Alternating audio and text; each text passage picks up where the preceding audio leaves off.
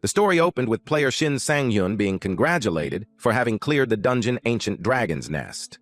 A man who looked ragged sighed. He complained as to why he's working so hard when he's almost 60. This is Shin Sang-hyun at 55 years old. It's been 30 years since Sang-hyun started living as a swordsman, but his best achievement is just that he was in his country's top 100. It basically means he's just a needle in a haystack because there are so many players in the world. He saw a book and wondered if his reward this time was a skill book. He had eaten artifacts before, so it made him curious if he can eat it too. A bright light caught his attention. He was informed that Constellation Late Bloomer Model Student has entered. Late Bloomer Model Student sincerely blessed Sang-hyun for his hard work. Additionally, he complimented him for his impeccable final strike. That person who entered so dramatically is his contracted constellation, Late Bloomer Model Student. Sang-hyun thanked him for his compliment. Sang-hyun felt grateful to him for contracting with him when he's just a mere third-rate swordsman. With Late Bloomer Model Student, once the player reaches level 850, all artifact and title stats will be doubled. Once the player reaches level 900, the said stats will be tripled. Sang-hyun's current level is 650, so he is now way near the power spike. Because of the insane conditions, he has yet to benefit from having Late Bloomer Model Student as his constellation. Late Bloomer Model Student urged him to eat the skill book. Sang-hyun had this excited but tired expression on his face as he poured mana on the artifact. Then he said, "I'm going to eat it now! Devour artifacts." It's the skill that Sang-hyun acquired when he awakened. In order to understand his skill, he tried to boil and eat artifacts. He also tried frying them, but it didn't feel anything different. By the time he finished his useless experiments, 30 years had passed. When he used mana synchronization with an artifact of a suitable rank, he realized that it activates his Devour artifact skill. However, by the time he realized how to use his skill, it was already too late. Others grow stronger as they awaken. Old man Sang-hyun failed to synchronize.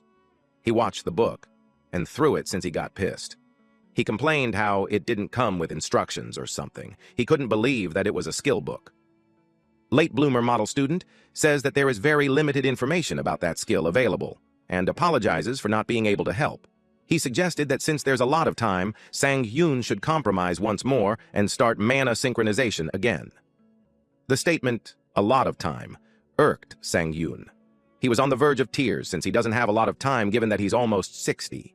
He stated that if he had a child at 30, then that child would be turning 30. And if he had a child earlier than that, then he might have grandchildren by then. He emphasized that humans die early. Late Bloomer Model Student apologized if he said something wrong. Sang-hyun replied that he didn't do anything wrong. He explained that it's just because he has a lot of regrets in his life, and his constellation noted that statement. Sang-hyun couldn't forget that person's back, so Sang-hyun tried his best to become like him. But now he's exhausted and too old. He stated that if only he's a little younger. His constellation kept on listening. And then Late Bloomer Model Student grinned. Then Sang-hyun advised the Late Bloomer Model Student that he's going to retire. And since he's canceling his contract with him, he advised him to just go to another player. Suddenly, Late Bloomer Model Student used his power, and this surprised Sang-hyun. All he could see now was a distorted version of his reality. That scene was his last memory as a 55-year-old. Late Bloomer Model Student utilized the essence he had experimented with, and the regression has begun. Dungeons and gates are basically the environments that awakened people, or in other words, players work in. He asked if that's correct. This person speaking is Park Jong-min, aka the player G, a reporter. A red-haired mature woman answered that it's correct. This person is Hyun Jaeon Corporation CEO Han Hyun Jaeong. She explained that dungeons can be called stepping stones for players, and as for the gates, they are other dimensions. In other words, they connect to unknown regions, and those are places where players must explore and pioneer. Jong-min asked her what she thought about that year's dungeon. The interview kept going and a black-haired man watched it. He commented that he had really regressed. Guess who this guy was? You're right. Our old man MC Sang-hyun. Sang-hyun had finally grasped the situation, but 4 days had already passed. He had gone back by 30 years. After that, he lost consciousness, and when he woke up, he was in his studio apartment from 30 years ago. He was surprised to see that he wasn't in his 55-year-old body, but he's in his 25-year-old body, along with all his memories before he regressed. And no matter how much he thinks about it, the reason he regressed must be because of the constellation's miracle. There was no other explanation. He was still confused but decided to leave it at that and work out instead. He has a Venomous dagger, a bronze artifact, and a one-handed dagger. It has plus 17 attack power, plus 10 agility. It is described as a self-defense dagger, and it does not become blunt easily. It's a bronze tier dagger that Sang-hyun was lucky to acquire. Its rank may be low, but he's aware of its hidden skill. The absorption rate is being determined, and later it resulted in an absorption rate of 10%. Previous use of the artifact is applied retrospectively, resulting with the final absorption rate being 20%. Even though its absorption rate is low because they haven't used it for long, what's important is its hidden skill. The mana synchronization with Behemoth's dagger has begun. Sang-hyun entered the gap of unconsciousness. He now had this new look with his hair being colored white. The gap of unconsciousness is the space he needed to bypass in order to eat an artifact. Sang-hyun expressed how he's always nervous when he comes there. A plate with whole chicken appeared. The system window informed him that the preparations to absorb Venomoth's dagger is complete. A rotisserie BBQ chicken drizzled with olive oil was served. Sang-hyun was relieved that it's a normal dish. He was worried something like a humid swamp centipede dish was going to come out. He commented that if it's a dish like this chicken, he can eat it any time. The absorption of Venomoth's dagger had begun. He had permanently acquired the stat +2 agility, and a hidden skill Demon Bash has been acquired. Venomoth's dagger, which has been completely absorbed, will disappear forever. Sang-hyun commented how it's a shame that it got destroyed, but it's not like he used it either way. Sang-hyun obtained a useful skill like he planned, and it was time for him to go. At dungeon number 85, Team Yoon Daekyung, someone called Team Leader Yoon Daekyung. Daekyung asked what the Porter Group leader was doing there. The Porter Group leader shared that one of his team members pulled out. It was a newcomer that joined 4 days ago, and his name is Shin Sang-hyun. Daekyung told the Porter Group leader not to worry about Sang-hyun, since it has been decided that he will join the player team. The Porter Group leader was surprised that Sang-hyun is joining the player team and not the Porter team. Daekyung stated that he gave the final approval. He asked if there's a problem. The Porter Group leader expressed that it's a problem since it hasn't been long since Sang-hyun has awakened, and the guy hasn't finished the player academy yet. The Porter Group leader stated that adding a guy like that to the player team has never been done before. He added that the team will be unbalanced and he'll have problems with the distribution of work. Daekyung towered over the Porter Group leader, which terrified the leader. Daekyung pointed out that he takes care of everything like his party and the contribution system distribution. The Porter Group leader remembered that and apologized. When the Porter Group leader left, Daekyung complained about them. A player asked Daekyung why accepted Sang-hyun. Daekyung was unimpressed that this player was asking the same thing. Daekyung simply stated that if there's someone who's going to die, it would be Sang-hyun, not them. He wanted Sang-hyun to act up and die so those porters would shut up. That way their value will be maintained. Daekyung doesn't believe that a level 1 idiot can do anything. The player didn't expect that that would be Daekyun's intention. Sang-hyun greeted them. He introduced himself to them and stated that he'll be working as a player. Everyone looked at him with a scowl on their face. Daekyung had a devilish grin on his face. In his head, Sang-hyun thought of how everyone is expressive. He expected that much, but he thinks they're going too far by not even hiding their expressions. Daekyung welcomed him with a fake smile. He told him that it's nice to meet him and thought he's going to be late on his first day as a player. Daekyung noticed Sang-hyun's weapon. It was a longsword. Sang-hyun replied that he studied a lot of videos on YouTube. Daekyung told him that a long sword is one of the hardest types of swords to wield. Sang-hyun replied that he will try to at least protect himself, so Daekyung should trust him. Daekyung laughed out loud and was pleased with Sang-hyun's spirit. Daekyung stated that men need to have spirit, just like how Daekyung is. Daekyung announced the beginning of the dungeon raid. They're ready to go wild. Daekyung instructed them that once they enter, they should stand by at the entrance. He watched them enter the gate. He kept his eye on Sang-hyun. In his head, studying on YouTube sounds ridiculous. To him, it seemed like Sang-hyun was looking down at the dungeons. He finds Sang-hyun arrogant just because he awakened and became a player. And to him, it seemed like Sang-hyun had a death wish. According to the raid strategy that Daekyung procured, the Orc dungeon is like the Wailing Wall for newbies. Daekyung was confident that Sang-hyun, that stupid idiot, will know his place very soon. But later on, his jaw dropped because of the so-called stupid idiot. They all turned pale as they saw the corpses. It was insane. It made him think about who Sang-hyun really is. Sang-hyun stood in front of a large monster that he had just beheaded. Dae-kyung couldn't believe his eyes. Sang-hyun's posture oozes with confidence, not a newbie would have. Orcs are monsters that appear mostly in games, novels, and movies with fantasy settings. Because the humans were so familiar with them, it was only given that humans have prejudices against them. They thought orcs were weak. Of course, when compared to other monsters such as dragons, they certainly are weak, stupid, and just violent. Because of this, new players who are arrogant often jump into a fight against orcs without really thinking too much. Orcs' traits are rather simple. A man charged, but to his surprise, the orc grabbed his face. On average, they are 250 centimeters tall and weigh 180 kilograms. This physical trait gives them an overwhelming gap in power against humans. The orc easily crushed the human and blood splattered all over the place. For this reason, orcs were given the nickname, the Wall of Lament. A few moments before our MC's power was revealed, Dae-kyung's party was walking in the corridor. A player called Sang-hyun and told him that he's not going to get any special treatment for being a newbie, so he's on his own. The other player passively expressed his annoyance at Sang-hyun by calling him an arrogant bastard behind his back and spitting. Sang-hyun simply smiled and told them that he will try his best. He realized that no one is nice to newbies. A man scolded him by saying that he shouldn't just do his best, he needs to do well. They were being really rude to him. Sang-hyun was silent for a moment. Then he asked if he could fight on the front lines if they came across a monster. A man was about to tell him that he's insane, but he stopped mid-sentence. He was terrified at what he saw. There was an orc behind Sang-hyun. It's Sang-hyun's battle after regressing. He was about to volunteer to take care of it when a player with a shield went in front of him and blocked the orc's attack. The man scolded Sang-hyun, saying he's out of his mind. The man doesn't believe that Sang-hyun can use a greatsword when he moves that slowly. Sang-hyun told him that he doesn't need help. The player with the shield told him to shut up and prove his skill. Sang-hyun told him to look in front of him. The man didn't finish spouting rude remarks. Suddenly, he gasped. When he saw Dae-kyung charging at the orc and pushing it away, the orc fell on the ground. Dae-kyung scolded the player and Sang-hyun and told them to get their act together. The player apologized.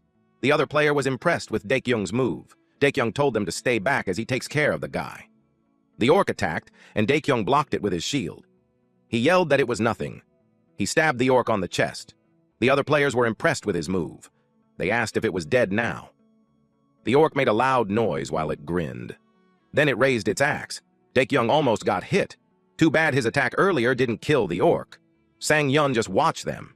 He knew that Dae-kyung was the one with the highest level in there, but he's only at level 50, so he can't land any critical hits on the monster. Dae-kyung charged at orc. He pierced it again while screaming at it to die already. The orc fell. Everyone rejoiced that he killed it. They were impressed that he made it on his own. Dae-kyung had a smug look on his face as he replied that it was nothing. He asked them if they're all right. Everyone was pleased, and they expressed how dependable Dae-kyung is. They were about to go when suddenly they heard a loud noise. Several red orcs were marching towards them. Everyone got terrified at the sight of the high orcs, and there's armored orcs too. They asked the team leader what they should do. Dae-kyung decided to fall back for everyone's safety. In his head, he already had a hard time taking down one orc, and now those orcs have arrived. To their surprise, Sang-hyun asked permission if he could try. Everyone was just pissed at him, on top of thinking that he's out of his mind. Dae-kyung acknowledged that Sang-hyun must be excited that he had awakened. He hadn't finished his sentence yet when he saw Sang-hyun charging at the orcs. Dae-kyung yelled at him that he's going to get killed. With a single swing of Sang-hyun's sword, a high orc was defeated. Sang-hyun commented that a great sword is nice. He made a clean cut too. Upon witnessing that, everyone's jaw dropped. They couldn't believe their eyes. A high orc was split into two. Sang-hyun wondered if it's because he's still at level 1 that the slice didn't feel as clean as he knew it could get. About the player Sang-hyun, he doesn't have title and constellation yet. He has an exclusive skill called Devour Artifacts. He has consumed one artifact. His HP is at 200, MP is 20, EXP at 40. The other orcs got agitated. Several orcs charged at once. Sang-hyun uttered that he may be low level, but he has quite the experience under his belt. He charges forward while swinging his great sword, slicing up several orcs on his way. Another orc attacked Sang-hyun. Sang-hyun easily evaded that attack, and in just one swing, he sliced up that orc. He told the orcs that he had killed a lot of them when he was younger. The players had their mouths gaped open from the shock. They're starting to believe that Sang-hyun could actually kill them all. Sang-hyun was down to the last orc, and it was the armored orc. It's gigantic and has a huge shield, too. It made a loud orc noise. When it attacked, the ground shattered. Sang-hyun was serious. Sang-hyun's great sword had hit the orc, but it only scratched it. Daekyung got worried because the skin of the armored orc was too thick, and the attack didn't work. It was a dire scene. The armored orc was ready to attack again. Its weapon is just a few inches away from our MC. Sang-hyun smiled and said that they didn't need to be so dramatic. The armored orc was surprised. Sang-hyun activated the skill Demon Bash Level 1.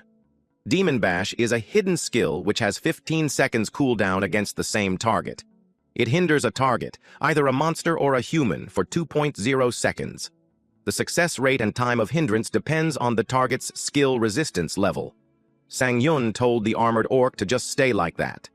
The armored orc made a loud, pained noise. Sang-hyun beheaded it, and blood flowed like a river. The players were all stunned.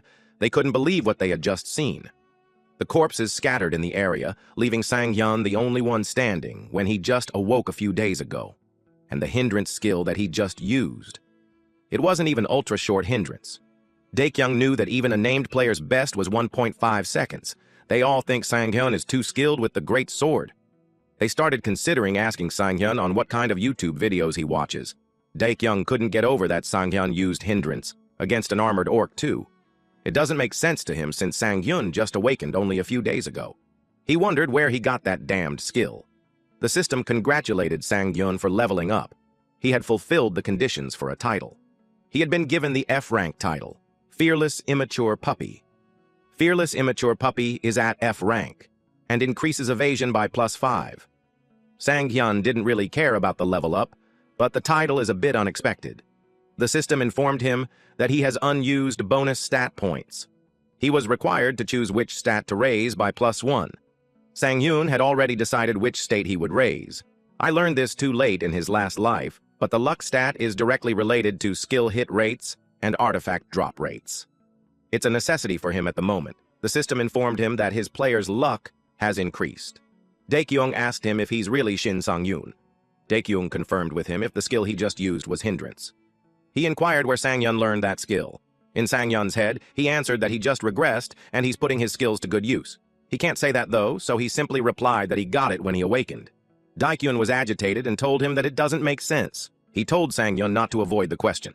He asked if it's actually because Sang-hyun got insanely lucky and got a diamond rank artifact, or even something higher.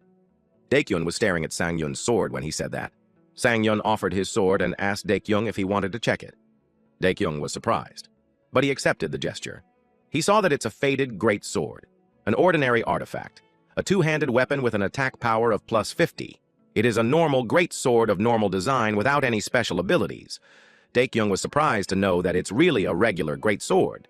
So his next question was, if the skill is really Sang-hyun's. Daekyung felt bad since he's been running dungeons for 2 years, but he doesn't have a skill as good as Sang-hyun despite him being at level 50. He also thought about the pay for that day. Someone called the team leader and reported that the middle boss is up.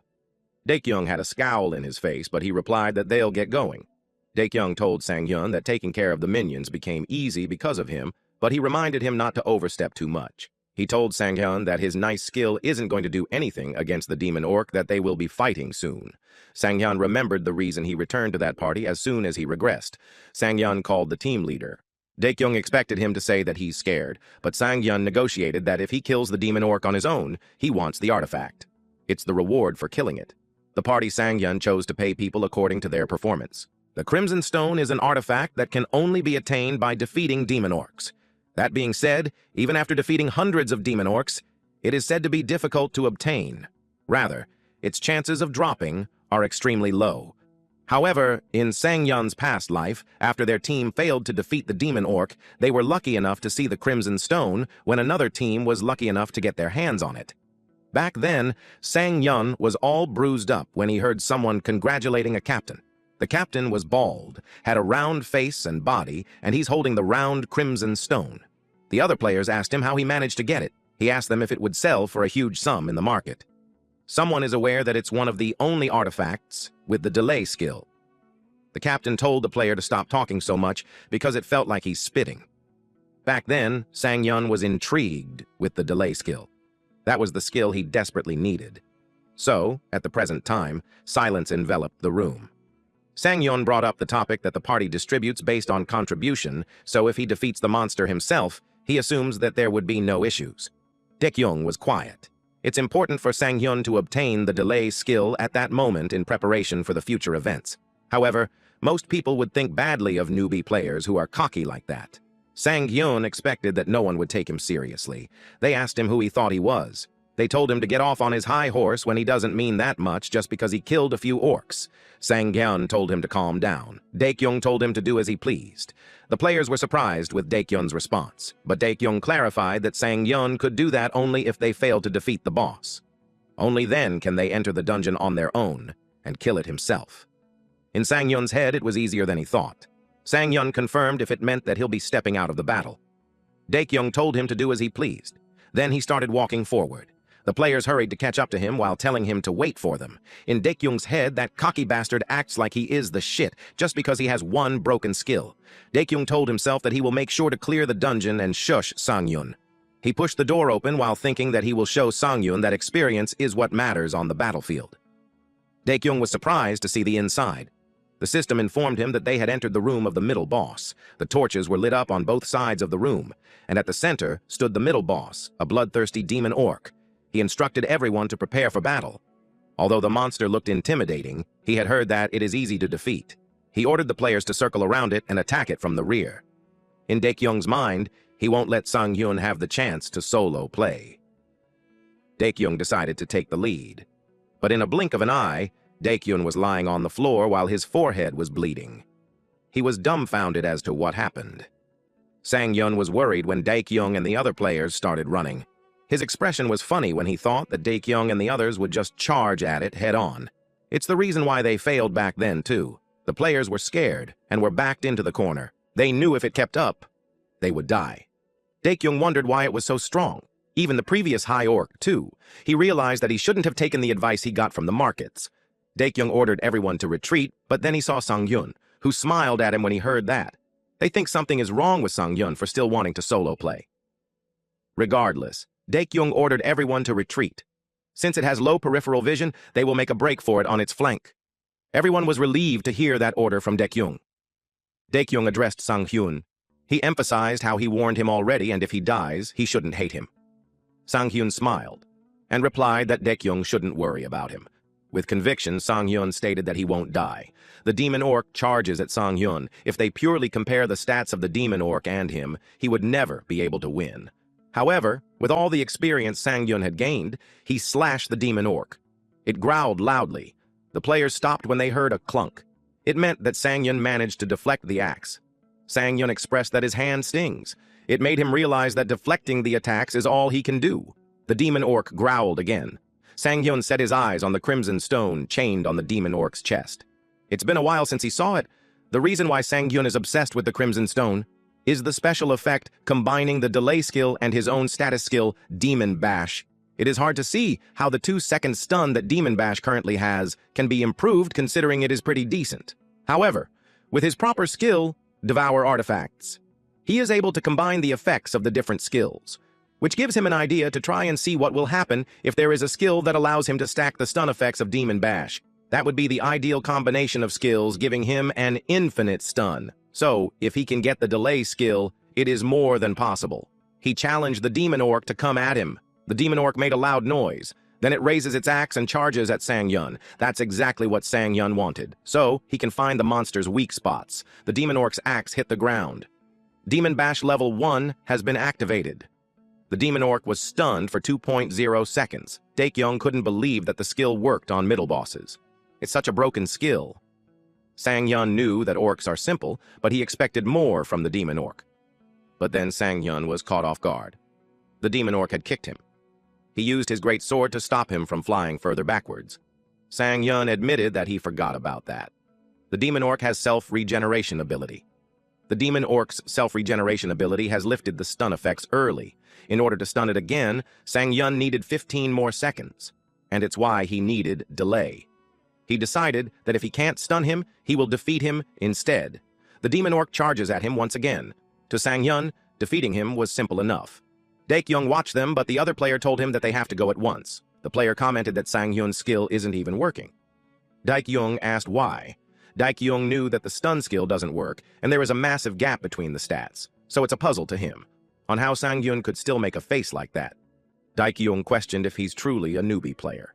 Sangyun had experienced the same situations in the past. If he's too weak, he just needs to focus everything on one point. He abandoned cutting the enemy. Instead, he used their strength to his advantage, to pierce through.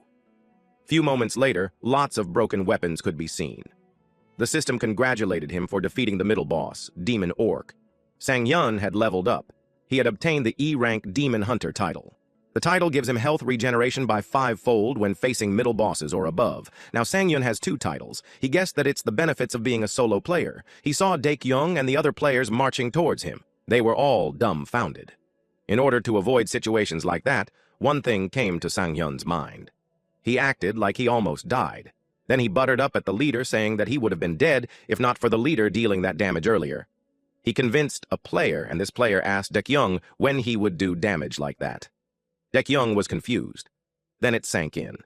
He watched Sangyun, who has a smug look on his face. His expression conveys to Daekyung not to be stupid.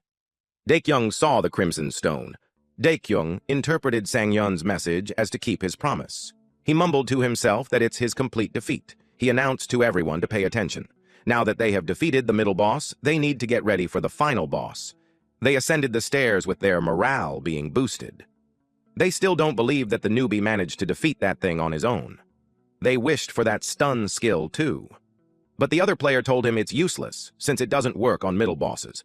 Now that the audience is gone, it's not time for Sangyun to eat the Crimson Stone. This is a silver artifact, which is an accessory that has the special effect called Delay, and it increases health plus 10 and strength plus 10. It is a rare item that can be obtained by defeating the Demon Orc, a crystallization of strength, tenacity, and endurance. Our boy didn't waste any more time and entered the gap of unconsciousness. Sangyun was served by Master Chef's Bibim Naengmyeon with meat jelly. He was pleased. It felt like everything was going his way. The system informed him that he is ready to absorb the Crimson Stone. He took a bite, and absorption of Crimson Stone was in progress. Per the 20% base stat absorption rate of silver rank, his strength and heath stats increased by +2, and he gained the special effect Delay. He can now add the effect of Delay on his skills. That made Sangyun nervous for some reason. He binds it to Demon Bash. He was informed that the effect of Delay has been added to Demon Bash. If he uses the Demon Bash before the first stunned state is over, he is guaranteed an extension into a second stunned state. The third has a 90% chance, the fourth has a 60% chance, and the fifth consecutive use has a 30% chance to continue extending the stunned state. Sangyun's consciousness came back to his body. Sangyun was happy that there is a guaranteed 4-second stun. He only guessed it would be possible theoretically, but it did work. Daekyung approached him so they could talk. Daekyung told him that right in front of them is the final boss room, the Orc Berserker. Sangyun asked if Daekyung wanted him to join in. Daekyung replied no, which surprised Sangyun. Daekyung stated that he would be a failure as a leader if he didn't utilize a member like him. He extended his hand for a shake hand and invited him to work together.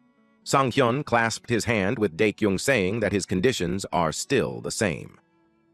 Daekyung agreed to it. The yellow-haired player approached Daekyung to report that they are ready to enter the boss room.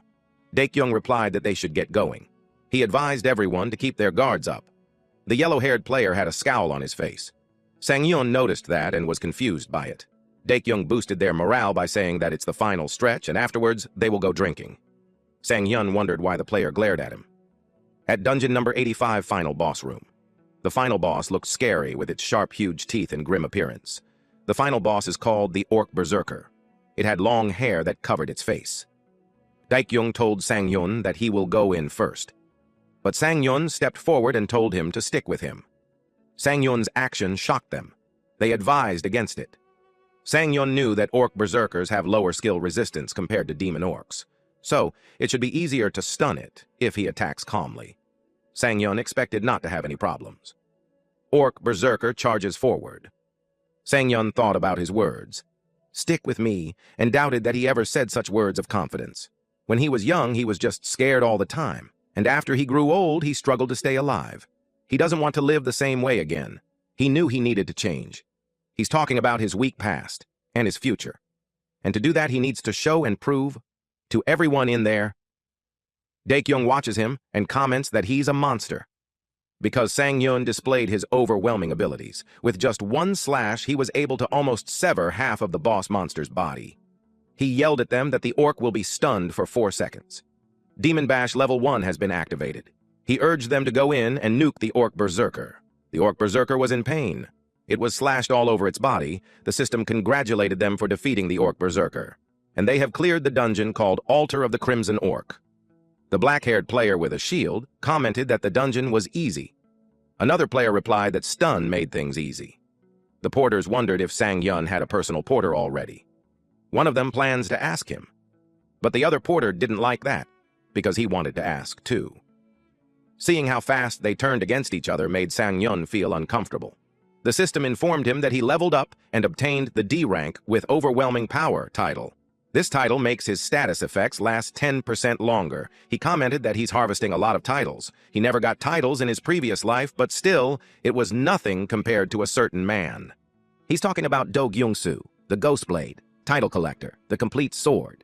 He is the strongest swordsman player in Korea and has many titles. Only 2 years after the age of players began, he's a monster who surpassed level 500. Before Sang-yun regressed, that man was just someone he looked up to. But now, he planned to catch up. He thinks he had a chance if he worked harder. His fired-up action made Daekyung ask what he's doing. He simply replied that he's just stretching. Daekyung praised him for the great work and gave him an item. Sang-yun was surprised. He accepted it and asked what had gotten into Daekyung. Daekyung acknowledged that Sang-yun carried them, and he told him that what he gave him is just a bronze rank so he can afford to be generous. Sang-yun pointed out how blunt he is. Daekyung joked that he wouldn't have given it to him if it was too expensive, but in his head, he is giving that Sang-yun since they won't be seeing each other from then on. It hurts, but Daekyung admitted to himself that Sang-yun is on a different level from them. Meanwhile, the yellow-haired player watches them from afar. He's furious that Daekyung is taking more care of that bastard just because he showed his skill a couple of times. He felt bad, because he had been Daekyung's servant for so long. He felt that it was unfair. He whipped out his phone while saying that those motherfuckers should die together. He called someone. The next day, at Sang-yun's house in Songpa District, Jamsil-dong, Sang-yun felt happy that he's a player. Porters only get about $200 a day, but his bank account has 6 million. It looked like Daekyung had given him more than double the others, and a bonus item too. The item was a berserker ring. It is a bronze artifact support equipment. It has a special effect called Lighten and add strength plus 10. It is a ring that can only be obtained from orc berserkers. It's a ring that draws out the blood rage of the wearer. Even if it's just a bronze rank, he still got it for free. He has to spend 1 mana every second to reduce the weight felt from all artifacts equipped to 1 gig. He now understands why it's bronze. Most players would run out of mana before they swung their sword. Well, that was for most players. Sang-yun discovered his ability only after 50 years, but that's exactly why he studied so hard. He devoured an artifact that needed mana in his previous life as well. But the results were shocking. The special effects of artifacts that require mana do receive a penalty, but they lose their mana cost. Our boy was now excited to just do another of his mukbang challenges. The mana synchronization with Berserker Ring had begun. Sang-hyun didn't care about the penalty because he believed that the more skills, the better. Meanwhile, at Private Club H in Seoul, Gangnam District, the yellow-haired player yelled that he's not lying when he said that the bastard had a 4-second stun. The man asked him if he's raising his voice. That made the yellow-haired player cower. The man asked why he would care. He asked the yellow-haired man if he wanted to get revenge. The yellow-haired player replied, no, since the bastard is definitely loaded. The man asked what exactly he wanted him to do. The yellow-haired player insists that he wants business. The large ma'am concluded that the yellow-haired player wanted revenge. The woman beside the scarred man whispered in his ear and asked if they're not very close. Then he called the yellow-haired guy and cut his ear. The scarred man asked this poor player who he thought they were. He reminded the guy that they are not his personal servants. Then the man poured a liquor on the player's ear while telling him that he would pay the price. The man told him that he will listen to him as much as his ear is worth. He asked where the hell that bastard is. The next day, at Jamsil 4-3 training grounds, Sang-hyun sat on the staircase. He ate cold cucumber soup and obviously didn't like it. But that's what it came out of the Berserker Ring. He felt nauseous.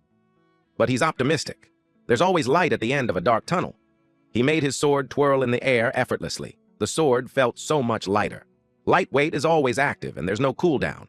Due to the effects of the Devour Artifact skill, the mana consumption effect of the old skill has been deleted. As a penalty, the effects of Lightweight have been halved.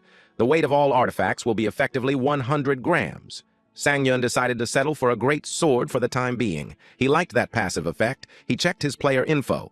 He is not at level 7 with 3 titles, no constellation, an exclusive skill called Devour Artifacts, and he has consumed 3 artifacts. His HP is 324, MP 32, EXP 307.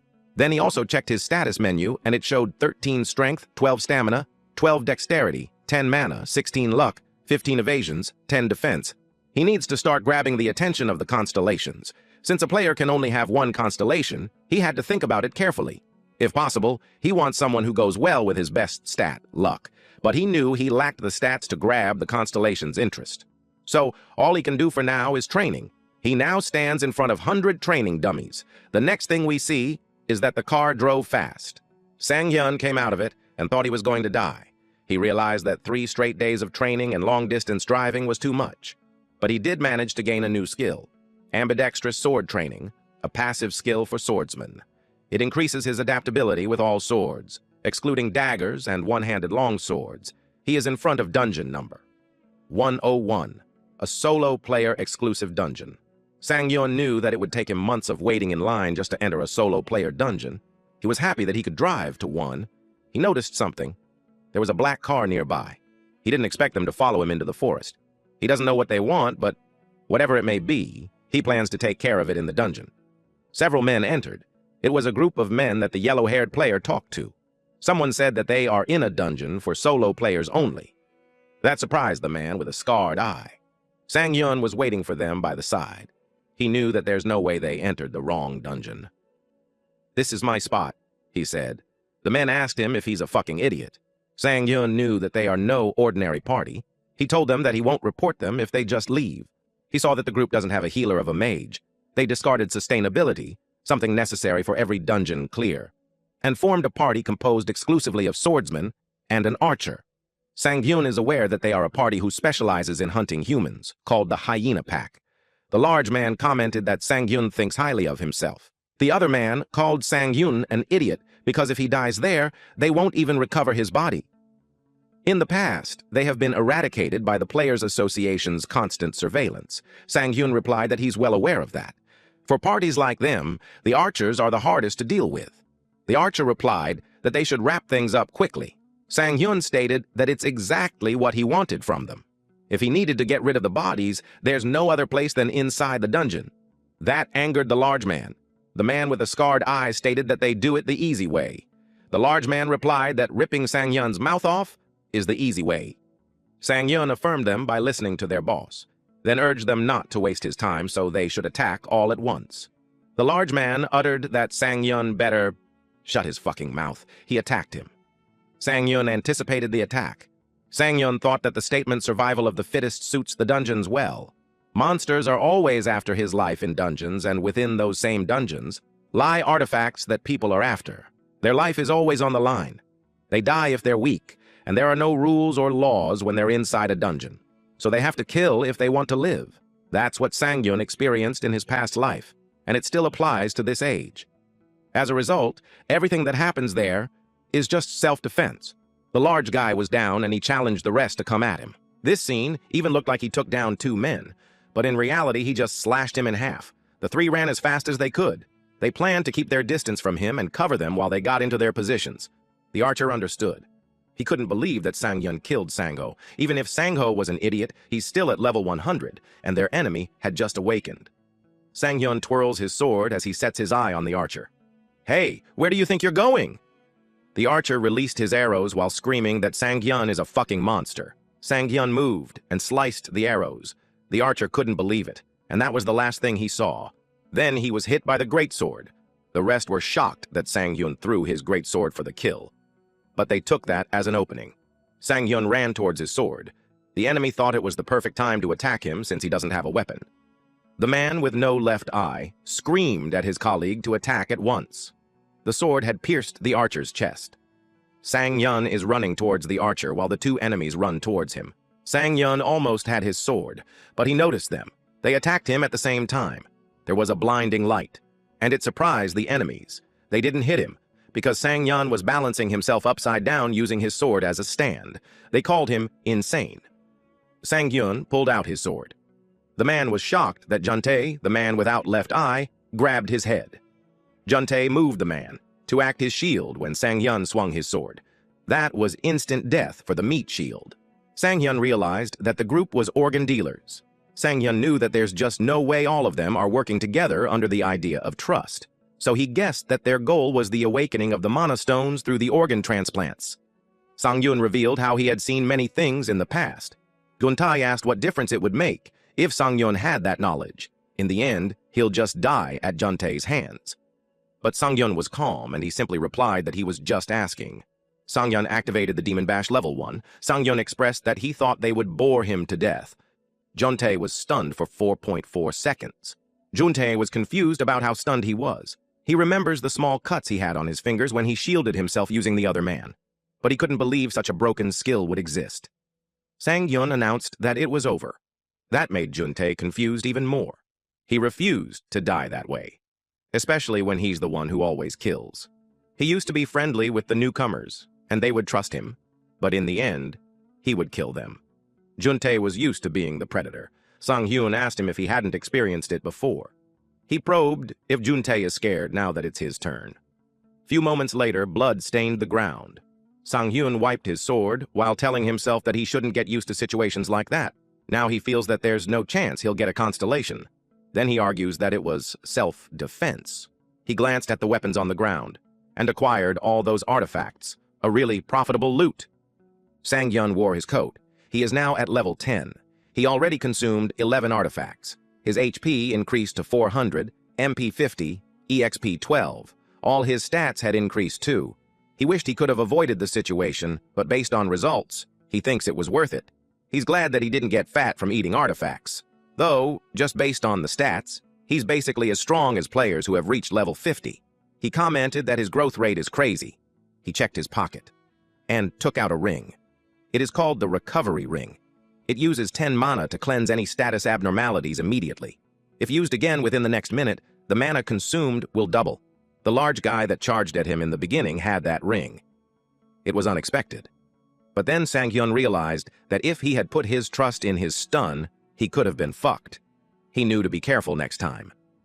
The mana synchronization of the recovery had begun. At dungeon number 101 Internal Access Road. The goblins walked on that path. Then one goblin noticed something. It was Sang-Yun. Sang-Yun approaches them carefully. The requirement to obtain the Lucky Day title was to kill 500 monsters with eyes closed. The goblins were confused, until it noticed something. It liked the shiny sword. Upon seeing that, it drooled. Sang-Yun was surprised that he could sense their presence. He needed to sense the airflow and listen to everything carefully. He knew that he needed to maintain a focused state. Our boy now looked more like Gojo from Jujutsu Kaisen. He could hear the droplets of the water falling. He sensed more of it. He told himself that he got this. The goblin rushed towards him, but with just one slash, Sang-Yun easily killed them. The area was painted with blood. Sang-Yun was surprised that it actually felt good. There was an incoming attack. He had sensed it. He deflected it since he's gotten used to fighting with his eyes closed. He stopped an arrow with his hand. The archer goblin was surprised. Sang-Yun stated that just recently he was in a terrible situation. But thanks to that, he got to reminisce about the past. As a result, that helped him hone his senses. He challenged them to come at him. A mob of goblins attacked him. He slashed them easily. He cut off their heads. He was in a killing frenzy, until one goblin was left standing. This goblin felt terrified. He knows he's done for. Subscribe and comment "Goblin for the win" in the comment section below if you reached this part. Sang-Hyun's sword dripped with blood. He's now standing in a puddle of blood. The system informed him that he had leveled up, and he obtained the D-rank Lucky Day title. He happily removed his blindfold. The title Lucky Day grants him plus 20 luck, and whenever he defeats the same type of monster, his luck stat will increase by 0.1 and it can go up to a maximum of 10. He was pleased that he's getting the titles that he wanted. More goblins came out of the corner. They were alarmed to see the state, that most of their comrades are in. With an intimidating expression, Sang-Yun took this chance to gain some extra points. Sang-Yun is still at level 10, but his HP is now 500, MP 60, EXP 223. his luck stats increased by +30. Our boy was trembling in happiness after.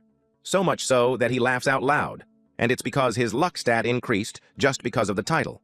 He estimated that it could be worth 500 million, or even 1 billion. But then a red light appeared behind him. His expression changed as soon as he realized that this event came out sooner than he expected.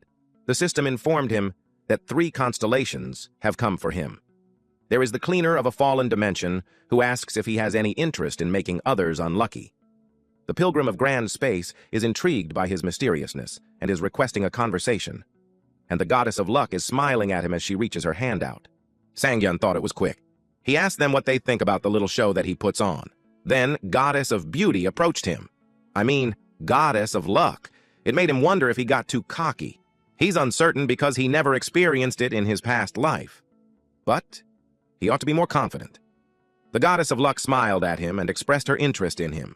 She is intrigued because she had never seen a lucky swordsman before. Sangyun replied that people told him that he's been pretty lucky. Deep inside, Sangyun felt relieved that the constellations were interested in forming a contract with him. He decided to take his time and confirm it. Cleaner of a fallen dimension praised him for his hidden cruelty. Cleaner of a fallen dimension is a common constellation for slayers.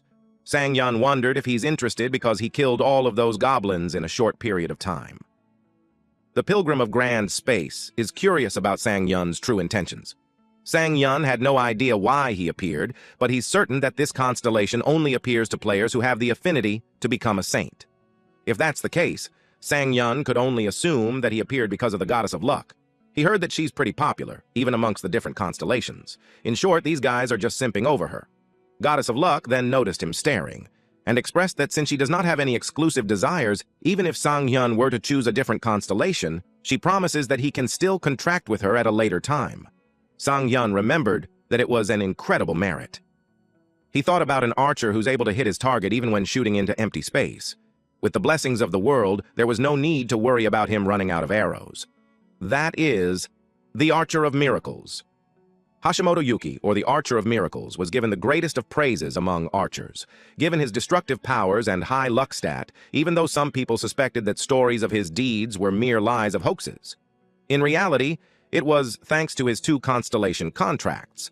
The one who allowed the impossible to be possible was the goddess of luck. Sangyun informed them that since 3 constellations appeared before him, he would have to think about it. The 3 constellations insist that he ignore his worries and decide his own fate. One constellation argues that he might have made the wrong decision. He knew that Goddess of Luck is an amazing constellation, but if he considers the possibility that he won't have any other constellations visiting him, Sangyun's decision here will decide his fate as a player. At the end of his first 10 years as a player, only one constellation decided to reach out to him. It was the late bloomer student. His appearance was like a ray of saving grace to him. Sangyun was delighted. Although it was miserable up until then, he thought he had a bright future ahead of him. However, nothing changed. Nothing happened until he turned 55. He never knew how much help a constellation can be. It was all because of those ridiculous requirements. Although the power of a constellation is important in a player's career, he was never able to use it. In fact, Sangyun never bothered to use it. But in the end, he was able to regress thanks to the late bloomer student, so he ought to be grateful. But that also meant that he needed to be careful. He had to assume that he won't be able to regress again. He had to decide between holy powers, destructiveness, and luck. He thought about it. He pressed the accept button. He had signed a contract with the Goddess of Luck. The Goddess of Luck was a bit surprised.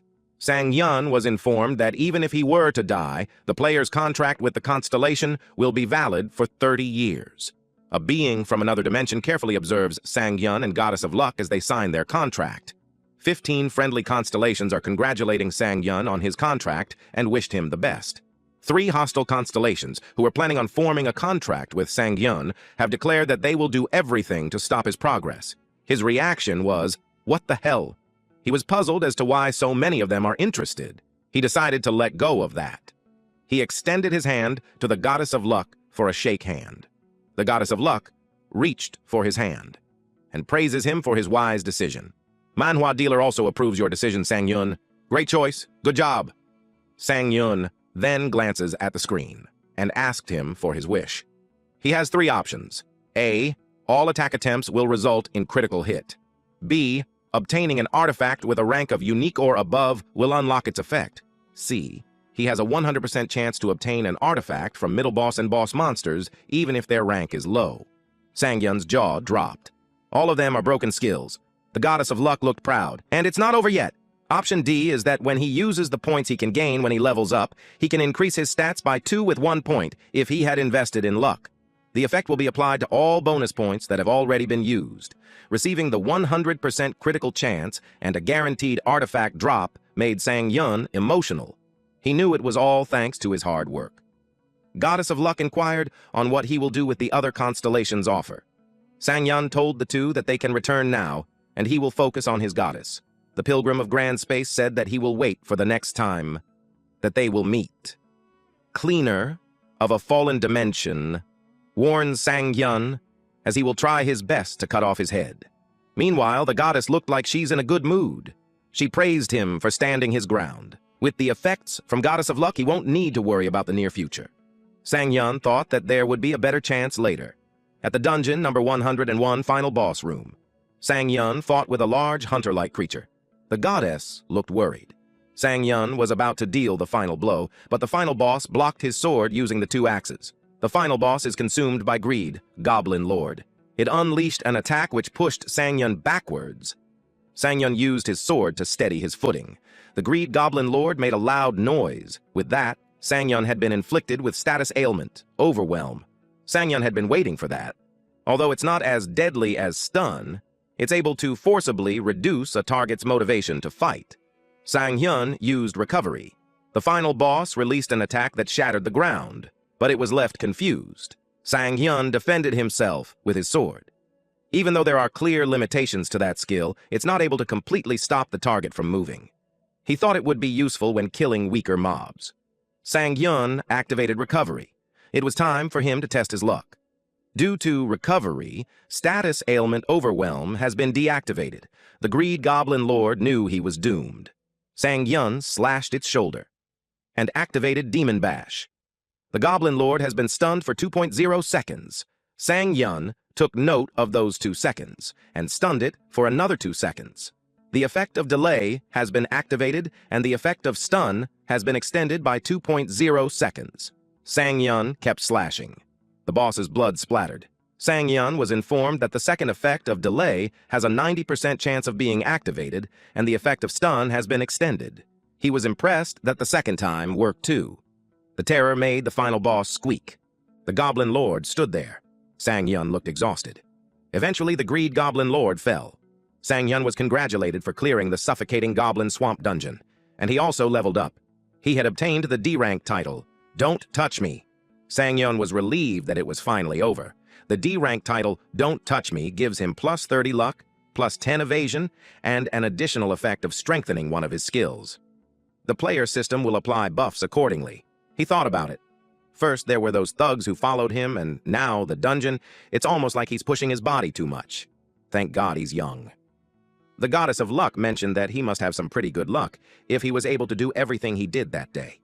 It was funny and slightly annoying since he thought, instead of luck, people would and should assume that he was just skilled. The Goddess of Luck says that having good luck is a skill as well, and that she is glad that she supports suck luck players. Sangyun noticed how quick she is to change her stance. Sangyun decided to level up his luck stat first. He was impressed that his luck stat is already over 100.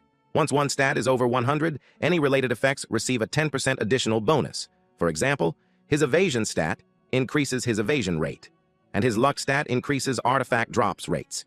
He took the shield of the final boss. Shield of Goodness is a silver artifact that has a special effect called Sacrifice, and its effect increases plus 20 defense. This is a shield left behind by the warrior Goblin Goodness. Using mana will increase the shield's effect and convert any damage taken to health regeneration. However, mana will be consumed during the entire conversion process. Sangyun stated that he's a guaranteed drop thanks to the goddess.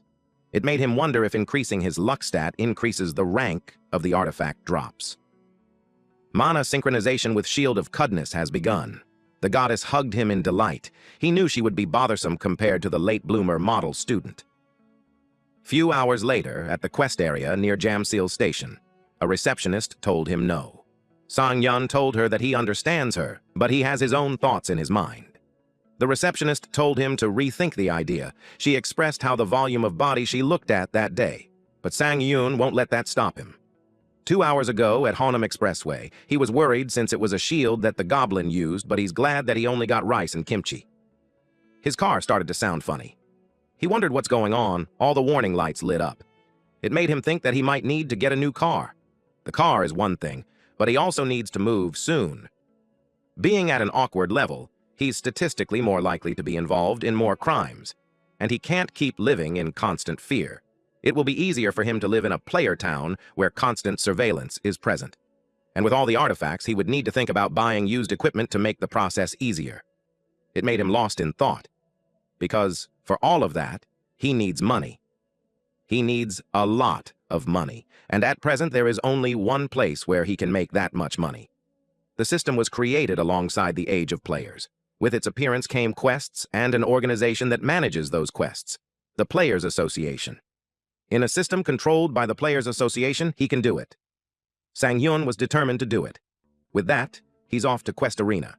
At the present time, he has made no progress. The receptionist encouraged him to just enter an appropriately suited dungeon for him. She asked why he's insisting on entering a level 100 dungeon. Sang-yun tries to convince her that he won't cause any trust issues. Even though he's only 17, going to a low-level area right would be a waste of time for him. The woman told him that someone said the exact same thing, but the result put her into tears. She begged him to just go to a lower-level region. Sang-yun understands what she's saying. Plenty of people have died because they overestimated their abilities. However, he decided to remain steadfast. A woman approached them and asked what the issue was. The receptionist replied that it was nothing. She's Kim Miso from the Eden Guild. She is at level 100 and an A+ player. Kim Miso is nicknamed the Marksman of Devastation. She's the first player to reach level 100 and earn the title of Marksman. Although her skills are incredible, what makes her stand out is that she is the daughter of Shinsung Biotechnic's president, Kim Yunchul. What this means is that Kim Miso, also Shintaeri, the shadow assassin who is known for her title and for being the nation's greatest assassin player and one of the nation's greatest swordsman player Cho Jinho, are members of the same guild. And that guild is Eden. Miso is the daughter of the majority shareholder corporation of the Eden Guild. In other words, she was born with the greatest diamond spoon in player history. She told Sang-yun that she had never seen him before. She told him that she watched him. She inquired if she's interested in starting a level 100 quest. Sang-yun admitted that he needed the money. The other players noticed that Miso talked to Sang-yun first. They thought badly of Sang-yun. One player told them to leave him since he's just a newbie. Sang-yun heard the gossip of these bastards. Miso told him that the place would be challenging for him. Sang-yun responded that he's well aware of that. Then he concluded that it's because of high risk, high return. Sang-yun didn't act like that because he hates her. Even though he was rejected when he requested to join her party before he regressed, he convinced himself that he's not holding a grudge. Miso asked him if he's aware that he is unable to proceed with the quest since solo players aren't allowed. That's when Sang-yun realized that the solo player quest ban is only going to be lifted 4 years from then. He downplayed it by saying that he must have read the announcement wrong. Then he started walking away. Miso had a suggestion. She invited him to come with her. The bastards who were watching them felt jealous. It made Sang-yun cautious. He wondered what she's planning. She inquired about the conditions. Miso replied that she's just helping a fellow player. Sang-yun replied that he had a hard time trusting people. Miso insists that she doesn't have conditions. Rather than a condition, she wants him to make a promise that if he happens to disappoint her, he will pay for it. However, if he can back up his words, she will apologize for his actions. Sang-yun realized it, that she wanted to test him. Miso's influence doesn't stop at being a player. Any clothes that she wears skyrocket in price. Anything that comes out of her mouth is noted in dozens of articles. However, the moment that she sees a player filled with confidence, it pretty much guarantees the end of the player's career. Sang-yun leaned towards her and suggested that they should leave at once. He finds the situation interesting. Is she waifu number 1? Well, we'll find out. A few moments ago, we see Miso's driver sends her off and tells her that he will be waiting for her there. Miso advised him to do what he needs to do, because it might take her some time to finish things up. Most of the guild members were busy that day, so she had no choice but to look for new party members. Then she heard the commotion. By coincidence, she had a reason to work with Sang-Yun, because of regulations regarding minimum party size for quests, which was a huge inconvenience for Miso. During that time, she just happened to see a player full of confidence, and as it was a situation where she doesn't know how the player might react, she grew to be interested in him. She asked the receptionist what quest Sang-Yun wanted. The receptionist pulled it up on the screen, and she showed Miso. It is a defense quest where they have to eliminate all the monsters running toward the Guardian Tower. The quest is considered a failure if the Guardian Tower's core is destroyed. The monster types are wolf-like monsters, and the target monster count is 300. The recommended level for taking this quest is level 100. This quest has a reward of 500 million won. Miso was surprised that he didn't choose a fetch or raid quest, but a defense quest instead. Due to the restriction of the quest, it is only possible to clear the quest if they defeat all the monsters. That is why a 4-man party with at least one ranged damage dealer is recommended. And yet, Sang-Yun wanted to do it by himself. Miso saw it as a suicide mission. Sang-Yun asked her if she's nervous. She asked if she heard him right. Sang-Yun explained that it's because she wasn't talking for a bit, so he was worried that she got nervous. He told her that if she thinks that it's going to be hard, they can wait for more people to come. He thought of a tank, or even another ranged damage dealer. The receptionist's jaw dropped upon hearing that statement. Miso trembled from holding in her anger. Sang-Yun kept talking and Miso grabbed his arm. She emphasized to him that there's no problem at all. Then she clicked the accept button. With that, they will be relocated to the quest area. They were covered in bright light. The receptionist expressed how she wished that nothing would happen. More like, nothing better happens.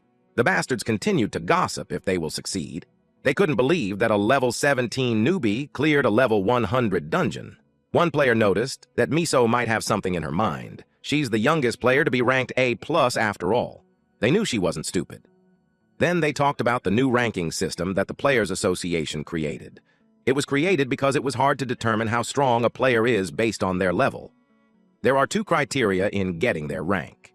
The first is the number of dungeons cleared, and second is the overall battle sense of a player. Miso was ranked A+ solely because of her battle sense. Someone asked what is A+. Then a guy explained that it means there are monsters even stronger than her.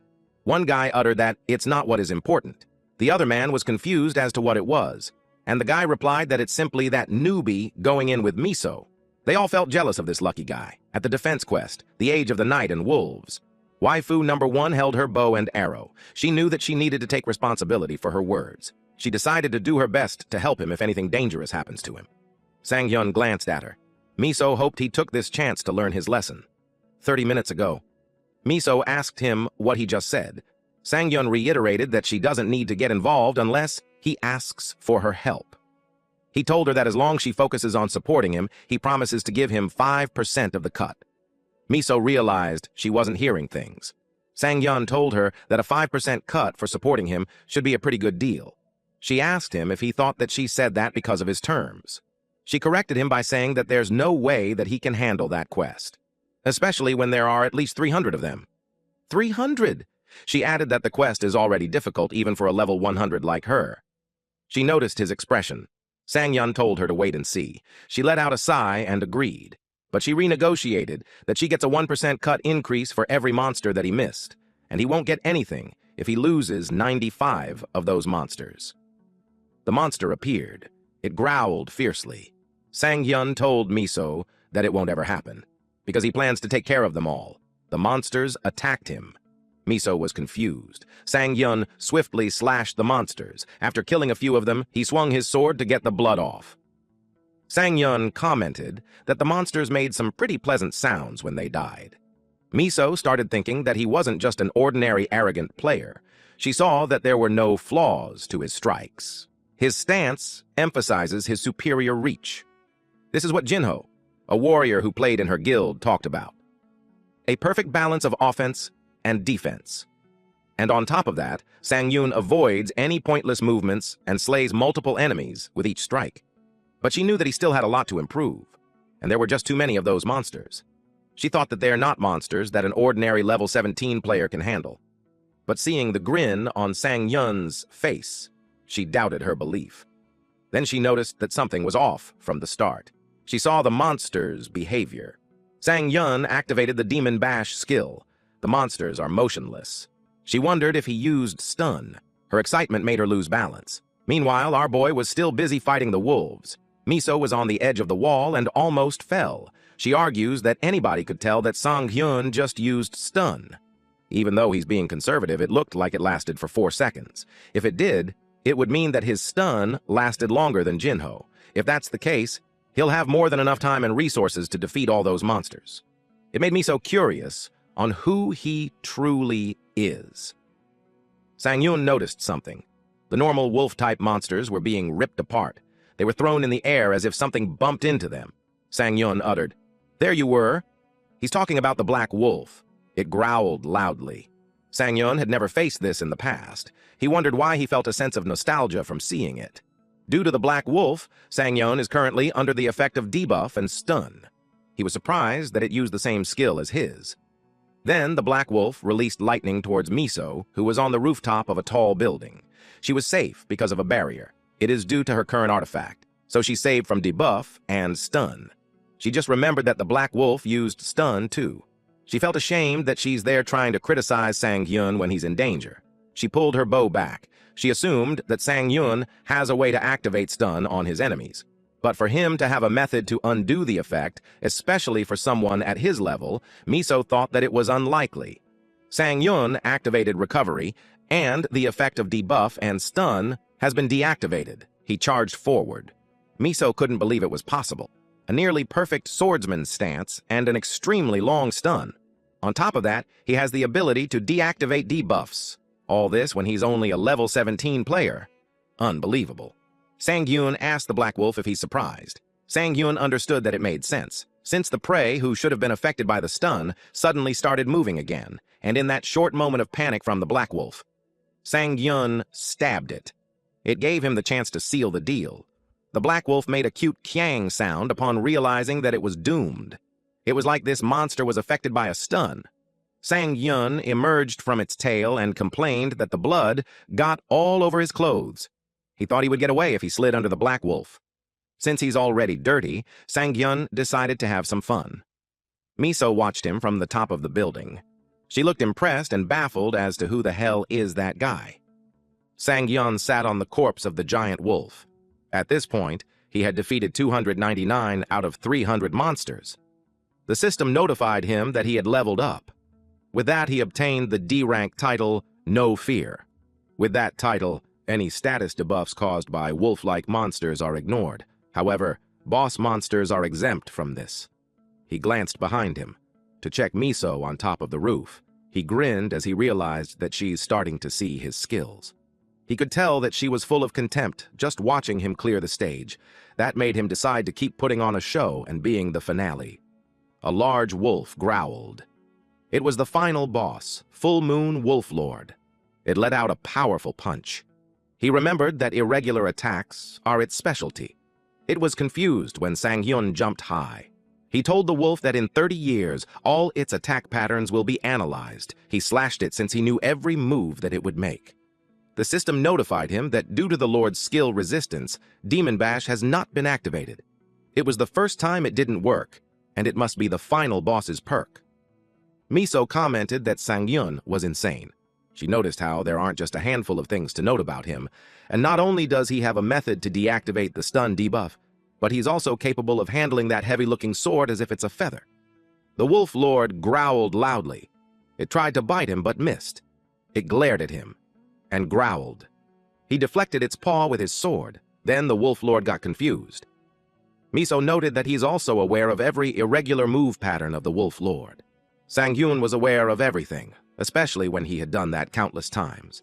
Miso identified the worst thing about him, and that is his attitude to prove his strength to her. While he was dealing with the Wolf Lord, their eyes met, and he smirked at her. It made her curious on who he truly was. The battle continued at the bridge. It was taking longer than Sang-hyun initially thought. And now, he's out of cool tricks to show Miso. He expects the Wolf Lord to be tired by now, but it was still full of energy and was chasing him at full speed. At the rate they're going, he'd pass out before it. His HP is at a critical level. But he noticed something.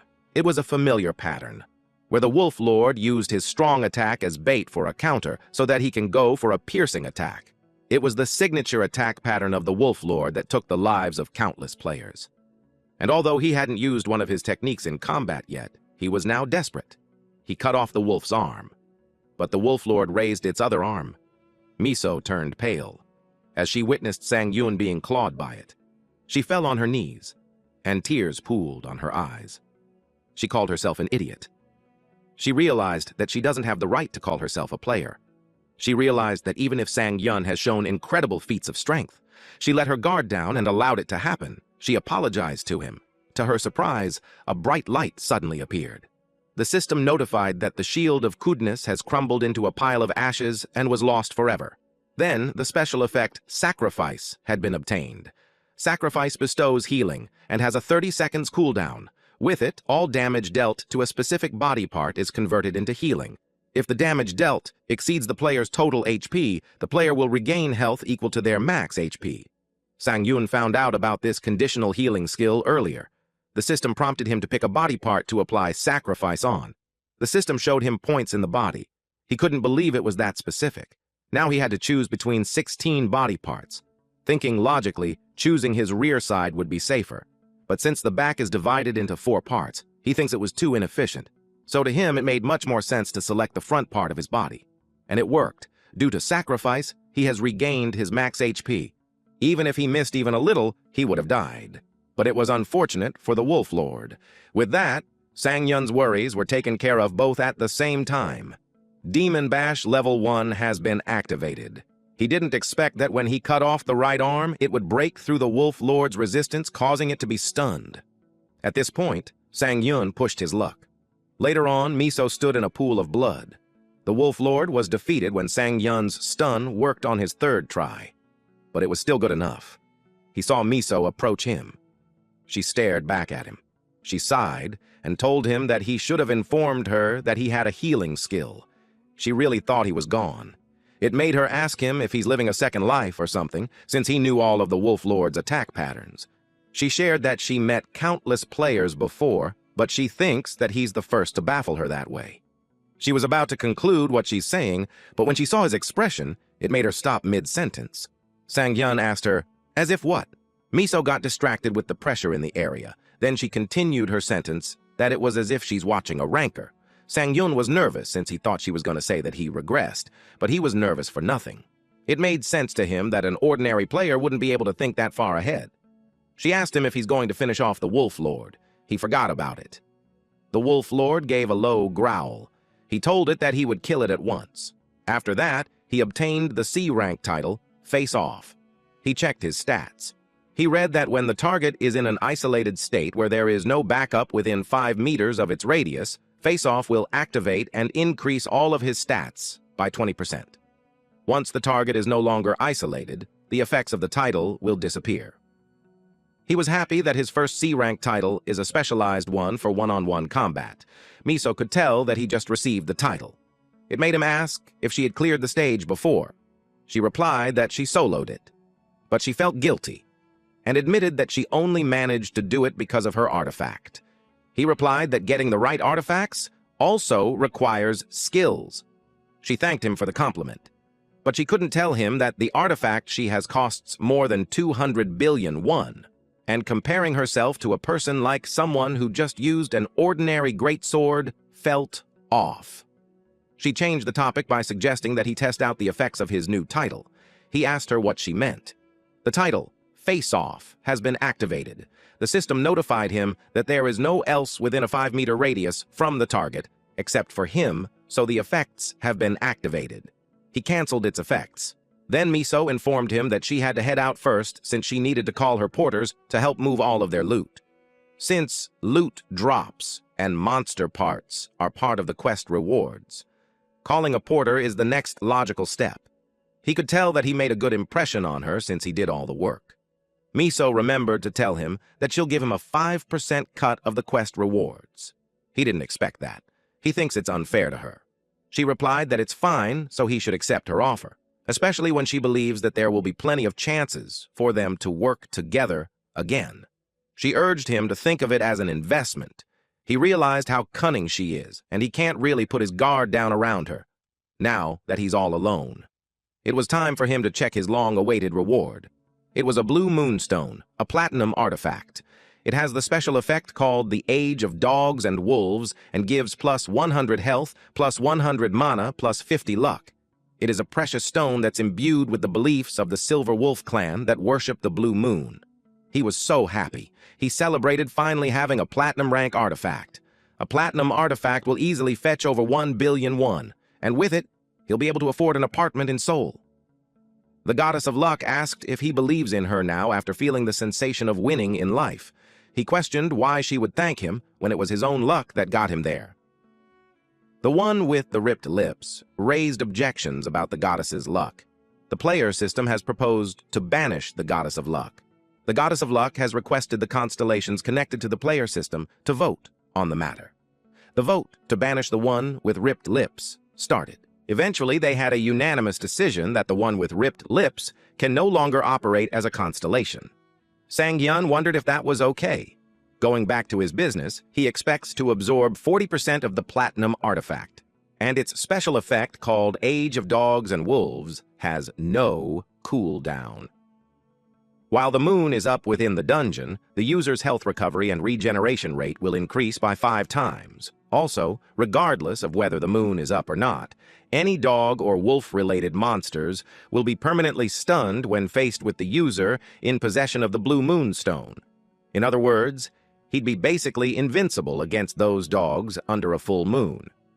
The mana synchronization with the blue moonstone has begun. At the quest area lobby. He passed through the portal. He was surprised when he exited. The players are all waiting for him. They couldn't believe that he cleared a level 100 dungeon on his own. They believed it since they trusted Miso. Miso told the receptionist not to worry. She told her that if she was in her place, she wouldn't allow a level 17 player to attempt a level 100 quest either. She acknowledged everyone's efforts. Miso suggested that she familiarize herself with Sang-hyun, since he might become a regular there. Sang-hyun almost forgot about the receptionist. He knew it must have been tough for her, so he feels bad for her. Several men rush towards him to give their calling card to him and recruit him. One of them is Yoon Joo-han, the recruitment team leader of the Guardian Guild. Other men competed against him. Miso blocked them and told them that she had something important to discuss with him. It made them think that Eden Guild is also recruiting Sang-hyun. She gave a non-verbal cue to Sang-hyun, which led him to just agree. He knew that she got him out of the mess, but it looked like she's planning something. After that scene, a car drove away. Inside that car was Sang-hyun. He saw on his bank account a 500 million won. He was pleased with it. He expressed that he never thought he'd get paid that easily.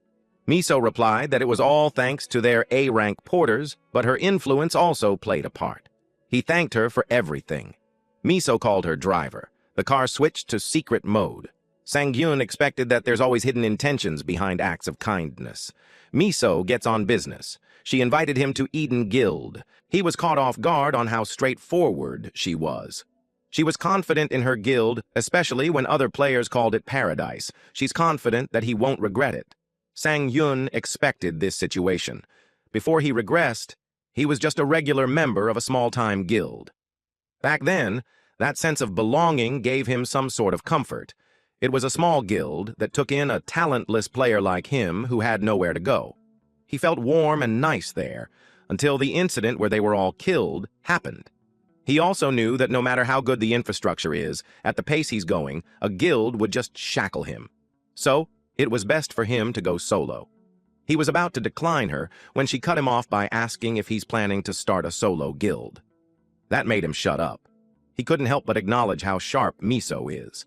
She replied that it's natural since she's the daughter of a major corporation's chairman. And knowing his abilities, it was a no-brainer for her to conclude that. She told him that it's important that she's the only one who knew about it. He understood that she'd start a solo guild, yet she still laid all her cards on the table and showed interest. Plus, she created a mutually beneficial relationship. He realized what a shrewd negotiator she is. After a while at Playertown's Jamsil Station vicinity, the real estate agent discussed that the deposit is 100 million won and 5 million won would be the monthly rent. Sang-yeon joked that she says it with a smile like it's nothing but it actually sounds intimidating. She laughed and replied that he got a good deal. When they're done, she leaves. The process was quick and easy. Sang-yeon didn't expect that the people on the waiting list would drop out. He wondered if it was because of the goddess of fortune. He set his things down and watched the view through the window. He reflected how a short time had passed and yet so much had already happened. He went through regression, confusion, and rapidly changing situations. He spent days just trying to understand what was happening, even though there weren't any results. He wasn't sure of how he would proceed, but then his thought process completely changed. He felt a sensation that he had forgotten. It was the rush of blood flowing through his body, even though he hadn't done anything yet. It was the feeling of youth, and because of it, he couldn't stay still. With that, he swore to live his second life differently and not as pathetic as before. After making that decision, opportunities for growth just kept pouring in. While in the car, Miso received a call from reporter Park Jong-min. She laughed as she learned that he already heard the news. Sang-yeon got curious about what they were talking about. Jong-min heard that Sang-yeon did the quest with her. Jong-min is a reporter from the Player magazine. Miso started chatting, but he requested that she get to the point because he's catching the attention of his colleagues. The car arrived. Sang-yeon alighted and thanked her for the ride. Before he leaves, she informs him that they are planning to explore an unconfirmed gate soon. It was a 4-person free team for players level 120 or under. Sang-yeon excitedly replied that he'll go. She stated how he refused the guild offer so coldly. And yet he's excited about something like that. He was happy with the chance to finally enter a gate. Dungeons are fixed locations, and once he goes in, the entrance and exit are set, and traps and monsters follow a predictable pattern. But gates are dynamic locations. The entrance and exit move during the raid, and sometimes monsters change too. But the greater the danger, the greater the reward. It's the rule of the player world. And in unconfirmed gates, there's a first-time bonus system where they can definitely get a high-rank artifact. He assumed that Miso has experience with unconfirmed gates too, because she has an artifact that ignores the Black Wolf's stun debuff, despite her level. Miso told Sang-yeon that she'll contact him once more detailed information is available. She expected to be consistently in touch with him. She gave her phone to him so he could input his number. Her screensaver showed altars of dead people. She got flustered when she realized that it was on that screen since she didn't mean for him to see it. She mumbled that her mind is a mess. Sang-yeon remained quiet.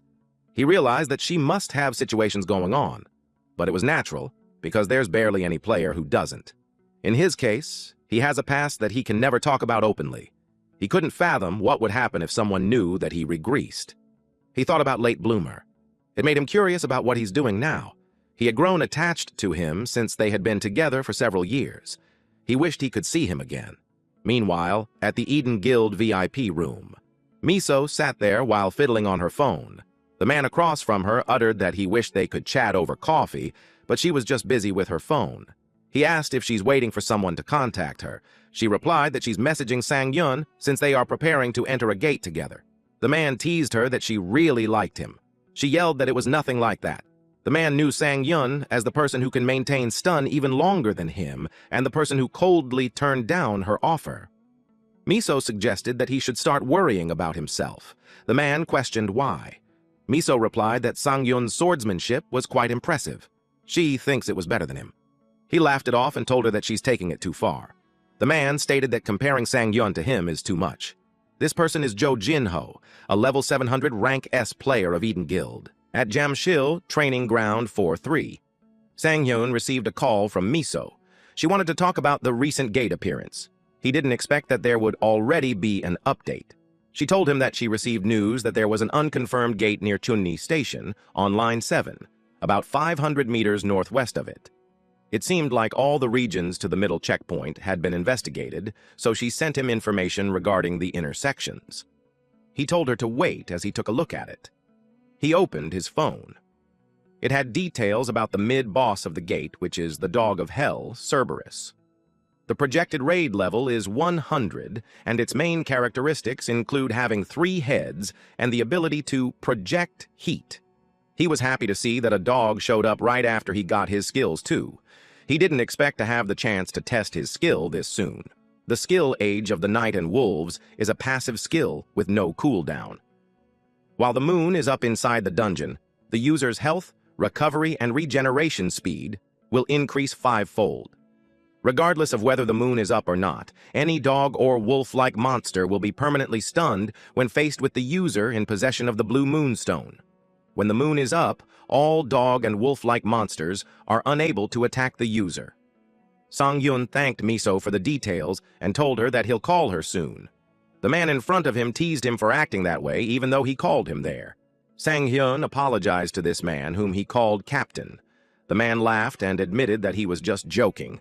The man stated that he should have known he'd be that way since he's considered a celebrity now. He told Daekyung that he's not a celebrity and that he still has a long way to go. Daekyung could tell that he hadn't gotten a call. He was confused about what he's talking about. Daekyung showed him his phone, and it showed that Sang-yun was on the first page of the Player magazine. He was so surprised. Daekyung laughed at his reaction and encouraged him to take out his phone. He expected it to be flooded with calls already. Sang-yun's phone kept on ringing. He didn't want to be on the first page of news. He was annoyed that they did that without letting him know. Daekyung teased him that everyone is already contacting him, which implies that he's popular. He replied that he wasn't. He put his phone aside and decided to get on business. Daekyung gave him a bag since he mentioned that before. He gladly accepted it and thanked him for it. Daekyung replied that there's no need to thank him since it's not like he gave it to him for free. It was some of his old artifacts. Daekyung was curious what he needed them for if he could just buy new ones. His reply was vague, like he just wanted to admire history or continue Daekyung's legacy. Of course, Daekyung doesn't buy it. He defended that it was a superstition that he believes in. But deep inside, it was because artifacts that haven't been used for a long time have a better absorption rate. While they were conversing, a woman approached them and apologized that she was late.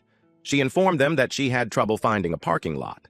Then, she invited them to get the appraisal started. Sang-yun asked who she was. Daekyung replied that she's the appraiser that will help them with their deal. He brought him in to make sure that both of them would get a fair deal. They laid out the artifacts. She used her powers on it, which made those items glow brightly. Eventually, she was notified that the artifact appraisal had been completed. She took a deep breath. Then she advised them that they have a fair deal and they could proceed with it. Daekyung unsheaths his sword before they seal the deal and asked Sang-yun if he could take a look at his sword skills. Sang-yun politely refused since he doesn't believe that he's good enough to give him advice. Daekyung told him to drop the humility.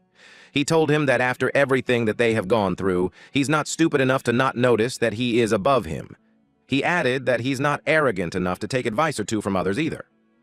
Sang-yun had a sour look on his face since he doesn't want to be involved in something like that, but he saw his expression and acknowledged that he swallowed his pride. So he knew that ignoring someone who just wants to do their best is rude. So he agreed and told him to give everything he got. Daekyung immediately assumed a combat stance. Then she told the appraiser to stand behind him. Daekyung gave his all in showing his moves. Sang-yun was impressed that he had gotten stronger since his last dungeon. He could tell that he has been training since then, but he watched him swing his sword. Then he called him. Daekyung thought he was asking him to stop when he still has a lot to show. Sang-hyun asked him if something was wrong with his left arm. He asked him how he knew. Sang-hyun noticed that whenever he swung his right hand, he opened up his left shoulder too quickly. He could tell he was being extra careful with it. Daekyung pouted. He admits that he was right. He revealed that he had trauma when it came to defending his left side. He told him that most of his injuries are from training, and even dungeon scars are all on that side. He was aware of it, but he couldn't fix it. Sang-hyun told him that he could. He told him that things like trauma can be overcome much more easily. He advised him not to hide his shortcomings and find a way to embrace his strengths, like the way he holds his sword and how he breathes. He knew that it would be difficult at first, but it will benefit him in the long run. He taught him to apply pressure on the blade using a specific finger. Daekyung said that it doesn't look easy. Daekyung groaned and complained that it hurt. Sang-hyun replied that he should hold on a little longer. Their interaction made the appraiser blush. She continuously misinterprets the conversation. and it makes her redder. She wondered what was wrong with them. And with the position of those two and the conversation they're having, it's easy for her to think they're doing something intimate. She couldn't believe her eyes. When she got home, her search history was all about boys' love. Meanwhile, after that, our clueless MC drives his car. He was humming while driving. He was in a good mood since he just finished a good deal, despite having to spend over 400 million won. He knew that the benefits he'll gain would be way more than what he paid for. He could tell Dae-kyung was satisfied with his sword lesson, but he also noticed that the appraiser had this weird look on her face by the time they finished. He hurried home so he could eat the artifacts and see what kind of progress he'll make. He's also excited for the next gate, so he planned to call Miso about it, but he encountered an unexpected situation. Some men stood in his path. He immediately stepped on the brakes. He puts his head out on the window to apologize to them and ask if they're okay. Those men were actually waiting for him. They threatened him to get out of the car. He was confused. The other guy stated that it was those idiots who reacted that way. Out of the blue, a bright light illuminated Sang-hyun's face. It was because the man created flames on his hands and threatened to burn him along with the shitty car. Sang-hyun remembered them. They were Choi Yong-cheol and Cho Seong-ho of the Utopia Guild. Choi Yong-cheol specifically picks on people weaker than him, and Cho Seong-ho was the one who shoots his YouTube videos for him. Thanks to his extreme content, he had a few loyal subscribers that would always watch his videos. But after he crossed the line, he received a life sentence and was forgotten by most. He sighed. In his head, they're a complete excuse for a human being. Yong-cheol, level 100, rank B player, said that he's getting pissed. Seong-hee, level 75, rank C, approaches him. He did want to see his progress with his new artifacts, but the situation annoys him, especially that those punks aren't the opponents that he wanted to test it out on. Yong-cheol saw him get out of the car. He had his sword as he dared them on what they'll do next. Yong-cheol wanted to take his time. He told him that he's the security force in Playertown and a lot of people had been complaining about him. He stated that people mentioned that some fucker kept driving around in a shitty car. In short, those people are pissed with his shitty car in the area. He kicked Sang-hyun's car. Sang-hyun turned pale.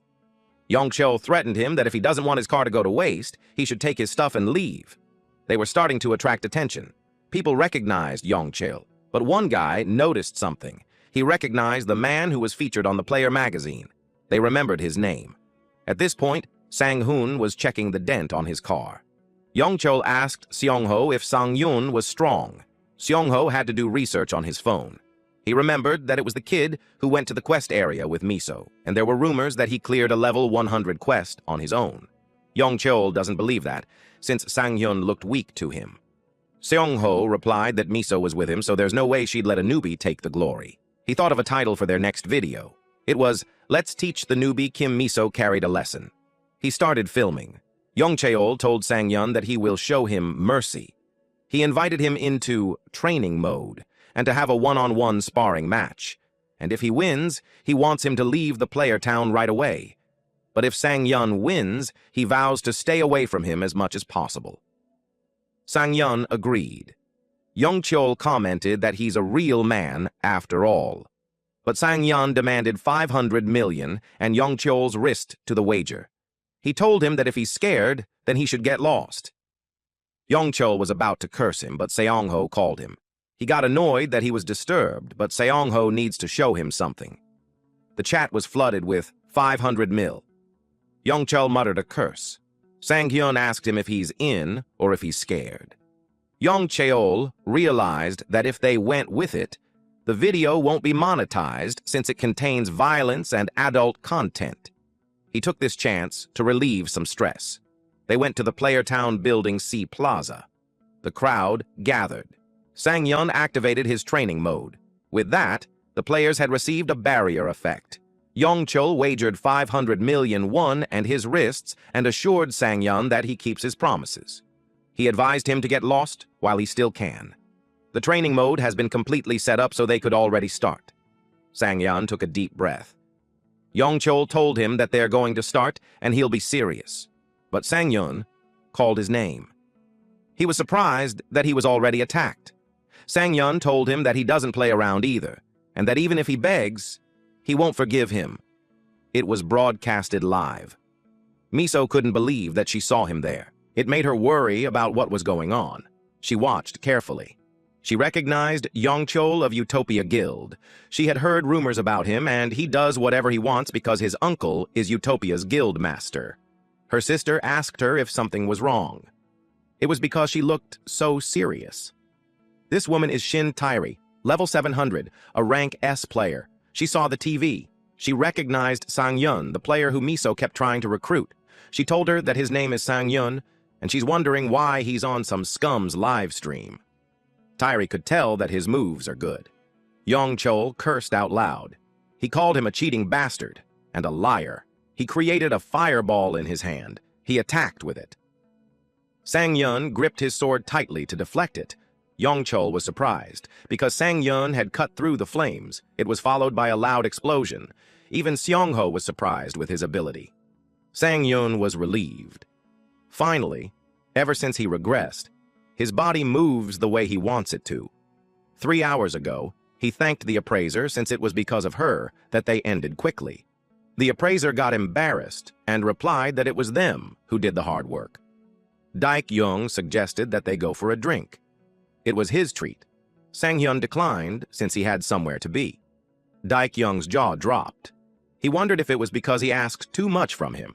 Sang-hyun explained that he just planned to go somewhere else. He simply accepted that. He thought it was just him and the appraiser, but she told him that she had an important event to attend either. The artifacts were more exciting to Sang-hyun than the alcohol. She hurriedly left. At a quiet park. Sang-hyun stayed there. The system notified him that the absorption rate of the bronze rank equipment has been calculated to be 10%.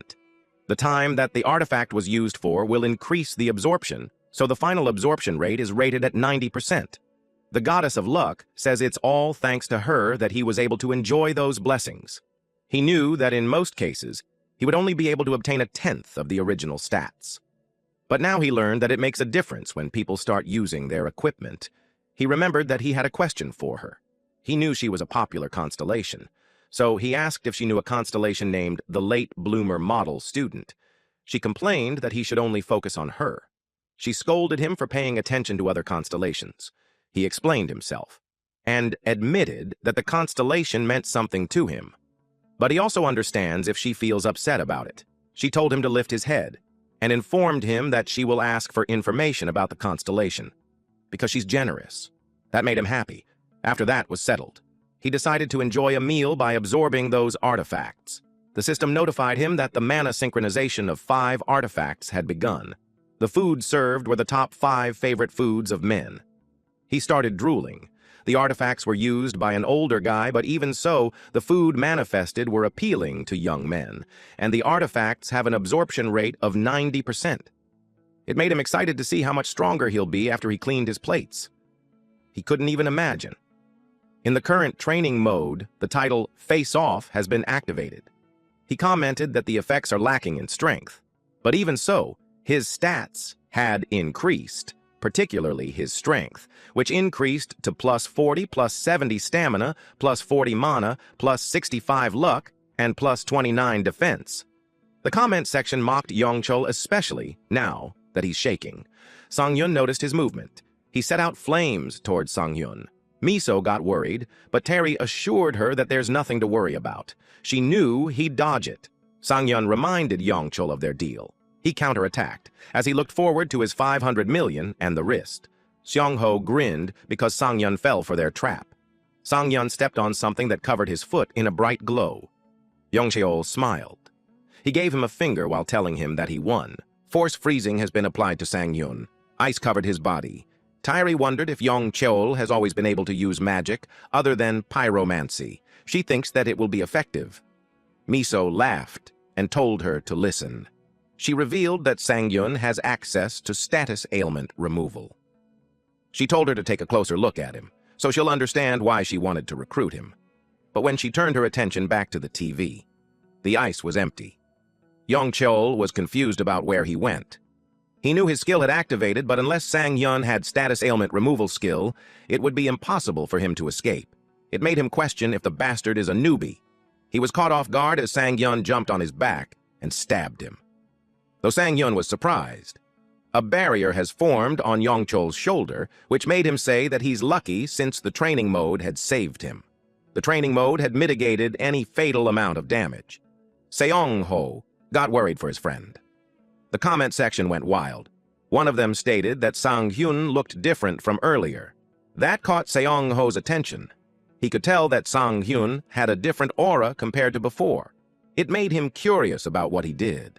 Tairi said that it's a type of awakening skill. Miso asked more about it. She replied that it's either transcendence or the psychedelic skill. But seeing that he has black eyes, she guessed that it's closer to psychedelic. She knew that psychedelic causes extreme exhaustion when the person receives damage. She took it that he's confident that he can take care of his enemy without receiving any damage.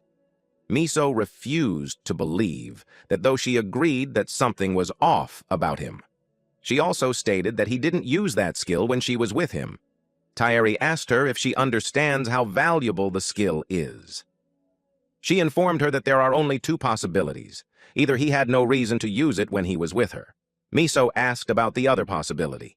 She was silent. Then she revealed that it could be he had means to obtain rare skills like that within a short period of time. The appraiser was reviewing the files, and she noticed something bad. She found out that the artifact that Sang-yun had bought was something that needed to be tested for its hidden ability. One of its special effects is enhancing possessing a hidden skill, and the hidden skill was psychedelic. She wondered if there's really a chance of a hidden skill manifesting with such low odds. She stated that in order for him to be that lucky, he'd need to be selected by the goddess of luck or something. Psychedelic is a hidden skill that enhances awakening. The moment the skill is used, it instantly recovers max HP and enters an awakened state for the next 100 seconds.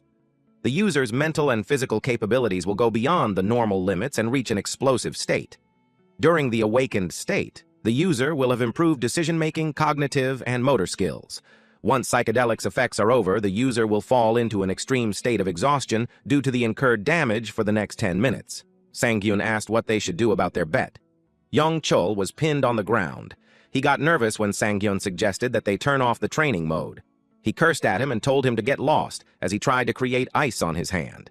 He admitted to himself that he let his guard down because he thought he was a newbie. He didn't expect him to be that strong. He got serious. To break free from Sang-hyun's grip, he made the ground explode, and that forced them both up. He created distance between them first. He realized that Sang-hyun was completely different from what Seong-ho said. If he knew that he was that strong, he never would have started the fight. He glared at Sang-geo, and Seong-ho couldn't meet his gaze. He realized that the guy was just making up bullshit. He got distracted until Sang-hyun grabbed his face and told him that they'll end it. His face was rubbed on the ground. Sang-hyun assured him that training mode should prevent any fatal damage made. He concedes, and promised to send 500 million to his account. Sang-hyun concluded that their wager was over and it was time for him to get his revenge. Yong-cheol had no idea what he was saying, and it made him angrier. He told him that everything started because of him. 3 days ago at the car center, he was informed that his car was fixed, but he had to throw it away soon. The thought made him feel bad. The mechanic explained to him that the car was so old that it wouldn't last much longer. He refused to believe that. The mechanic acknowledges that he's attached to it, but reminded him that he'll have to say his goodbye soon. He told him that the car was glad that he was the owner. That made him teary-eyed. Even the mechanic cried beside him. It was like the car was telling him that whenever he rode it, it was happy, and that it wanted him to be happy, too. Sang-hyun raised his fist and told the little shit that it was his revenge for his car. Yong-chol kept apologizing and told him to wait, but Sang-hyun grabbed his face. Before Sang-hyun could hit him, he accidentally popped on himself. The crowd was disgusted. Sang-hyun's fist didn't even land on him, but he kept pooping. He made a mess of himself, and he wept as he apologized. The crowd complained that it smelled like shit. It made them wonder what Yong-cheol had eaten. Seong-ho wondered what they should do now. He doesn't care about their channel, but he's more worried about messing with the wrong person. Out of the blue, someone approached him. It was the Utopia Guild Kangdong region manager, Moon Baekhyun. He told Seong-ho that they screwed up big time. Seong-ho apologized. Sang-yun checked himself if any turd got on him. Baek-yun finds the situation interesting. He heard that Sang-yun recently awakened his powers, yet he managed to defeat Choi Yong-cheol, who's experienced. He approached him. He explained that he's there to take care of the situation and handle any compensation. He asked if he had time. Sang-yun was cautious. He asked him who he was and who worked for. Baek-yun was put off with his arrogant attitude. Then he realized that it's not arrogance, but simply confidence, as if the guy had already gone through everything. He could see that he had experience that doesn't suit his level, and the abilities he possesses are no joke. Baek-yun bowed to him and politely introduced himself. He even apologized for the late introduction. He was willing to do whatever he could to scout him. He informed him that the Utopia Guild will take care of any damages that have been incurred. He was confident that he could take care of the damage, and he's willing to do that just to build a positive relationship with him. It was funny how Sang-yun nonchalant asked for 2 billion won and showed the guy his account number on the phone. It was timely that he asked, since he was just about to say that 500 million didn't feel enough, since he also had to include the mental trauma that he suffered. That left Baek-han dumbfounded. He asked if they can pay in installments, or he can just do anything he wants to that shitter Yong-cheol. Later that day, at a certain house, the reporters had a lot of questions, and they were so loud on the other side of the door. They waited for him to finish his conversation with Miso. When he left the meeting room, he yelled that he had nothing to say. But he couldn't leave the front door since the reporters preyed on him. They even ask if he's in a relationship with Miso. He's getting annoyed that his dating life is being asked, too. He already has enough to worry about, so he put the thought of dating aside. He got excited when he arrived home, because he's about to pack his stuff. It was his preparation for the gate raid. Since the time has arrived, he had been busy the past week to get ready for it. But he was satisfied with the progress that he made. His strength had additional plus 23, plus 19 stamina, plus 5 dexterity, plus 11 mana, plus 13 defense. On top of that, Demon Bash leveled up too. With the effects of the With Overwhelming Power title, it should last for about 2.6 seconds, and with the delay effects, it will last over 5 seconds. Demon Bash, at level 2, hinders a target, either a monster or a human, for 2.4 seconds. The success rate and time of hindrance depend on the target's skill resistance level. Dual welding training also leveled up, which means that his adaptability with blades, excluding daggers and one-handed swords, are extremely high. He smiled as another notification came through. He checked all the results of his efforts. He had blade-wielding training, a passive skill for warriors. It was at level 1, and it makes his adaptability with daggers and one-handed swords extremely high. Next was full charging, an active movement skill. It helps him concentrate a large amount of energy and release it all at once, charging at a target in front of him. The damage dealt and the charge distance will increase drastically with the charge time. However, during time, all movement will be restricted. With all of that, he thinks that it was enough for the gate raid, but he realized that there was plenty of stuff that was lacking during the last battle. He wasn't able to perform like his past self. During the fight with the Wolf Lord, he had to gamble since he was limited in his combat patterns. And during the battle with Choi Yong-cheol, he was easily caught in a trap, thanks to his lack of movement skill. He felt chills in his body as he thought that if those guys were just a bit stronger, he would have lost his life. He needed to improve, because if he continues that way, he'd be following the same path as his previous life, particularly the incident that happened in the second breakdown in 2040. He wanted to make sure that he's faced with a different future. He doesn't want to lose everything he has like last time. It made him motivated to become stronger. Just the hero who saved him before. Suddenly, his phone rang. He answered it, and it was reporter Park Jong-min. He called him to check if he's still available for the interview that they agreed upon that day. He knew he's fucked. He confirmed it. But in all honesty, he completely forgot about it. The gate raid is at 7 p.m., and the interview is at 2 p.m., and it's already 1:45 on his phone. The reporters who camped outside his home were glad to see him come out, but they got nervous when they felt the ominous energy. He yelled at them to get out of the way. His psychedelic skills have been activated. His physical body has been enhanced, and his speed drastically increased. Jong-min checked the time on his phone. Someone came in, and the staff automatically welcomed this person. It was Sang-yun.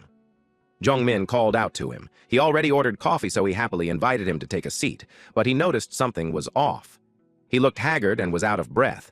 Jong-min asked if he was in a dungeon. He replied, Not at all. Deep inside, he felt that coming there was harder than being in a dungeon. He apologized for being late.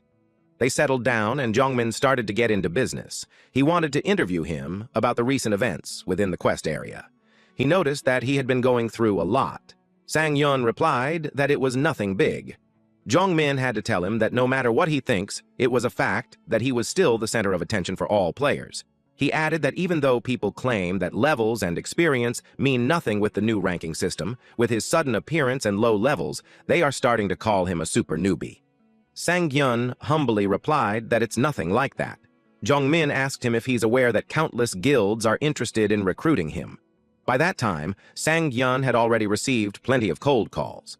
He assumed that he wanted to hear more about the Eden Guild or some other guilds. Jongmin replied that he's talking about the guilds abroad. That blew Sang-yun's mind away. He admitted that it was news to him too. He shared that a total of 5 foreign guilds have officially requested the Korean Player Association to run an official identity check request. Most foreign guilds are usually known for scouting players at an early stage to gain an edge, and it's the first time that they have garnered interest for a newbie-level player like him. But he advised him to keep his guard up, because plenty of people had their eyes on him. At Chunui Station, back alleys, gate appearance. Sang-yun was walking in the alley while a thought was in his mind. He was hoping to work as a one-man guild, but the foreign guild makes him curious. Seeing this great opportunity, it made him question why he had to suffer in the past. Eventually, he met up with Miso. She told him that they have some time until the gate appears. The woman behind her caught his attention. All 3 of them stood under the street light. Miso informed Sang-yun that her sister kept saying that she wanted to meet him, so she brought her along so they could meet before they head to the gate. She introduced Tairi to him. Then she suggested that they head to a nearby cafe. Terry watched him quietly. Then she shook his hand. Deep inside, Sang-yun was thinking that he would have known her even if Miso hadn't introduced her. There is not a single player in the country that doesn't know her. She is also known by her alias, Shadow Assassin, and she's one of the greatest players of Korea. Her popularity spans even countries abroad. She's one of the reasons behind the influence that the Eden Guild currently has, and her mere existence is able to shake the guild rankings. Sang-yun felt that he's in luck of meeting ranked players after he had regressed. Terry asked him for a favor. That came out of nowhere, so it's surprising for him. He asked how he could help her. She replied that it was nothing much. She just wanted the 2 of them to fight. Miso couldn't believe the favor that she's asking from a person that she just met. She argues that she already informed her while they were on their way. Miso couldn't remember anything. She told her that it was when she wanted to recruit Sang-yun, and she replied that she'll go see if he's worthy. Miso argues that it doesn't count. She apologized to Sang-yun for her sister's behavior. She explained that she likes to challenge people for fun. Sang-yun replied that he doesn't mind, and that surprised her. He offered to get straight to it while grabbing his sword. He expressed that it's an honor to have the opportunity to fight against a top-ranked player. Tairi was pleased with his answer, so she confirmed that Miso had an eye for people. She apologized to him for being unprofessional all this time. She suggested trading about 5 moves or so, and he could just tell her when he's ready. Although he knew he didn't stand a chance, he still decided to take advantage of this opportunity to see how much he had grown and what things he had to improve. She only manifested her weapon, and yet she has a completely different aura surrounding her. He decided not to waste any more time. He told her that he's ready. He activated Psychedelic as he planned to go all out from the start. Miso could no longer follow what's going on. Terry replied that she'll make the first move. They were surprised when she warped into nothingness. Sang-yun was alarmed. He realized that he's an idiot. With his current physical abilities, he knew not to rely on his reaction time to anticipate her attacks. She attacked him with her daggers, and he tried to deflect it using his swords. Sang-yun gave his all to predict everything. She was amused. She leapt away and told him that his moves are good. She was motivated to put more effort in their fight and was going to show that in the 4 moves that she has left. She moved so fast that she left a trail of light behind. In his head, he described her as a monster, especially when her speed increased more. He thought of a way. Just like what he did in his past life, he completely ignored his sense of sight and read her moves through instinct. He expects this time to be much more difficult. Miso was puzzled, that he closed his eyes even though he knew the gap between him and her sister. It made her think that he's crazy.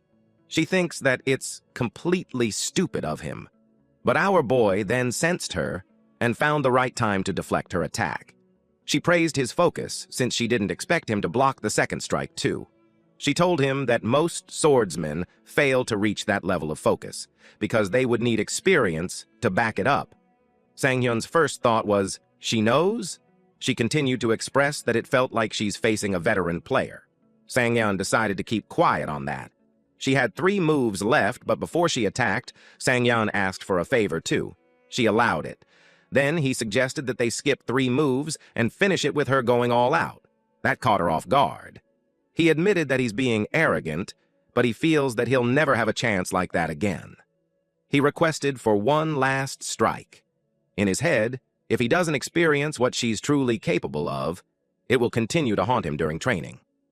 Miso told Taeri not to listen to her. She panicked when Taeri agreed to his request. She admitted that she can't give her 100% to it, especially when the training mode isn't on. Instead, she'll show him what she's capable of at full speed. Skills are much harder to control, so she can't just risk using it on people like that. He replied that it was more than enough. He thinks that if he could keep up with her at full speed, it's a success. He set his mindset to think of the fight as a real deal, and that if he fails, he'll die.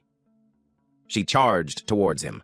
He was overwhelmed since he didn't even have the time to prepare. He took a mental note to always be ready, and rather than just swinging the blade, he attacked the space before she even gets to him. Taeri was surprised that she was almost hit. She immediately activated the shadow illusion. He was taken aback on what she did. Then she gently hit his face with the handle of her sword. She asked if he's okay. He replied that he's fine. But internally, he was under the impression that she's not going to use a skill. Sang-hyun complained that his head hurts. He wondered if his nose was broken. Taeri extended a hand to him. She admitted that she didn't mean to use a skill on him, and she did that out of reflex. She asked if he's okay. He accepted her hand. Then he told her that he'll be fine. He thanked her for taking him seriously. She replied that it was her pleasure. But she told him that next time, it would be great if they could have a serious conversation. He agreed to that any time. While they were having that casual conversation, Miso stared at their shaking hands. She pulled Taeri's arm and told her that it was time to start the raid. And she told her to write everything that had happened and submit a report.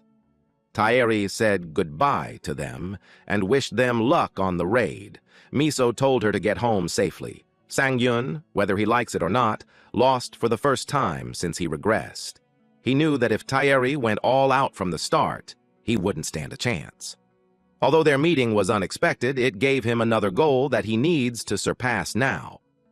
Taeri stopped on her tracks, glanced and smiled at him. Sang-hyun felt that she's saying something like he could try as much as he wanted. Later that day, they gathered at the Chunui station, unidentified gate number 727. Miso suggested that they do a brief introduction. A timid lady and a tall man said hello to them.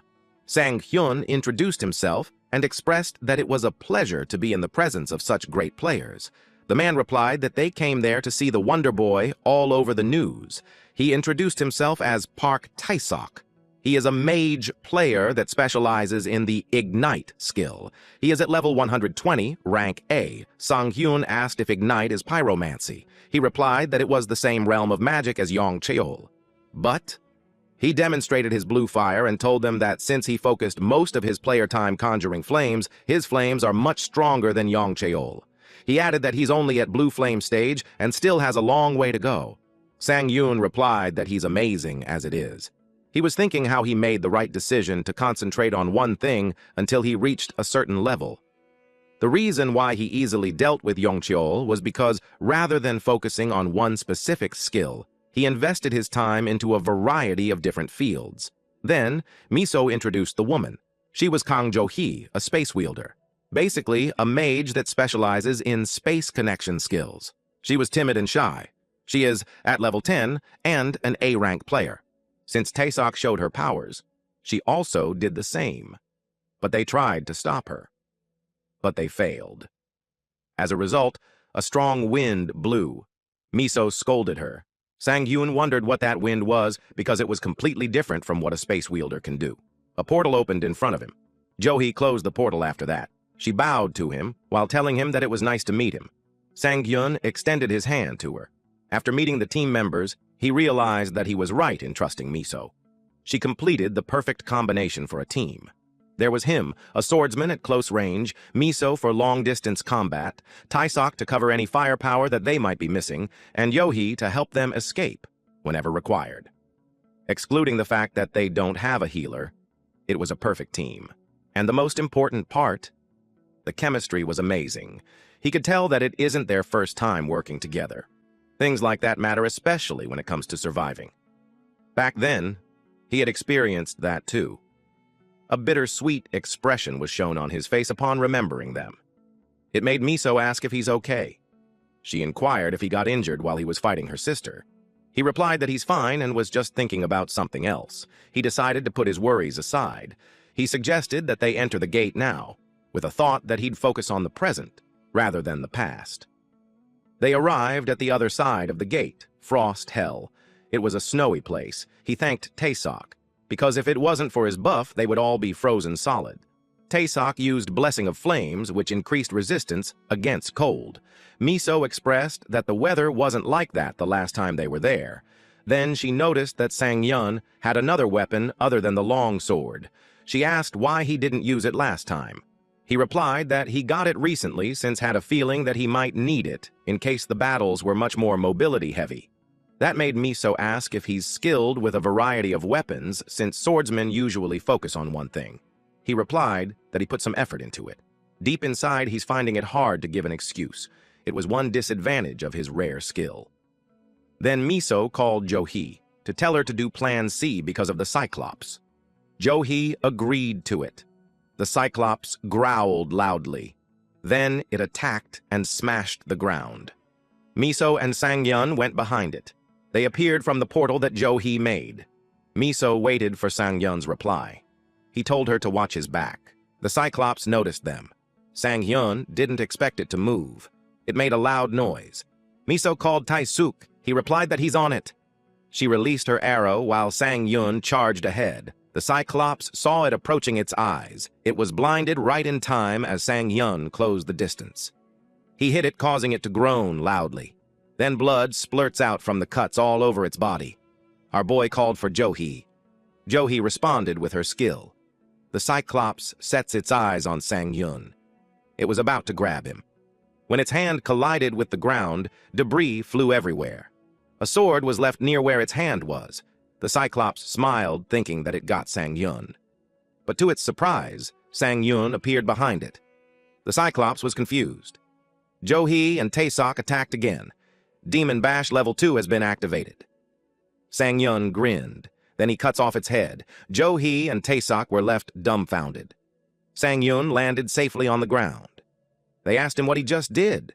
They thought that a single strike wouldn't be enough to kill it. Sang-hyun apologized. They replied that he doesn't need to apologize. It's just that they were surprised. Miso pointed out that she had informed them before, and shared that she had the same reaction. She also believes that it won't be the last that he'll surprise them. She was certain that he hadn't shown them everything yet. He let out a nervous laugh. Deep inside, he could feel the pressure, and the way she said it makes him want to show his stuff. Putting that thought aside. Despite it being their first raid, he could tell that their teamwork was pretty good. He wondered if that was the difference in skill that experienced players possess. He felt good about it. More Cyclops arrived, so it was time for round 2. Eventually, they killed them all. Taesok's eyes sparkled as he tells Sang-hyun that he's amazing. He claims that he's the best swordsman he ever worked with. Sang-hyun thanked him. Miso was happy too. She thanked Sang-hyun for making Taesok happy, since Taesok hardly ever gets a chance to utilize his pyromancy skills to its full potential. So, he was happy that he was able to do so thanks to him. He realized that it must be the thing for mages. If they don't have a dependable swordsman, they have no choice but to resort to support skills. But the look of adoration that Taesok had was too much for him. Miso asked him what was the skill he used before. She told him that he always manages to surprise her. Earlier, there was a loud explosion in the forest. They finish off the Cyclops one after another. Then Miso noticed something. An armored demon ogre was running into them from the front. Taisok asked what they should do. She suggested focusing their firepower on it. First, they had to get away as far as they could from it. But she got confused when Sang-yun called Johi and asked her to open a portal that will lead him directly in front of the monster. Miso panics as she informs him that the monster specializes in defense. But she saw that he's getting ready for something. So she decided to trust him. She told Johi to do as he said. She opened the portal. Sang-yun activated full charging, where it concentrates a large amount of energy and releases it all at once, charging at a target in front of him. The damage dealt and the charging distance will increase drastically with the charge time. However, during this time, all movement will be restricted. He passes through the portal at full speed. The monster was surprised when he appeared. It was just about to growl, but our boy had already slashed it in half. When they saw him, their jaws dropped. They couldn't believe that it's really happening. Miso expressed that she hasn't seen a movement skill with that much power before. He replied that since he has a team that he could trust, he just thought of using it aggressively. Johi told them to be quiet. She told them that they had arrived. They lay low on the ground as they take a look at the creature under the cliff. The middle boss, Cerberus of the Frost Hell, was asleep. It was a relief for them since they will still have time to plan out their move. Johi suggested that she'll open a portal in advance since they don't have enough information about it. Taisok suggested that they start with him raining fire on it. Meanwhile, Sang-yun was pleased that he finally found his punching bag. He activated the skill Age of the Night and Wolves. While the moon is up inside the dungeon, the user's health, recovery, and regeneration speed will increase fivefold. Regardless of whether the moon is up or not, any dog or wolf-like monster will be permanently stunned when faced with the user in possession of the Blue Moonstone. When the moon is up, all dog and wolf-like monsters are unable to attack the user. Miso suggested that they go with Plan F. They got confused when Sang-yun stood up, and he had this excited expression on his face. They knew that face, and it worried them.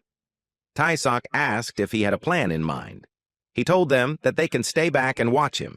They requested him to explain, but he doesn't have enough time to explain all the details. In order for the effects of the Age of the Night and Wolves to be active, the moon needs to be in full vision. Even if the smallest of clouds were to cover the moon, the effects of it would be halved.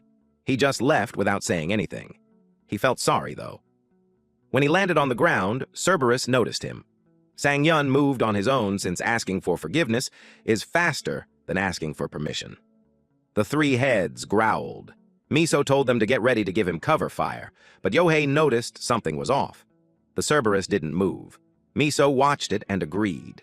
It made her wonder if it was just staying on guard, but back then it tried to attack them the moment it saw them during their research. Cerberus growled. They noticed it move. Johi told them that they need to help him, but Miso could tell that it doesn't look like it's trying to attack. She saw its tail wag, and it seemed like it was willing to obey him. The system notified that Cerberus of Frost Hell recognizes him as a higher-ranked being. It entered total obedience soon enough. Sang-yun didn't expect that it would be that easy. He decided to end things quickly. The system congratulated him for defeating the middle boss. He admits that it felt wrong killing something that was willing to obey him. He obtained the C-rank title, Reduction. His chosen skill's cutoff will be cut in half. He used it on the recovery skill. Recovery's cooldown was reduced 30 seconds from 60 seconds. With it, he is able to undo all status ailments that are currently active on him. Miso told him to wait. He asked if there was something wrong. Then suddenly, a bright blue crystal appeared. He panics as he realizes that he never told them about his skill. Since he had always been a solo player, it never hit him to do that. He got worried that she might ask for ownership. He wished so hard that she wouldn't take it. But Miso told him that since he defeated it on his own, he can take the loot. He was about to say it was a relief, but he corrected himself immediately and just thanked her. He asked if she had spoken about it with the others. With their expressions, there was no need for it. They looked at him with adoration. He laughed nervously as he thanked them. He took a mental note to utilize his skills without getting caught. Unexpectedly, Miso told him that they will leave so he can do his thing. He was confused. Miso replied that whenever he gets an artifact, he always does something. He asked her if she knew. She admitted that she had known about it for a long time. It was right after they cleared the quest area. When she was about to leave, she wondered what he was doing there by himself, so she turned around. And that's where she learned his secret. He felt cornered, since a unique skill of a player is like their lifeline, and he just got exposed. He was about to say something when Miso cuts him off, saying that he's one of those players that has weird rituals. She knew that there are players like that once in a while. He was dumbfounded. She told him not to worry about them and just enjoy himself. She empathized that if she were in his shoes, she would want to hide a secret like that too. Johi asked her if Sang-yun really does that. Miso replied, "Yes, that's why they have to give him privacy."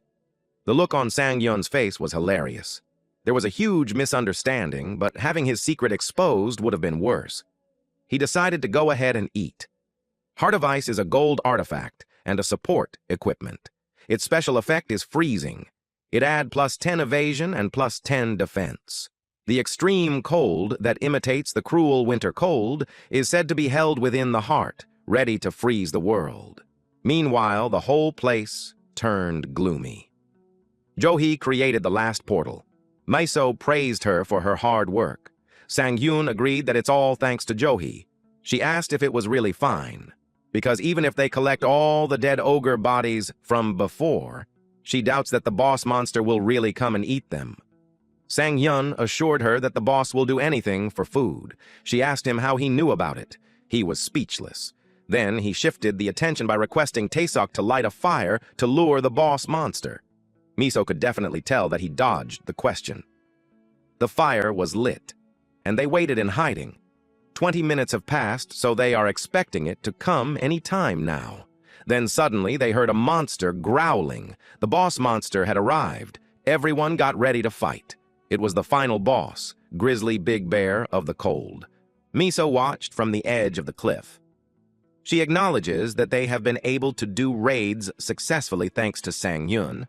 However, looking at Sang-yun in front of the large boss monster, and he looked exhausted, seemed like a really dangerous situation.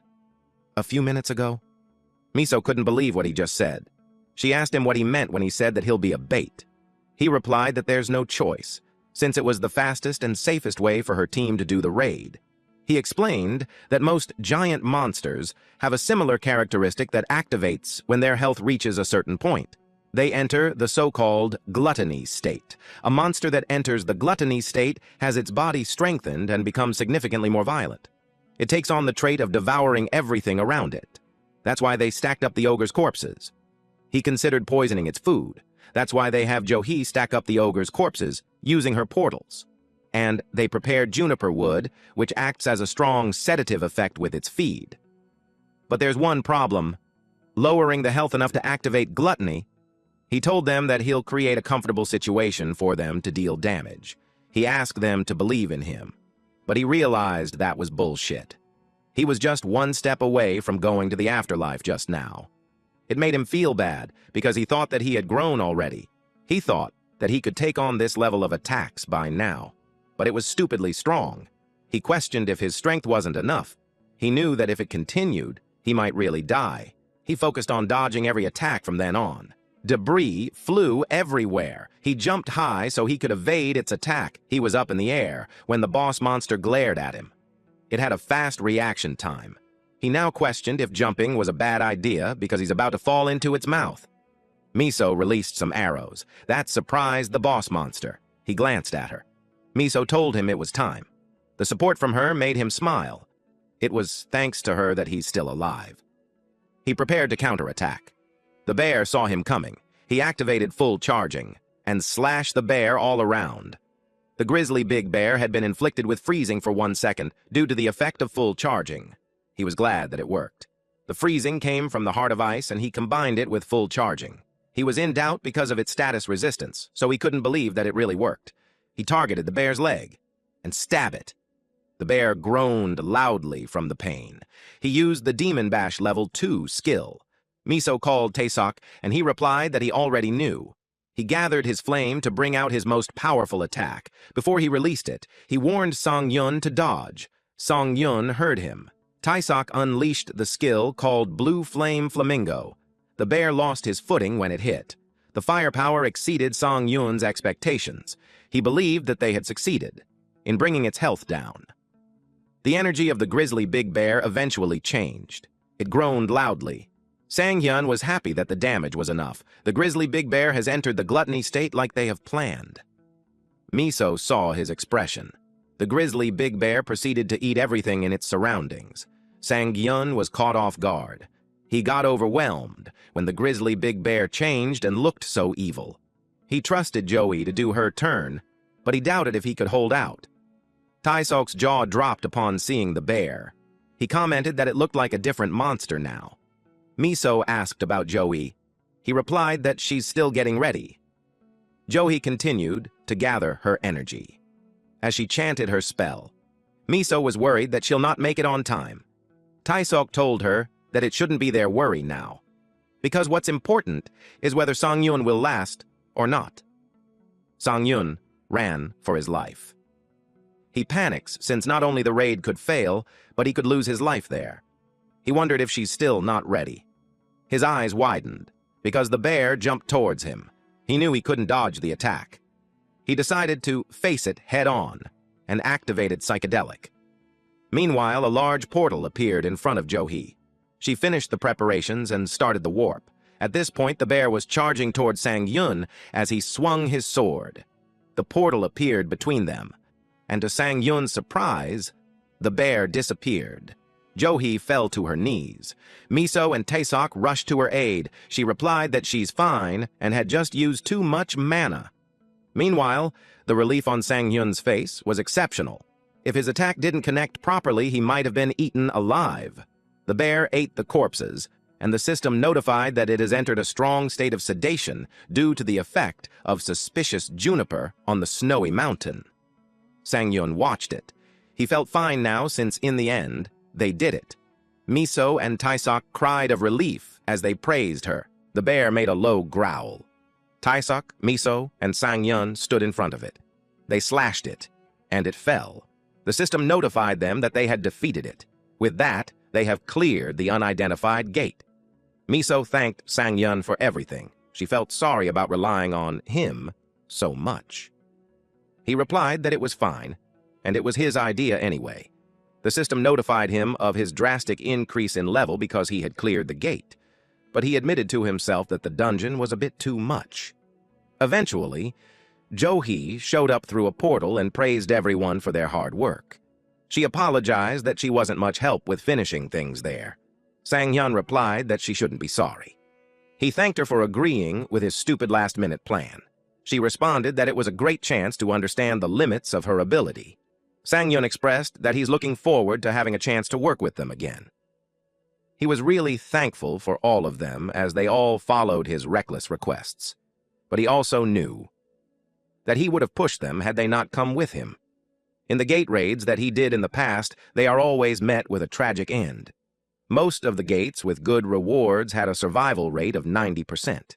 Since most teams were composed of non-amateur members, the survival rate was pretty high. There was a time when he was badly injured, and a colleague helped him up. But when he glanced on his side, there lies the body of another colleague. The 10% chance of death always found its way to them. He knew it was just a coincidence that he wasn't at the receiving end. He learned that the job of being a hero is always done in the face of death. Although growing stronger is important, he has set another goal for this life. And that thought made him smile. And that would be to avoid any needless deaths. The time has come. They all anticipated the loot for their hard work. A bright orb burns in front of them. It was the final reward of the gate. It was considered as the first clear bonus. Upon reaching this stage, each of them will gain an appropriate reward. When he was about to reach the reward, the goddess of luck grabbed his hand. She urges him to watch as she shows her the truth behind her powers. It made him smile. Her statement made him excited to see what awaits him. The system notified him that he has a unique rank artifact. His eyes widened and his jaw dropped at the sight of the unique items before him. He knew then he'd made the right choice. Unique. Rank carries was clearly on a whole different level. The goddess of luck grinned as if she knew that more was coming. The system stated that thanks to the goddess of luck's authority, a hidden effect reserved for artifacts greater than unique rank has been unlocked. Sang-yun was reminded that it was one of the conditions of their contract. It was the goddess of luck's way of thanking him for his efforts. It made him like her even more, to the point that he's willing to do anything for her. After that, Sang-yun checked his surroundings and saw that everyone was busy with their rewards. So he decided to pick his own artifact. He didn't have to think twice. The form of his chosen artifact came to life. It's an artifact that has always been on his mind. It was the Great Sword of Fighting Spirit.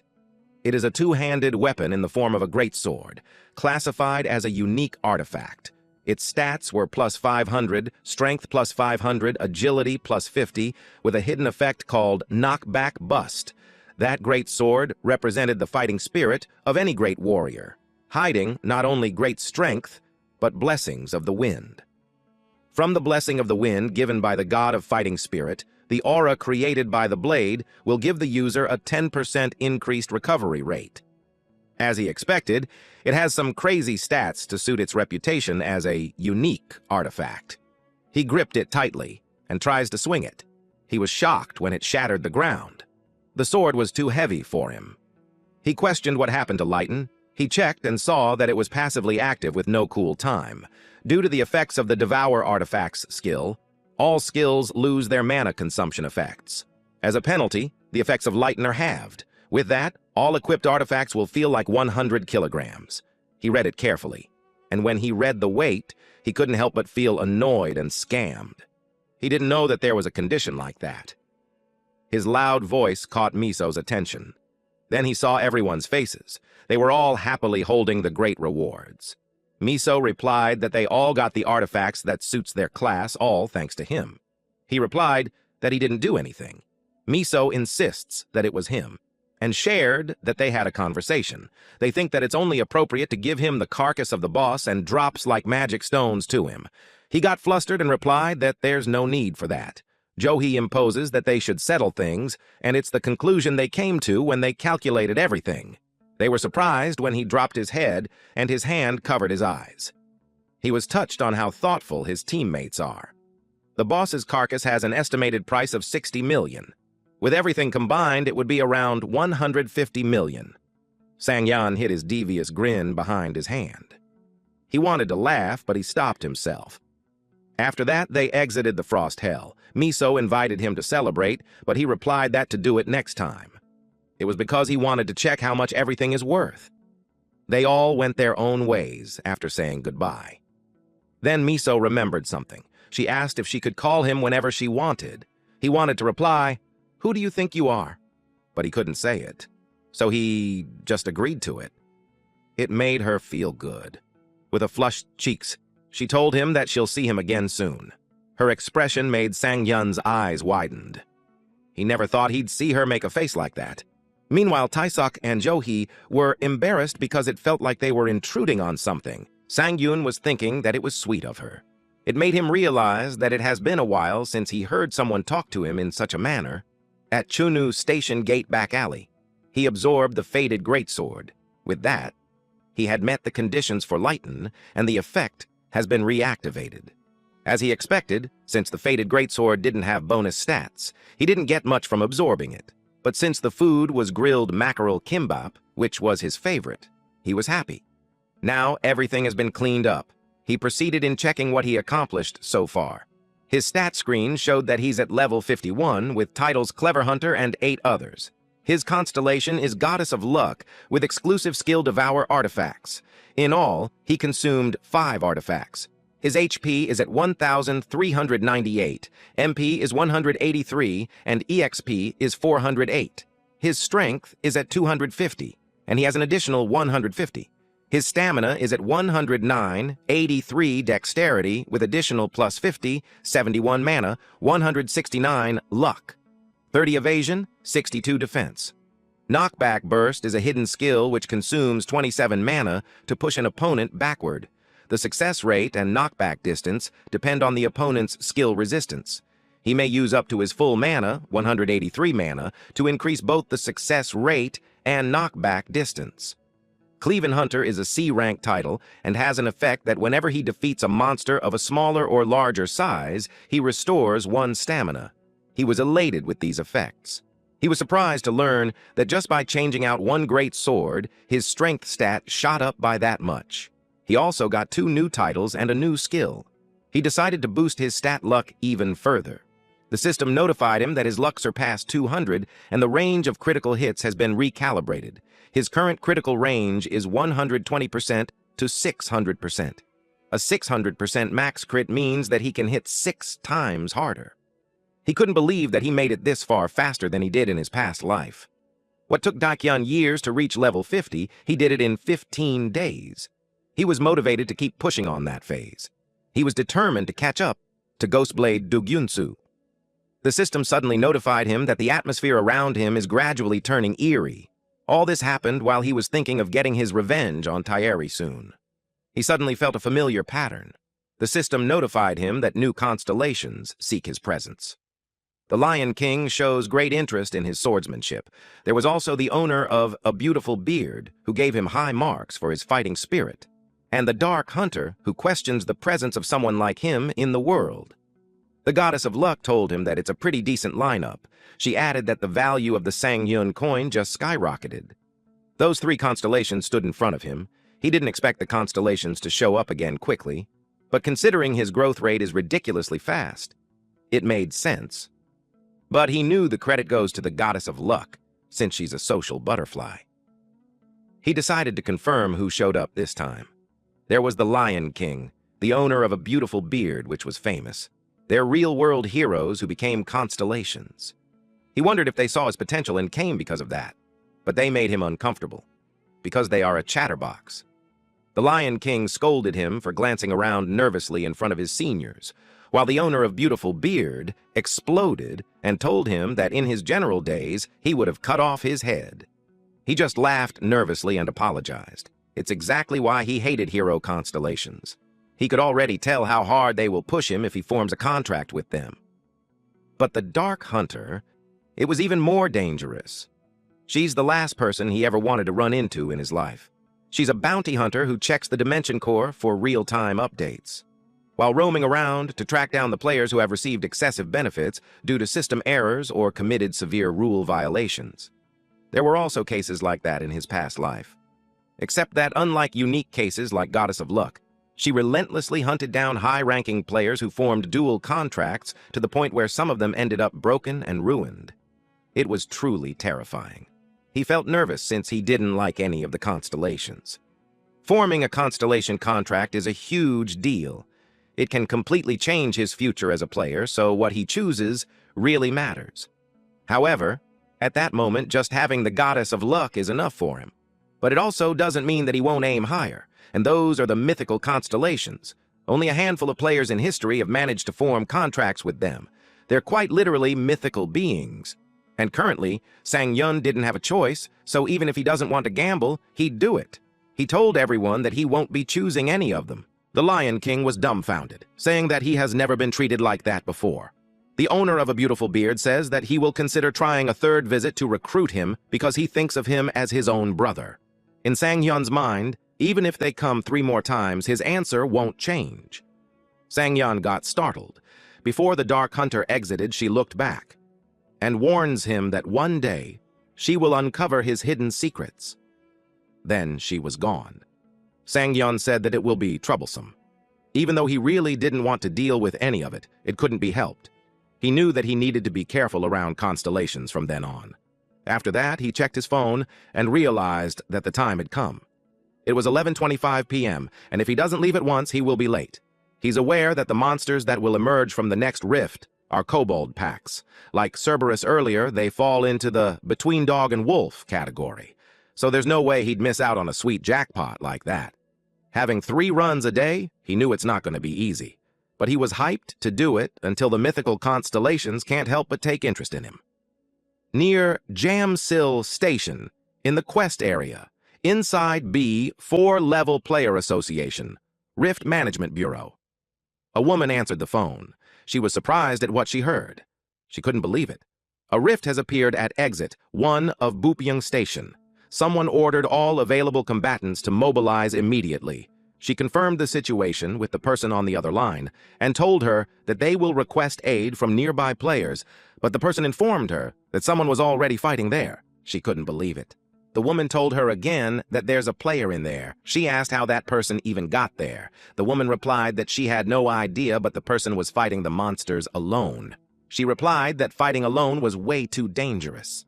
She advised them to evacuate immediately. But the woman on the line replied that the player doesn't look like he's in danger. This player was none other than Sang-yun. The rift between reality was created 11 years ago after the first breakdown. Unlike dungeons or gates, it is an unpredictable disaster where monsters could cross over to their world. The rite had formed, and the kobolds passed through. However, Sang-yun was already there. The situation wasn't unpredictable to him at all. 10 minutes ago, he exited the station and he was already expecting. When he turned to the side, he already saw it. A rift formed. He was aware that the rift had begun from there. There was a particular reason why he remembered it so clearly, because the rift was truly a tragedy. It caused countless civilian casualties. But since he's already there, he won't let it happen. He told himself that it was good that he regressed. Sang-yun grew up in an orphanage since he was born, so he doesn't remember what his parents look like. Though because of that, he never really felt sad or depressed about it. But he knew how sad it is to lose someone. So he had never forgotten about those incidents. Someone arrived and asked him if he's okay. That experience gave Sang-yun an objective aside from getting stronger. The kobolds growled loudly. Because of the age of dogs and wolves, the kobold warriors were intimidated. They froze and made a low growl. Sang-yun could tell that his skill is working well, but it still wasn't showing the same results it did against Cerberus. He assumed that it was because of the moon. The moon's been completely covered, so the kobolds aren't fully submitting to him, but it makes it better for him. The kobold growled. Sang-yun took this chance to test his new skills. Full charging was activated. In one swift move, he slashed the kobold. Those monsters were surprised when a vortex appeared, and it blasted them all away. Knockback Burst consumes 27 mana to push an opponent backward. The success rate and knockback distance depend on the opponent's skill resistance. He can use up to his full mana to increase both the success rate and knockback distance. The kobolds were pushed backwards. Every single one of them were caught up in it. Sang-yun didn't expect that knockback affects quite a large area, and with full charging it was quite damaging too. It was enough for his AoE attack, plus his luck stats increase his critical hit range too. Critical range is at 120% to 600%, but seeing that those kobolds didn't die in one blow, it wasn't much of a lethal strike, so he attacked again with the intention of causing maximum damage. While he was fighting, a car rushed to the scene. 2 men arrived. The civilians in hiding noticed them. They introduced themselves as from the Player Association, and they looked for the caller. This man is Lee Hyun, level 110 player, rank B+. The woman who called pointed out where the monsters were. While he was talking to her, his colleague caught his attention. The man named Lee Jung, level 90 player, rank B, suggested that he check out the situation first. They were shocked at what they saw. A large kobold attacked Sang-yun. Those men took out their weapons since they assumed that it was a kobold rift. When they were about to attack, Sang-yun yelled at them not to come closer, because he planned to take it down himself. Face-off has been activated. There are no allies within 5 million radius of the target, which makes his abilities increase by 20%. Then, Sang-yun activated Psychedelic, which strengthens his body and makes him faster. The large kobold raised its weapon. Sang-yun was thrilled to try a knockback burst combined with all his skills. He's also curious what will happen to him. With a single strike, the kobold was blasted away. Its eyes widened when it flew up high. It hit the edges of the rift and got electrocuted. After it was fried, it fell on the ground. The 2 players were dumbfounded at what they witnessed. They knew it was Sang-yun. Sang-yun replied yes and asked if they are from the Player Association. He apologized for treating them that way earlier. They replied that it was fine, because it was thanks to him that there were no casualties. He replied that it's fine since he was just passing by from there. Hyun guessed that Sang-hyun would be getting in. He asked how they knew. Hyun replied that he heard that it's what most upper-level players do, and he wanted to come with him. Young didn't expect that from Hyun. Hyun promised Sang-hyun that they wouldn't get in his way. They just wanted to see him hunt. Sang-hyun smiled and told them to do as they wish. But deep inside, he finds these newbies adorable.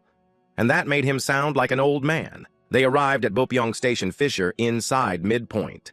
Sang-hyun slashed the monsters that were in his way. Jung and Hyun were out of breath trying to catch up to him. Jung commented on how fast he was. Hyun told Jung not to focus on things like level and just keep running. He asked him if he didn't notice it based on the battles that happened outside of the fissure, that Sang-hyun was gifted with an amazing battle sense or something else, and they will keep watching to learn from him. Jung argues that there's something wrong with the amount of health he still has after that battle. He couldn't answer because during his life as a player, health was something that he had always been confident about. But during the last battle, it was hard to handle. 30 minutes ago at Bopyeong Station Fissure inside the entrance. They were surprised at what they saw. The whole area was filled with monsters waiting for them. One of the kobold archers growled. Sang-hyun immediately told them to get behind him. He knew that it would happen. That's why he brought a corpse with him to act as a meat shield. The kobolds fired their arrows, while Sang-hyun and the other two hid behind their meat shield. Jung was spooked when he almost got hit. Sang-hyun was starting to think that bringing them was a mistake. He can't make any progress while trying to protect them. He bit his lip and told himself to stop acting weak. He forced himself to make it through situations like that because it's the only way he's going to be a high ranker. Another arrow was fired, but to their surprise, the kobold archer was counterattacked with a headshot. The kobolds got distracted. Sang-hyun took the chance to attack and told them that they should have kept their eyes on him. In a single strike, he severed several heads all at once. He safely landed on the ground and announced that they made it to the second floor. But to his surprise, another kobold attacked. That pushed him backwards. That caught him off guard, so he was glad he was able to react on time. Had he let his guard down, he'll be in pieces by now. That kobold is called a kobold champion. No one would have guessed that such a strong monster would be waiting on the second floor. It let out a low growl, which made Sang-hyun alarmed, because it was charging again.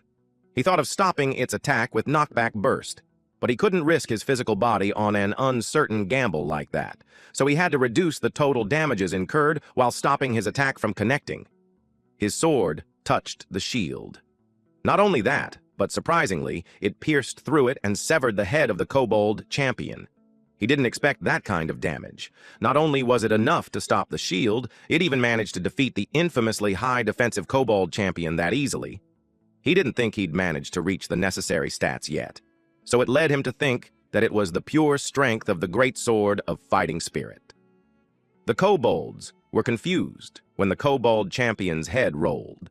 Realizing the power of his sword, he grinned devilishly as he set his eyes on the other kobolds. The loud roar caught Jung and Hyun's attention.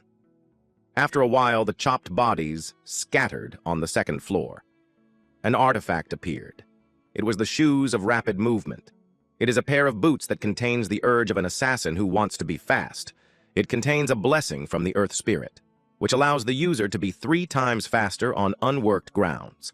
In all other situations, the user will gain speed 2 times faster than normal. Sang-hyun wore it while expressing that it came at the right time. Kobolds are more possessive than goblins, so they usually carry artifacts. The shoes fit him well. He was glad that it fit him perfectly. Though it was funny, he wished not to contract any athlete's foot, but with it, the raid should be much easier. And on top of that, Jung and Hyun were also able to hold their ground. They finished off the kobolds at the first level. Sang-hyun admitted that they are much better in fighting than he expected, which led him to think that the raid was going to be much easier than expected. With his 5 silver rank, 4 gold, and 1 platinum artifacts, all of it combined are worth more than 150 million. On top of that, defeating the kobold herd along the way filled his health back up. He liked the effects of his new title, Clever Hunter, which allows him to restore 1 stamina for every monster that he defeats. Suddenly, He stopped on his tracks. He felt a disgusting aura. He entered the Baipyeong Fisher Central Room, King's treasure. He was confused when he saw something sparkled in front of him. There was a mountain of treasure in front of him. He felt bad about saying it, but he thought of just grabbing everything and retiring after. He was blinded with the treasures that he could just forget about growth and goals and just do whatever he wants with those treasures. Unbeknownst to him, someone was lurking in the shadows. Someone fired a crossbow. It made the treasure scatter. Sang-yun evaded that sneak attack and immediately counterattacked. The kobold growled. Sang-yun expressed that he's getting tired of this same pattern. When he tried to slash it away, the kobold jumped. He didn't expect that it could dodge at that range. He sensed that it was like the kobold lured him in on purpose. This kobold is the final boss, the Emperor Kobold King. It let out a small laugh, and while it was falling, it aimed its crossbow at him. Sang-yun got alarmed. The crossbow was fired. Sang-yun was forced to use full charging to evade it. He realized how dangerous it was. If he didn't dodge it with full charging, it would have pierced straight through his body. He landed on the ground. He had just learned how cunning the bastard was. It grabbed an arrow from its back. Sang-yun finds it annoying. Hyun and Jung rushed to get inside. From the looks of it, they could tell that Sang-yun started already. They apologized for coming late. They were spooked when they saw the final monster. Due to the Kobold King's king gaze, status ailment overwhelm has occurred. They couldn't believe that boss. They couldn't move their body because of it. But our boy Sang-yun charged at it. He pointed out how it dared to look away while they're fighting. His skill recovery level 1 has been activated, and due to recovery, status ailment overwhelm has been cured. The kobold saw him coming. It used its crossbow to deflect this attack, but still, it was injured. Due to the Kobold King's skill resistance, Demon Bash didn't activate. Although Sang-yun created an opportunity through recovery, because of the stat difference, stun couldn't go through. Regardless, the overwhelm earlier was deactivated. He realized that if it causes that kind of response to 2 level 100 players, then it seems to be a lot stronger than the Goblin Lord he hunted before. He didn't understand it before. But this time, he'll definitely get his hands on it. He got hyped to attack. The Kobold King took out several arrows at once. That surprised him. The Kobold King used indiscriminate barrage and fired arrows on him. He was amused at that bastard. After that attack, the Kobold King stepped back and observed for a bit. Sang-yun could tell that it's smart, unlike the other monsters that he met so far, but the infinite arrows were crazy. It figured out that he should keep his distance from full charging, and it was trying to turn it into a war of attrition. He also knew that the bastard's overwhelm has a shorter cooldown than his recovery. And if the Kobold King noticed that, then Sang-yun's life was at risk without being able to do anything because of overwhelm. So he absolutely can't let it turn into a war of attrition. He thought that if he just had a way to deal with the damage from range, it would have been easier. But he thought of something, and found his answer. Jung asked Hyun if he's all right. Hyun replied yes, and expressed that he had never been afflicted with that kind of status condition before, so he was taken aback. They watched the fight in front of them. Jung commented that it's surprising how Sang-yun is holding his ground. It made them wonder if he has healing abilities. Hyun replied that it wasn't impossible for him to have 1 or 2 of them, but deep inside, he couldn't shake his anxiety. Then he saw it. The arrows are guiding Sang-yun deeper. He regretted not noticing earlier. Instantly, he informed Sang-yun that it was a trap. Meanwhile, Sang-yun was taunting the Kobold King if it was done shooting. He landed on the treasures and sank. The Kobold King grinned, and it aimed the crossbow at him and released an attack. Sang-yun saw it coming, but he couldn't move, so it hit him in his torso. Sang-yun was about to fall. It made the Kobold King grin, but it was surprised when Sang-yun called it a dumbass. He told it that it's not the only one with tricks. The system informed Sang-yun that due to the effect of sacrifice, the incoming attack was nullified, and his HP has been restored. He told the Kobold King that it should have noticed when he was taking his attacks without fighting back. Then, it was his turn. He used Psychedelic, and charges forward. He combined his skill with Knockback Burst. The Kobold King roared loudly. Hyun and Jung's jaw dropped when they saw that the gold coins were shot like shotgun shells. It made Jung wonder what kind of knockback was that. Hyug replied that it isn't what's important. He had seen countless players until then. But he never saw a player with combat sense that high before. The Kobold King bled, but it was still standing. Sang-yun approaches it. He called him a tenacious bastard. It made him grin as he got into position to fight. The Kobold King could sense his doom from that incoming attack. Its sword broke into pieces. Then Sang-yun targeted its head next. It roared loudly before its blood splurts everywhere. Then the system notified Sang-yun that he had defeated the Kobold King. The Kobold King's head fell on the ground. The system informed Sang-yun that he leveled up tremendously. He had also obtained a C-rank title, Before the Drink Goes Cold.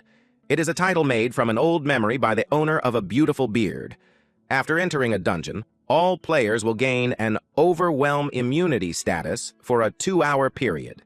The owner of a beautiful beard brags that in his prime, he used to cut down enemies before his drink went cold. Sang-yun expressed that it's his first time seeing a constellation title like that. And finally, he could get his hands on Overwhelm. The loots from the Kobold King are Talisman of Despair, a platinum artifact which brings Overwhelm. The screams of despair of the Ikatus Kobold tribe are sealed within. Enemies that are exposed to those screams will be consumed and lose any will to fight. There's also the Boots of Evasion, a gold artifact, wherein it gives a special effect called Back Step. Those boots specialize in quick evasion. They are built more for moving backwards, not forward. For opponents who are not careful, it may act as a good opportunity. Next was the Necklace of Searching, a gold artifact, which brings a special effect called Search. It is a necklace made specially for the Kobold King, who needed to determine if there were any nearby opposition forces. The necklace allows the user to mark any enemies located within 100-meter radius with a red mark. Sang-yun could already tell that those items are going to be useful. He decided to take it with him and eat them when he gets the chance, because currently those two are looking at him. They called out to him. He asked what was wrong. They ran to him while yelling that they needed to get out, because the rift had started to close. He sighed because that got him worried for a second, but it was natural that the rift would close once it had been cleared. He couldn't understand why those two were overreacting. But then, he realized it. He looked at the treasures in front of him and wondered what will happen to all of those. He couldn't leave those behind, so those two had to drag him out. At Bayupyeong Station, outside the rift, a silhouette of people coming out was seen. The crowd were glad to see them back, but they got confused because Sang-yun looked so sad. They wondered what was wrong. Sang-yun was confused when a mic was shoved on his face. It was Jong-min, and the filming crew was behind him. He told Sang-yun that he's the hero who saved the Bayupyeong Station and asked him for his message. Sang-yun just let out a nervous laugh. Meanwhile, at Player Town Building Basement, Rank 1 Training Room, a woman summoned 3 Rank B golems. She is a player from the Korea Player Association, and her name is Cho Lee-hyun. She is at level 120, a mage, summoner type, at rank B+. She had a mock battle with Terry. Terry watched the golems and swiftly chopped it up, making the rocks shatter. The golem was caught off guard. She was ready to charge again. She gripped her dagger and slashed the remaining golems. Those golems shattered into pieces and fell on the ground. Lee-hyun was surprised. For Terry, they were too slow. She accepted that it's the limit of a mock battle. She thanked her for everything. She wanted that mock battle so she wouldn't forget the sensation she felt that day. She wants to fight Sang-yun again, so she regrets not asking for his contact information. She would have gotten it had Miso not interrupted them. The news caught her attention. It was reported that the rift appeared, and a nearby player managed to clear the rift on his own, and they got to interview that player. She was surprised at what she saw. It was Sang-yun. The reporter commented that it was amazing how he manages to stay humble. Tairi was pleased since she never thought she'd see him that way again. Jong-min interviewed Sang-hyun on how his opponent was, since the Player Association estimated it to be level 150. He was underleveled compared to it, so they assumed it was difficult to defeat it on his own. He replied, that level is important to consider, but he doesn't believe that it's a deciding factor on who will win and lose. Tairi agrees with him, and based on how he responded, she could tell that he's well aware of his own capabilities. She noticed some maturity in him, as if he had gone through a lot as a player. It made her curious about who her master is. She knew of a possibility a combat lord constellation would approach him, or maybe Sang-yun had contracted a god, like her. The next day at Sang-yun's house, the artifacts were laid in front of him. He entered the gap of consciousness. With the obtained artifacts, he'll have the skills Overwhelm, Search, and Backstep. All of them are useful skills, and he thinks it's because of his luck stats. He was happy to keep growing just as he planned. Once the Age of Players began, most warriors had this kind of image attached to them. Strength is everything for warriors, and they weren't able to move away from that stereotype. With the appearance of new and stronger monsters, warriors who focused only on strength started walking down a path of self-destruction. When warriors start to lose hope, that's when it happens. The appearance of Sword Demon, Du Gyang-su, it changed the entire paradigm for monsters. He got rid of the armor in exchange for extra dexterity and supported his lack of defense with improved evasiveness. Rather than pure strength, he focused on skills that had high utility. In other words, he was able to do everything in any situation. He was considered an all-rounder warrior because he created that style. Although Sang-yun never followed that path since he was too stubborn, he vowed this time to be different. The artifacts were ready to be absorbed.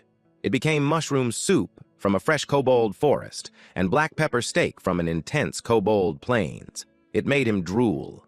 He thinks that it's something that the kobold king would have eaten. He thought it would prioritize efficiency, so he didn't expect it to know more about food. But he was puzzled when there were only 2 dishes. An ominous-looking dish then appeared. It was seasoned larva from a fresh kobold swamp. It made him take back what he said earlier. The next day, in front of Sang-yun's house, people had gathered. The media yelled at the guards that they received permission. Sang-yun watches them argue from his window. He was hoping to get some fresh air, but all of that made him nauseous. The bug dish was too much for him, so he decided to stay home and rest. He had no idea what to do then because he didn't have any plans. He decided to stay home and rest since he's still tired from yesterday. Suddenly, his phone rang. He answered it.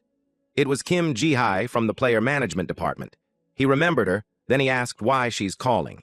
She replied that they wanted to give him a plaque for clearing the rift. First, he was called a hero, and now he's being given a plaque, and it was a bit too much for him, especially since compared to the danger that will threaten all players in the near future. He's aware that the rift that he had stopped was just the tip of the iceberg, and he knew he had a long way to go. He chose not to accept the offer. Ji-hae didn't expect that. She requested him to pick up his dungeon priority card from them instead. It was related to the Silent Ground dungeon. He asked if it was approved. Ji-hae informed him that it was. Thanks to his recent accomplishments, it wasn't too difficult getting approval from above. Silent Ground is a dungeon where all named monsters use silence against their enemies. Also, in his previous life, he had a colleague who kept looking at the picture of his younger sister. The blonde, long-haired man replied that he had a habit of looking at the picture when everything was over, because it has been 10 years since their sister left them. Taehyun inquired what was the last dungeon she went to clear. The man replied that it was the Silent Ground. Since his sister mostly relied on skills, it was over before she had a chance to do something. It would have been simple for someone who had stats like him, but not for his sister. He uttered that if only he could go back in the past. When Sang-yun remembered that, he got fired up. He had to do something in that dungeon, so he told Ji-hae to get it ready. A fancy car drove by. Sang-hyun was behind the wheel. He loved his modern car, though he still felt it was a bit crazy to own one. Ideally, he wanted to spend money only on artifacts. But last week, at Bupyeong Station during the Rift incident, he learned his lesson. People kept staring at him. He liked attention, but not that kind. Because of that, he swore never to take public transportation again. Suddenly, his phone rang. It was Kim Ji-hae from the Player Association. He answered, and Ji-hae asked if he would be joining the Silent Ground raid since it was the first day. He said he was already on his way. Ji-hae then told him that when he arrived, another staff member would guide him. That made Sang-hyun realize how fast time had passed. While checking his results so far, he noticed how focused he'd been on training. It had already been a week since he returned from the Rift. He was eager to test out his new skill. Then he noticed something unusual. There was traffic. At that hour, there shouldn't have been any. He had even planned his trip to avoid rush hour. His face soured when he realized it would take a while to clear up. He wondered if maybe another rift had appeared. Then his eyes widened. He saw a man being interviewed near a rift. As he looked closer, he realized that it was Do Gyung-soo. Dungeon number 21 appeared at the Yoido crossing. Fans on the roadside cheered loudly for Gyung-soo. The female reporter noted how popular he always was and asked how it felt to be loved by so many fans. With a calm, almost indifferent look, he simply said, "It was an honor." The reporter frowned at his half-hearted response. In her mind, popularity wasn't an excuse for laziness. She pressed further, asking about his raid strategy. He answered bluntly, "It was always the same. Cut down monsters. That was all." His reply caught her off guard, but strangely, she found it charming. His blunt honesty had its own appeal. The cameraman reminded her to stay focused. Then they noticed Sang-yoon peeking out from his car window. Some people in the crowd wondered if Sang-yoon had come to spy on Gyung-soo. He realized too late that he had been staring without thinking and ended up drawing attention. To make it worse, his face was already known. Someone in the crowd called it a special event, like a meeting between a god and a human. They even described Sang-yoon as a challenger to the throne of Ghostblade. A man leaned over and whispered to Gyung-soo, telling him that Sang-yoon was the player who had recently cleared a rift alone. He added that rumors said Sang-yoon used a sword style similar to Gyung-soo's. Gyung-soo smirked and said he already knew who he was. The reporter then turned to Sang-yoon, asking why he had come all the way there. They asked if he was challenging Gyung-soo. He quickly denied it. Then they noticed his car and questioned why he had changed it, even asking how much it cost. Sang-yoon felt uneasy. This wasn't the kind of attention he wanted, especially not from Gyung-soo. As he thought about how to handle the situation, he noticed Gyung-soo already staring at him and smiling. That smile threw him off. Was Gyung-soo looking down on him? The reporter pressed again, asking if this was a full challenge or just a one-time thing. Sang-hyun didn't understand what the grin meant, but to him it felt like luck to witness it firsthand. Seeing Gyung-soo like that made him realize how far he still had to go. Gyung-soo told the man beside him that it was time to leave. In his mind, he reflected that he had met many ambitious players, but Sang-hyun felt different. Sang-hyun also realized Gyung-soo wasn't looking at him with admiration, but as someone he needed to surpass. Gyung-soo remembered his name and looked forward to meeting him again. At dungeon number 66, codename Silent Ground. At last, Sang-hyun arrived at the dungeon. He thought about Gyung-soo's presence, how even while standing still, he showed no openings. It made him realize that the higher the target, the greater the thrill of chasing it. He felt fired up to catch up to him at full speed.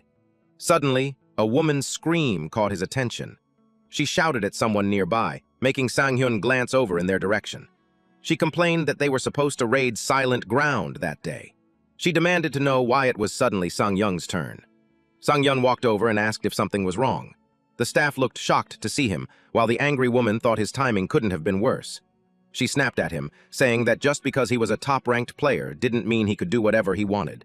She scolded him, saying that even among players, there should be some basic decency. Sang-hyun felt relieved to confirm that he hadn't gotten the date wrong. He had doubted his memory and worried he might have been mistaken, but then he remembered. This was the day his friend lost his younger sister at Silent Ground. And that furious woman was her. Still, he never imagined she'd be so outspoken. Her personality was nothing like her quiet brother's. Sang-hyun figured it must have been tough for his friend growing up with such a sibling. Even so, he knew he couldn't hold back now. He looked her straight in the eye and replied, "So?" He chose to come off strong. He told her that no matter how unfair she thought it was, she had no right to speak to him like that. He explained that he was here according to the schedule set by the association. So what exactly was the problem? With that, he turned and headed toward the dungeon. The woman shouted furiously for him to stop. Others had to hold her back as she struggled and screamed. She threatened him, saying she knew who he was, and told him to watch his back. Sang-hyun sighed, wishing he had just taken the day off instead of dealing with his headache. At the entrance to Silent Ground, he finally stepped inside. The stench of rot greeted him immediately, just as expected from a dungeon full of monsters. Suddenly, the ground cracked open beneath him. A hand shot out from where he was standing, followed by the rest of the monster's body. Its head was nothing but a wide, gaping mouth. Every monster in this dungeon was undead. It clutched his leg with both hands. A system message appeared. You have been inflicted with the status effect Silence by the ghoul's attack. Skills disabled for 0 seconds. He was stunned. Just a touch was enough to trigger Silence. Quickly, he drew the sword from his back and drove it through the monster. But more creatures immediately crawled out of the ground, rushing him all at once. Sang-hyun knew he couldn't afford to be hit, and he had to conserve his skills. That meant this battle would come down to fundamentals, and fundamentals were exactly what he trusted most, at the Korea Player Association's Scout Team 4 strategy meeting room. The next player under discussion was introduced. It was Shin Sang-hyun. Someone asked if this was the notorious rookie often compared to Gyung-soo. Another person reminded them that just a month ago, Sang-hyun had only been a porter before his abilities awakened. The large man at the table finally spoke. He already knew of Sang-hyun, Lee Jong, and Lee Hyun had praised him non-stop. This man was An Ik-hyun, the team leader of Scout Team 4. The man with glasses sitting to his left confirmed the information. He explained that Sang-hyun had recently gained public attention. Ik-hyun admitted that Sang-hyun's growth rate was unmatched among players, but he doubted if Sang-hyun should be considered truly special. Compared to names like Miso, Terry, and Gyung-soo, he wasn't convinced. The man with glasses, Shin Min-jae, the deputy team leader, agreed. He said that while Sang-hyun's solo handling of the recent rift deserved recognition, they couldn't accurately judge how dangerous the situation really was. Because of that, they should be cautious when assessing his achievements. He even suggested that Sang-hyun might just be skilled at manipulating the media. Someone immediately objected. Min-jae's temper flared. Everyone in the room grew tense. It was the 100th time Gahi had interrupted him. She always cut him off before he could finish his thoughts. Min-jae snapped and told her to be quiet, but Ik-hyun asked if she had something to add. She stood up, apologized for interrupting, and said yes. Gahi revealed that she had been tracking Sang-hyun personally. As Scout Team 4's strategy scout, she explained that she had been collecting data on him over the past few days. Though it would take time to go through everything, she insisted it was worth it. According to her, this was the only way they would understand that Sang-hyun was no ordinary player. She pulled up a chart of a typical player's growth curve, setting the level cap at 50, assuming that's where Sang-hyun had reached. Then she switched the screen to show Sang-hyun's growth data. Normally, a level 50 player's graph was low, with only 2 projected skills and no projected titles. Sang-hyun's graph, however, reached the top, 11 projected skills and 7 projected titles. The others were stunned. They said it was impossible. Min-jae challenged her, asking if she had lost her ability to evaluate players objectively. He reminded her not to forget her role as a scout. The others admitted that the number of skills might be believable, but the number of titles was hard to accept. At that rate, she was suggesting Sang-hyun match the growth of the sword demon, Do Gyung-soo. Gahi firmly replied that her conclusion came from objective data. There was no denying it. She added that she had spoken with all of Sang-hyun's former dungeon teammates and asked if he had shown any unusual traits. One of them, Dae-kyung, admitted that 2 things stood out as odd. Gahi told him to focus on Sang-hyun's skills, battle sense, and presence in combat. Dae-kyung replied that Sang-hyun's skills were extraordinary. He had never seen anyone use stun like that before. Still, he admitted that if that was all, it wouldn't be enough to call him truly special. He stated the reason why he's special was Sang-hyun's natural combat sense. Gahi then asked for their opinions on Sang-hyun's combat instincts. Jo-hee and Tae-sok both responded passionately, saying his basic training was on another level. Gahi pressed further, asking if they meant he was simply impressive compared to players of similar rank. Jo-hee shook her head. If that were the case, she said, they wouldn't even be here talking about him. Tae-sok agreed. Though it was difficult to put into words, he explained that Sang-hyun stood out because of how well-trained he seemed. To him, it was as if Sang-hyun fought like a seasoned combat veteran with years of real battlefield experience. Gahi asked him to explain in detail. Tae-sok said it felt like Sang-hyun already knew what was going to happen. His ability to predict his opponent's next move was uncanny. Meanwhile, inside the dungeon, Sang-hyun was locked in battle with several undead. Back in the meeting, Tae-sok admitted that most players, no matter how good, reveal small weaknesses in their movements. Gahi nodded in agreement. Unless someone had years of experience, openings were bound to show. But Tae-sok insisted Sang-hyun was different. His body seemed to move on its own, reacting instinctively before his mind could even decide. At that same moment, Sang-hyun dodged the snapping jaws of an undead with flawless timing. Gahi summed up Tae-sok's explanation. Sang-hyun had an incredibly sharp sense for combat. Tae-sok confirmed it, saying it was the perfect description. No matter the situation he was caught in, Sang-hyun always had a solution ready. Right then, Sang-hyun closed the distance to an undead and cut it down with a skillful strike. Back in the meeting room, Gahi concluded that what set Sang-hyun apart was an instinct close to foresight. She added that his battle sense rivaled most A+ ranked players. If that ability was factored into their analysis, she argued, Sang-hyun had the qualifications to be considered an S-rank player. Meanwhile, in the dungeon, Sang-hyun let out a heavy sigh. He muttered in frustration, "There were just too many damn monsters." Back in the meeting room, Min-jae was in disbelief. He pressed Gahi, asking if she truly understood what it meant for someone to be considered S-rank. Gahi calmly replied that she did. Min-jae then pushed further. Was she really suggesting that Sang-hyun somehow predicted rifts would open and earn titles through that? He scoffed and sarcastically added that she might as well claim Sang-hyun had gone back in time and regressed. That caught her attention. She admitted it was an interesting theory, which only made Min-jae angrier. Ik-hyun finally told them both to be quiet. He acknowledged Gahi's point, that Sang-hyun wasn't just an ordinary player. He then assigned her to continue watching him closely. Min-jae tried to object, but Ik-hyun made it clear that Gahi would handle this alone. Gahi happily agreed, saying she could do her best. Meanwhile, inside the dungeon, Sang-hyun looked sickened by the stench. He already hated the smell of monster blood, but the foul odor of ghouls was even worse. To make things worse, they appeared out of nowhere and didn't even drop artifacts. Then he remembered something, a certain skill. His eyes glowed as he smirked, muttering that he should have used it from the start. It was his detection spell. By activating the Eyes of Detection, he could mark all monsters within a 100-meter radius, with a maximum range of 500 meters. Any that left the zone would still remain marked. He cast it, and was shocked to find that so many monsters still remained. He thought he had already cleared most of them. For a moment he considered just skipping some. Then he spotted something small, a flying insect. He wondered if even a fly could count as a monster. But since it was marked, the answer was yes. Then it suddenly exploded. A suicide fly. He managed to react just in time, escaping with only minor burns. If he hadn't, he might have lost a hand. He knew then, if suicide flies were around, there had to be magician-type monsters nearby. Soon, more flies swarmed him from all directions, exploding at once under the control of several magician monsters.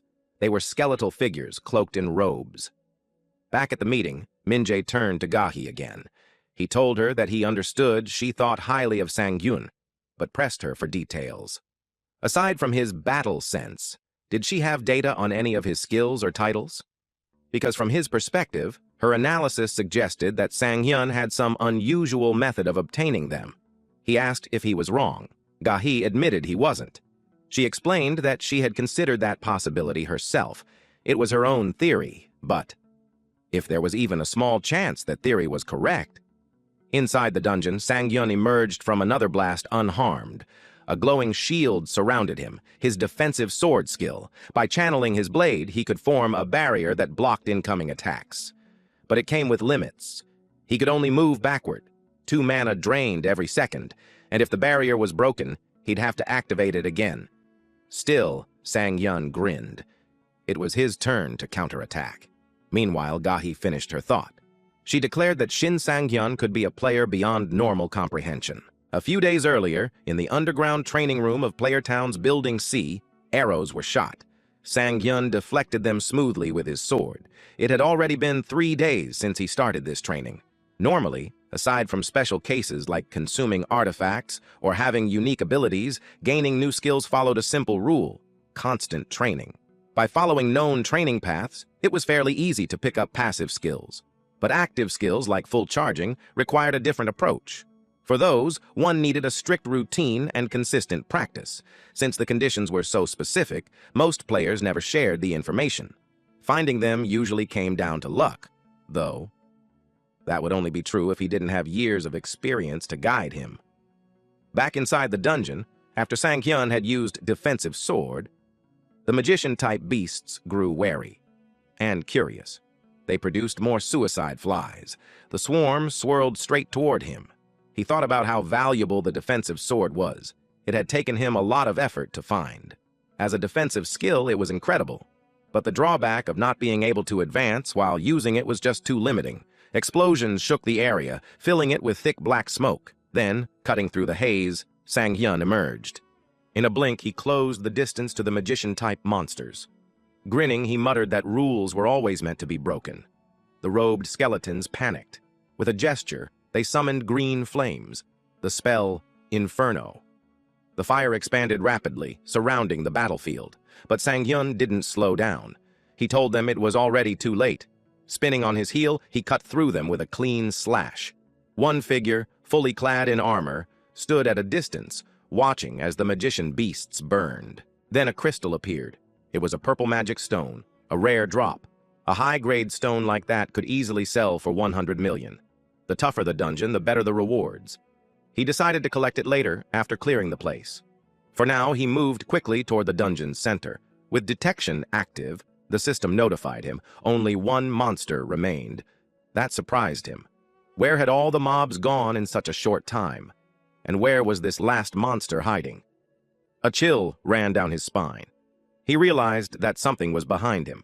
It was too late to react properly. He couldn't even tell from which direction it would strike. He had no choice but to take a gamble. He jumped, praying his decision was right. The ground beneath him shattered. He hadn't expected that. Now he understood why the other monsters had disappeared. They hadn't been defeated. They had fled. Because of this thing right here, a monster that didn't care if it was facing friend or foe, it just kills everything. The Death Knight. It swung at him while he was still in midair. He wondered why it was there instead of guarding the dungeon's center. Just standing before it, Sang-hyun felt the truth. This was the monster that had killed his friend's sister, the middle boss, the Death Knight of penance and rage. He clenched his teeth, determined not to let history repeat itself. Summoning every ounce of strength, he raised his blade and blocked its strike. The clash nearly overwhelmed him. The Death Knight's strikes were unbearably heavy. Each blow forced Sang-hyun backward. Unlike ordinary undead, the Death Knight was exactly what its name implied. A knight born from death itself. To be precise, it was a monster created when the soul of a fallen knight was bound to an undying body. Its main ability, Swamp of Silence, was always active. Anyone who touched the aura beneath its feet would immediately be silenced. Because of this, the association once judged that dungeons like Silent Ground would be much easier if cleared by parties with ranged fighters. Using the ghouls in the dungeon as a reference point, they estimated Silent Ground's difficulty to be around level 120. That, however, was the association's greatest mistake. The Death Knight's true threat wasn't the swamp. It was the knight's soul itself. When the soul of a highly trained knight merged into its body, the danger level of a Death Knight skyrocketed. After this truth came to light, Silent Ground's difficulty rating was reevaluated. The Death Knight that ruled within it was later ranked between A+ and S. The Death Knight slammed him into the ground. Sang-hyun coughed blood, his chest burning. For the first time, he felt he might actually die here. A faint blue glow spread across his body. He gritted his teeth, furious. Every time he brushed against death, his old habits resurfaced. In danger, his first instinct was always self-doubt, and he knew, if that continued, he would never change. He then called out the Death Knight's attention. He glared at the looming figure, taunting it to come at him with everything it had. The Death Knight didn't move, but its expression twisted, clearly enraged. The Death Knight was surprised when Sang-hyun moved sideways. Then it chased him. It was all according to Sang-hyun's plan. He knew it would be stupid to fight it with the health points he has left. So he needed a way to recover his health points somehow. The system notified him of the number of monsters detected. There were 17 at first, but it kept increasing. Just as he expected, while the Death Knight was away, they moved toward the center to avoid the fight. He saw a door ahead of him, and he went through it. On the other side of that door were the monsters. It saw him and shrieked loudly. He targeted them and split their bodies in half by continuously attacking them, while the Death Knight was behind him. He activated the skill, Clever Hunter, a C-rank title which enables him to restore 1 stamina whenever he defeats a monster of a smaller or larger size. He was happy with that. Eventually, he recovered 35 health points due to the effects of Clever Hunter. Also, he's much faster thanks to the artifact that he got in the last rift, making it much easier to lose to whoever's chasing him. He decided to continue recovering his HP that way. He slashed the monsters in front of him as he made his way to the deepest part of the dungeon while being chased by the Death Knight. He passed through another door and reached the deepest part of the Silent Ground. He was surprised to see what was ahead of him. There was a mob of monsters. He didn't expect there to be so many left, but he liked it since it will help him completely recover his HP. He had the plan on his mind. But he was caught off guard when the Death Knight attacked him. The shock made him curse out loud. Then he saw the Death Knight slashed all the monsters in just one strike. He cursed at it again, but then he realized that the attack wasn't meant for him. He saw it made a fountain of blood from chopping off the bodies of the monsters. Then it looked at him. He realized that the Death Knight learned that he's recovering his HP, so it killed all its allies. It attacked him. Our MC attempted to strike back by using his knockback burst. He didn't mind that the Death Knight killed the monsters, since he also had recovered enough and he found an opening to attack. But to his surprise, it didn't work. It was because he was in the range of the Death Knight's Swamp of Silence, where all skills had been nullified. At this point, Sang-hyun knew he messed up. The Death Knight found its chance to attack. It blasted him towards the wall and made him cough blood. He realized that he made a stupid mistake, especially when he already took a mental note to be wary of that. All the health points that he recovered were gone. He would have died if he hadn't blocked using his great sword. It was evident in his eyes that he's losing hope. He thought of his dead colleagues, and it reminded him not to give up yet. Not when their deaths fueled him. He recalled his friend asking for a favor. He wished to be buried next to his younger sister. That time, he encouraged his friend not to give up since Breakdown was almost over, and the rescue team will soon be there. Sang-hyun encouraged him to stay awake. But unfortunately, his friend was gone. Sang-hyun was in deep sorrow, which he expressed by screaming out loud. At the present moment, the Death Knight just stood there, waiting for the smoke to be cleared up. Sang-hyun expressed that it was all wrong, that it was all his fault for trying to manage his endurance until the final boss round. He admitted that he was wrong and he's not going to repeat his mistakes. He claimed that the fight will be over. He unleashed dark energy from his body. It was the sign that he activated his skill, Psychedelic. He didn't want to give up there, and it wasn't because he's tied down by his goals or the past. He approaches the Death Knight. They moved so quickly. Sang-hyun was fueled by the things that he wanted to protect. Their swords clashed repeatedly. He could feel that just a light scratch was enough to rip away his palm's skin. He won't be able to defeat it in a pure battle of strength. But he realized something. He finally found out what it was that he was better than with the Death Knight. He evaded a powerful attack from it. The Death Knight was surprised that he was gone, and he appeared behind it. The Death Knight sensed him. Sang-hyun lectured it that its attack meant nothing if he couldn't land it, and then his sword landed on the Death Knight's armor and triggered a critical hit. Critical hit rates were affected by the player's luck stat. The current critical range was 120% to 600%. He blasted it away as the critical hit range reached 600%. The Death Knight received continuous damage. Then, it crashed on the ground. Sang-hyun clicked his tongue. Then he told the Death Knight to stop being dramatic and get up. He knew that the fight wouldn't end that easily. The Death Knight's helmet broke, and it revealed its skull covered in fiery blue flame. It used its last life's flames as sacrifice, and all physical stats had been increased. Sang-hyun waited for its next move. He's aware that all Death Knights had different skill levels, but there was one similarity among them all, and it happens when their health points were below 10%. It was about to self-destruct in 10 seconds. It was the start of the common pattern of death game of tag. The Death Knight emitted a surge of energy. With the level he was at the moment, he knew he'll die by the first attack it does. Trying to kill it was basically suicide. In that situation, he's absolutely a prey, but he won't just let himself get eaten. A prey still has its role to fulfill. 10 seconds from that, the Death Knight approaches him. It tried to claw him, but he was able to evade it. His plan was to run as much as he could. The Death Knight's attack shattered the ground. Fortunately, he was able to sidestep, but the impact still overwhelmed him. He grits his teeth and puts all his strength into running. The Death Knight turned around and chased him. There were 9 seconds left. He saw the Death Knight gathering energy on its left hand. Sang-hyun had an idea what it was doing. It extended its hand to the direction of its sword. It pulled the sword into him. The sword traveled fast back to its hand. As the timer turned to 8 seconds, Sang-hyun decided to interfere. He threw his sword to blast the Death Knight's sword away. The countdown continued. The Death Knight made a growling sound. It was so pissed. It screamed loudly as it chased after Sang-hyun. 6 seconds left, and Sang-hyun realized that he had so much time left. but his body was going into overdrive and he could feel his lungs being crushed. But he prayed to make it. He just needs a bit more time. He forced his body to hold on. The Death Knight unleashed another powerful attack. Sang-hyun lost his balance because of the attack. At this point, only 5 seconds left. His body was scraped on the floor. He was alarmed when the Death Knight closed the gap between them. The system warned him that he's in the range of Death Knight's Swamp of Silence.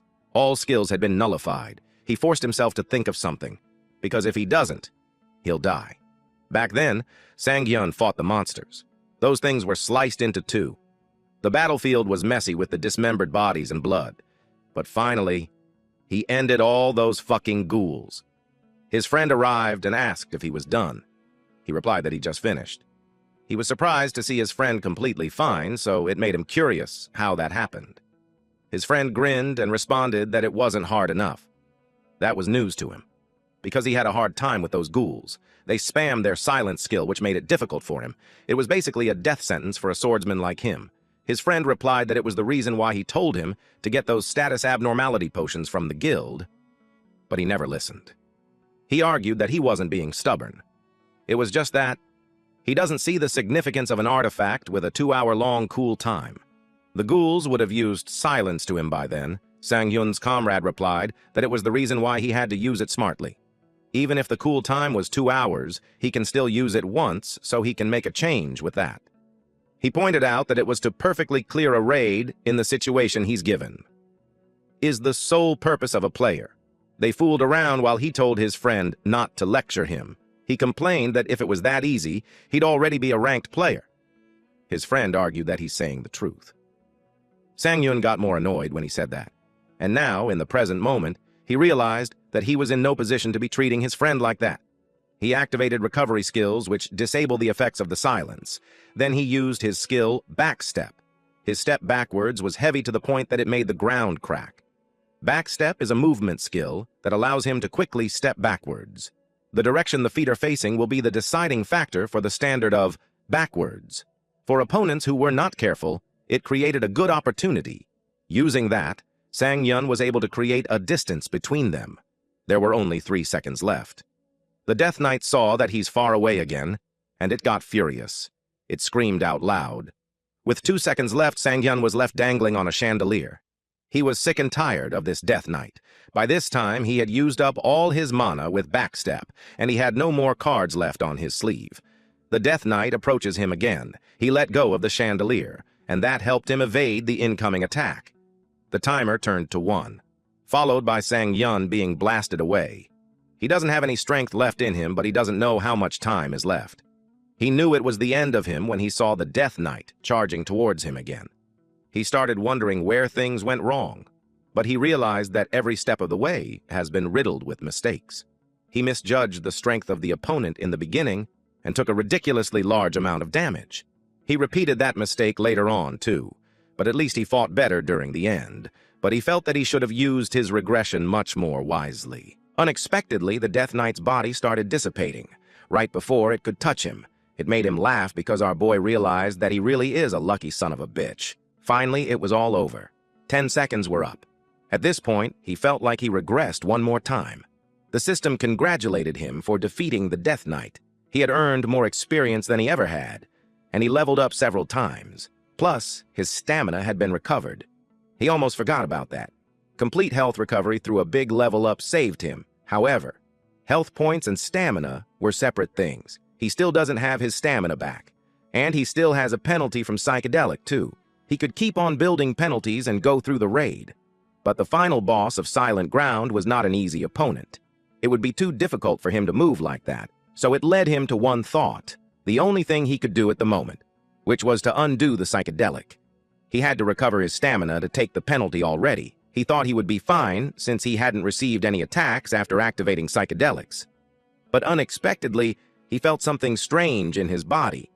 Then it was followed by pain, an excruciating pain. Psychedelic has been undone, which renders him severely exhausted because of the built-up damage. He screamed out loud. The system warned him that the build-up damage was the above permitted limit. The intensity of the exhaustion would become worse, and if the state was prolonged, it could lead to death. He wished he was informed of that ahead of time. He was in a bad situation since he's also losing his consciousness. Meanwhile, at the entrance of the silent ground, the staff could tell something was off. The analysis showed that Sang-hyun should be out already. The sister of Sang-hyun's friend, along with her team, were in front of the gate worried that something happened there. One of them thought of making a report, but the younger sister of his friend refused that idea because Sang-hyun insisted on going there so he's accountable. But she's evidently worried. She complained that it was annoying. It made her wonder what he's still doing there. Meanwhile, Sang-hyun passed out. And that's it for this manhwa. The author will be taking a 4-month break, and then it will have new chapters again. These waifus will be back for our MC.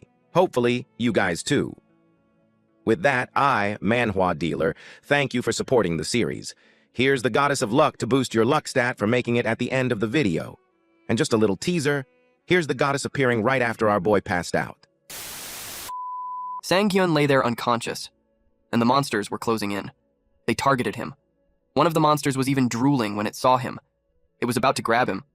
But the Goddess of Luck had declared that she would not forgive anyone who tried to harm her player. This scared the monsters away. The Goddess of Luck told him to stop being a crybaby and get up already. She slapped him hard. Then she scolded him, asking if this was all he had. But there was no response, so she looked around and noticed something. This made her grin. She dragged his body near the wall and lay there as well. She even fell asleep. Eventually, Sang-hyun woke up. He jolted awake and panicked, wondering how long he had been unconscious. He couldn't believe he had passed out inside the dungeon. When he tried to stand, his whole body felt sore. He cursed when he realized he hadn't known the after effects of psychedelic would be this bad. But against an opponent like that, he had no choice. He realized he had to be careful from then on. Luckily, it seemed like the ghouls hadn't chased him, but he wondered if that even made sense. Those things were suckers for corpses. And then he saw something lying beside him. He couldn't believe it. Seeing the goddess sound asleep from exhaustion, he could tell she had saved him. He had no idea what happened while he was out, but he trusted that the goddess would tell him once she woke up. In the meantime, he had to do what he could. A ring had appeared. He approached it. He was disappointed that it was the only artifact. The item was called the Silent Ring. It was a platinum-grade support-type ring artifact. Its special effect was mana circulation. Just by wearing the ring, his mana recovery speed increased by 4 times. However, this only worked inside the dungeon on nights when the moon was visible. During the day, his mana recovery would instead decrease by 2 times. No matter how strange it sounded, this ring, crafted by a vengeful spirit starving for mana, possessed an incredible ability to gather mana. This made him furious. He had worked so hard only to get a reward like this, and it wasn't even silence. He complained that it probably wasn't given to him because the Death Knight wasn't the final boss. But then he realized something. Earlier, he had defeated the Death Knight and earned more experience than ever before. Before he passed out, a status window he had never seen before appeared, so he decided to check it. His player information appeared before him. His name was Jin Sang-hyun, and he was level 83. His title was Clever Hunter along with 8 others. His constellation was the Goddess of Luck, and his exclusive skill was Devour Artifacts. He had consumed 29 artifacts. His health points were 2,038, his mana points were 247, and his experience points were 1,738. His stats showed 250 strength, 109 stamina, 83 dexterity, 71 mana, 229 luck, 33 evasion, and 65 defense. He also had 25 available stat points. He was shocked that his level had already reached 83. His jaw dropped. He seriously couldn't believe it. Especially because the last time he defeated the Kobold King, he only reached level 58. But now, just by taking down the Death Knight, he had gained over 20 levels. He wondered if he received an insane amount of experience in exchange for not getting many artifacts. Just as he expected, his growth was becoming exponential. And if he kept this up, he could become a top-ranked hunter in no time. Our boy laughed so hard that he started coughing blood. Of course, it woke the goddess up. He was bleeding badly. Later, they set up a bonfire and relaxed around it. He hadn't sat around a campfire in a long time. It had been ages since he was able to relax like this inside a dungeon, even if it was only a short break to recover his stamina. But he noticed that the goddess was relaxing a little too much. The goddess of luck told him that if he couldn't enjoy the little things in life, then luck would never come to him either. He let out a quiet chuckle. He admitted that in the past, he had tried to live like that too. But things were different now. He was determined to grasp fate with his own 2 hands. The system notified him that mana synchronization with the Silent Ring had begun. The preparations to absorb the silent ring were complete. Bone marrow garnished with quiet greens of the forest was served before him. He was shocked to see bone marrow and said he never thought he would get to eat something that rare. Even in his past life, he had only seen food like that on YouTube, and he always wondered what it tasted like. In the videos, people would scoop it out with a spoon before eating it. Now it was finally his turn to take a bite. The system notified him that the silent ring had been absorbed. He looked satisfied as he said that eating meat in front of a campfire felt like a dream. The goddess of luck wondered who was actually the one relaxing too much and looked completely dumbfounded. She became curious about how he ended up obtaining that ability. Abilities free from growth restrictions were extremely rare. He didn't know that. He explained that when players awakened, each one received an innate ability. At least, that was what he knew. The goddess of luck admitted that she didn't know much about players' individual traits.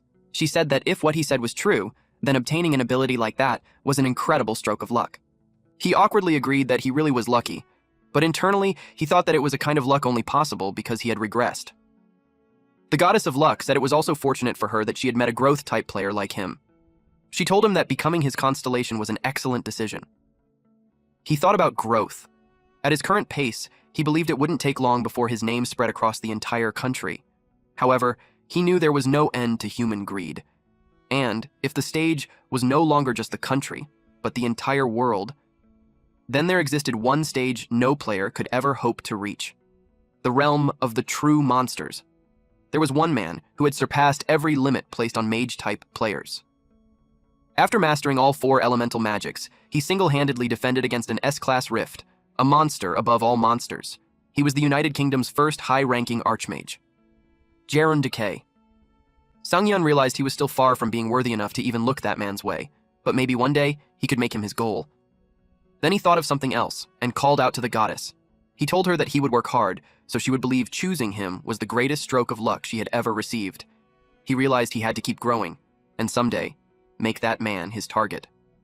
The goddess was shocked by his words, but it made her smile. Suddenly, a massive figure loomed over him. The goddess returned to her true size and hugged him tightly. She knew she had a good eye for people, and that made her happy. She told him that what he said was admirable, and that she was proud of him. From that moment on, the goddess of luck resolved herself to support him with everything she had. She declared that their fates were now tied together, and that her trust in player Shin Sang-yun had deepened even further. He panicked as she squeezed him and complained that it hurt and that all his muscles were aching. But thanks to the goddess of luck hugging him with all her strength, his stamina was fully restored. He was dumbfounded that even his muscle pain had disappeared. Meanwhile, in an eerie place guarded by a grim reaper. It was the final boss room of the Silent Grounds, the audience chamber of silence. Sitting upon the throne was the final boss himself. The weary king, Archlich. He spoke. Tandem huc per ventrum est. Then he switched languages after realizing that no matter how many times he repeated it, the other person still couldn't understand him. He acknowledged the intruder for doing well to reach this place. He wondered if this person could finally ease his boredom. The person looked confused and asked if he was seriously like this all the time. It was Sangyun. He asked how the Archlich could just let them camp right outside his front door. But thanks to that, he managed to fully recover. He drew his sword and told the final boss that he would make it quick so he wouldn't have time to get bored. After that, he would finally leave that boring place behind. Moments later, the Archlich rained beams of magic down on Sangyun. It laughed and said that watching him scurry around like a rat had been incredibly entertaining. Then it declared that it would see how long he could keep running his mouth. Another powerful beam shot toward him. Sangyun realized that the subspace skill was extremely dangerous. Weapons kept flying at him from every direction, and even while using defensive sword, properly blocking everything was becoming difficult. He couldn't even tell how many more attacks he could withstand. At this point, he was starting to wonder if those monsters ever ran out of mana. On the other hand, he knew that he definitely would if he kept using his skills like this. He had already activated his skills 4 times in a row. As he thought about it, he suddenly noticed the pattern behind the skill usage. It almost felt like the enemy was intentionally trying to bait him into draining all of his mana. The Archlich then declared that it was time to end the show. It called him Vermin. The Archlich began to transform. More bones emerged from its body, while dark cloth slowly wrapped around them. It declared that the end had come, and told Sangyun not to be too afraid. Sangyun told the skeleton to relax. He confidently declared that he would end the fight in the blink of an eye, though he mockingly added that the Archlich didn't even have eyes anyway. The Archlick was an undead monster capable of casting high-level magic and was classified as a high-rank mage. Compared to the Death Knight he had faced earlier, it normally wasn't nearly as dangerous. However, in its transformed state, it might actually have become the harder opponent. The reason was simple. Normally, most mages used both hands to cast a single spell. Trying to cast with only one hand made spells weaker and less accurate. Which was why the Archlick chose an incredibly simple solution. It abused its undead body and forcibly increased the number of its arms so it could cast more spells at once. Sangyun was certain that a perfect triple cast was impossible. Even so, being able to fire 3 spells in rapid succession was still a simple but terrifyingly powerful tactic, but he already knew what he had to do. He had to take the Archlich down before it could fully make use of that ability.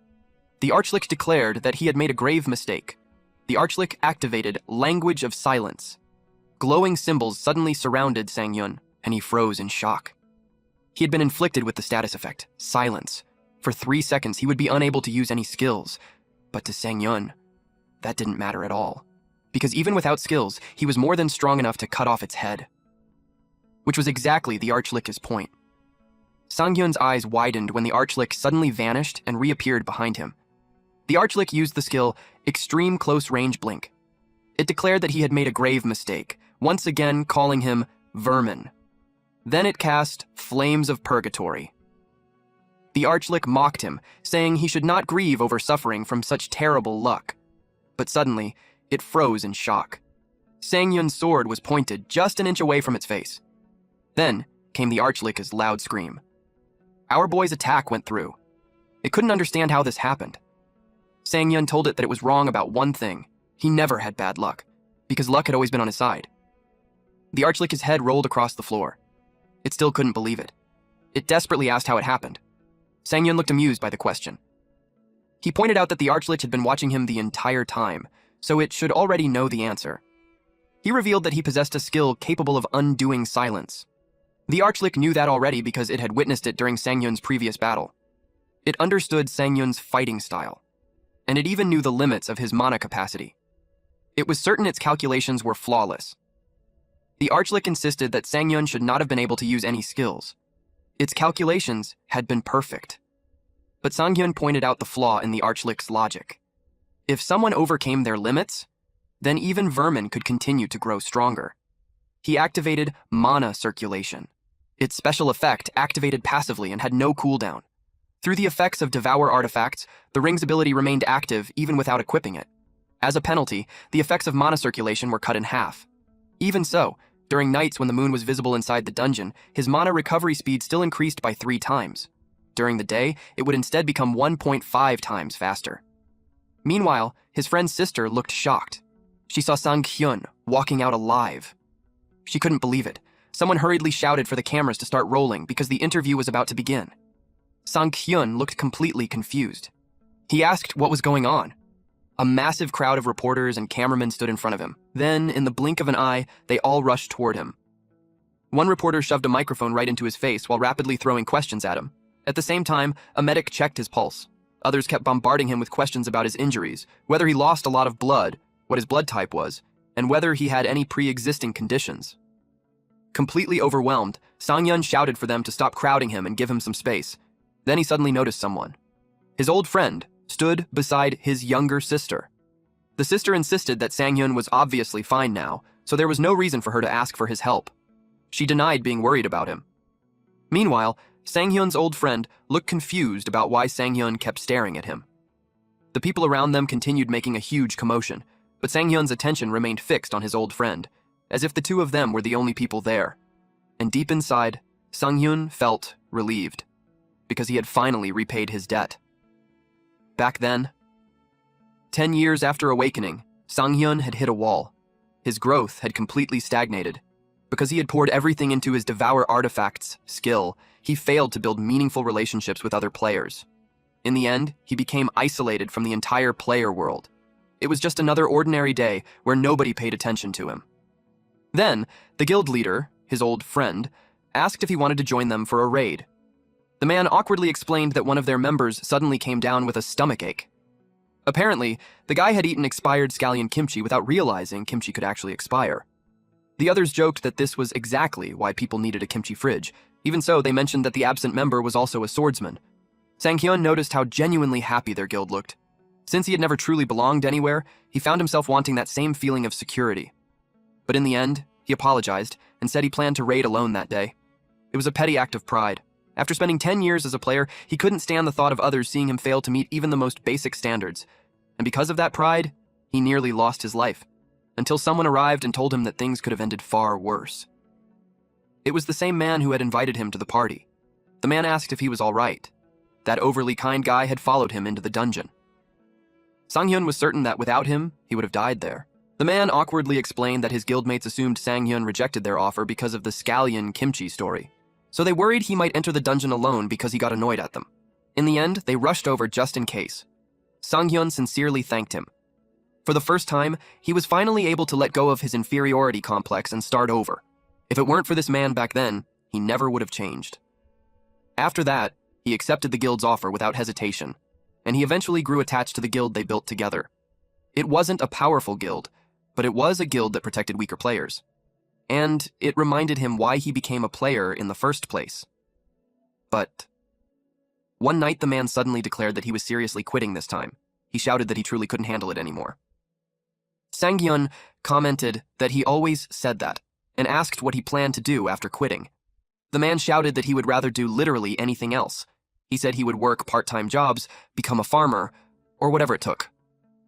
Then, he revealed the truth. He was terrified, facing death again and again, watching people die right in front of him. It had become too much for him to bear. He asked Sang-hyun if he had ever explained why he created the guild in the first place. It was because his younger sister had run away from home. That was why he decided to help players in danger, and that was how he had lived his life ever since. However, he recently heard that another guild member who ended up in the ICU had quit just the day before. Despite receiving so much help from him, Sang-hyun admitted that he still wasn't strong enough to help when it truly mattered. He wanted to tell the man to just quit. But the guild had already grown too large. There was no way the man could abandon all the members whose livelihoods depended on him. Sang-hyun couldn't bring himself to say anything. Back in the present. Sang-hyun approached him and pressed a fist against his chest. But now, he finally had the chance to say those words himself. He told the man to never think about forming a guild. He warned him that it would only make his life miserable. The man stared at him in complete shock. Then he awkwardly apologized and admitted that he didn't remember ever meeting him before. Meanwhile, his younger sister shouted angrily at Sang-hyun.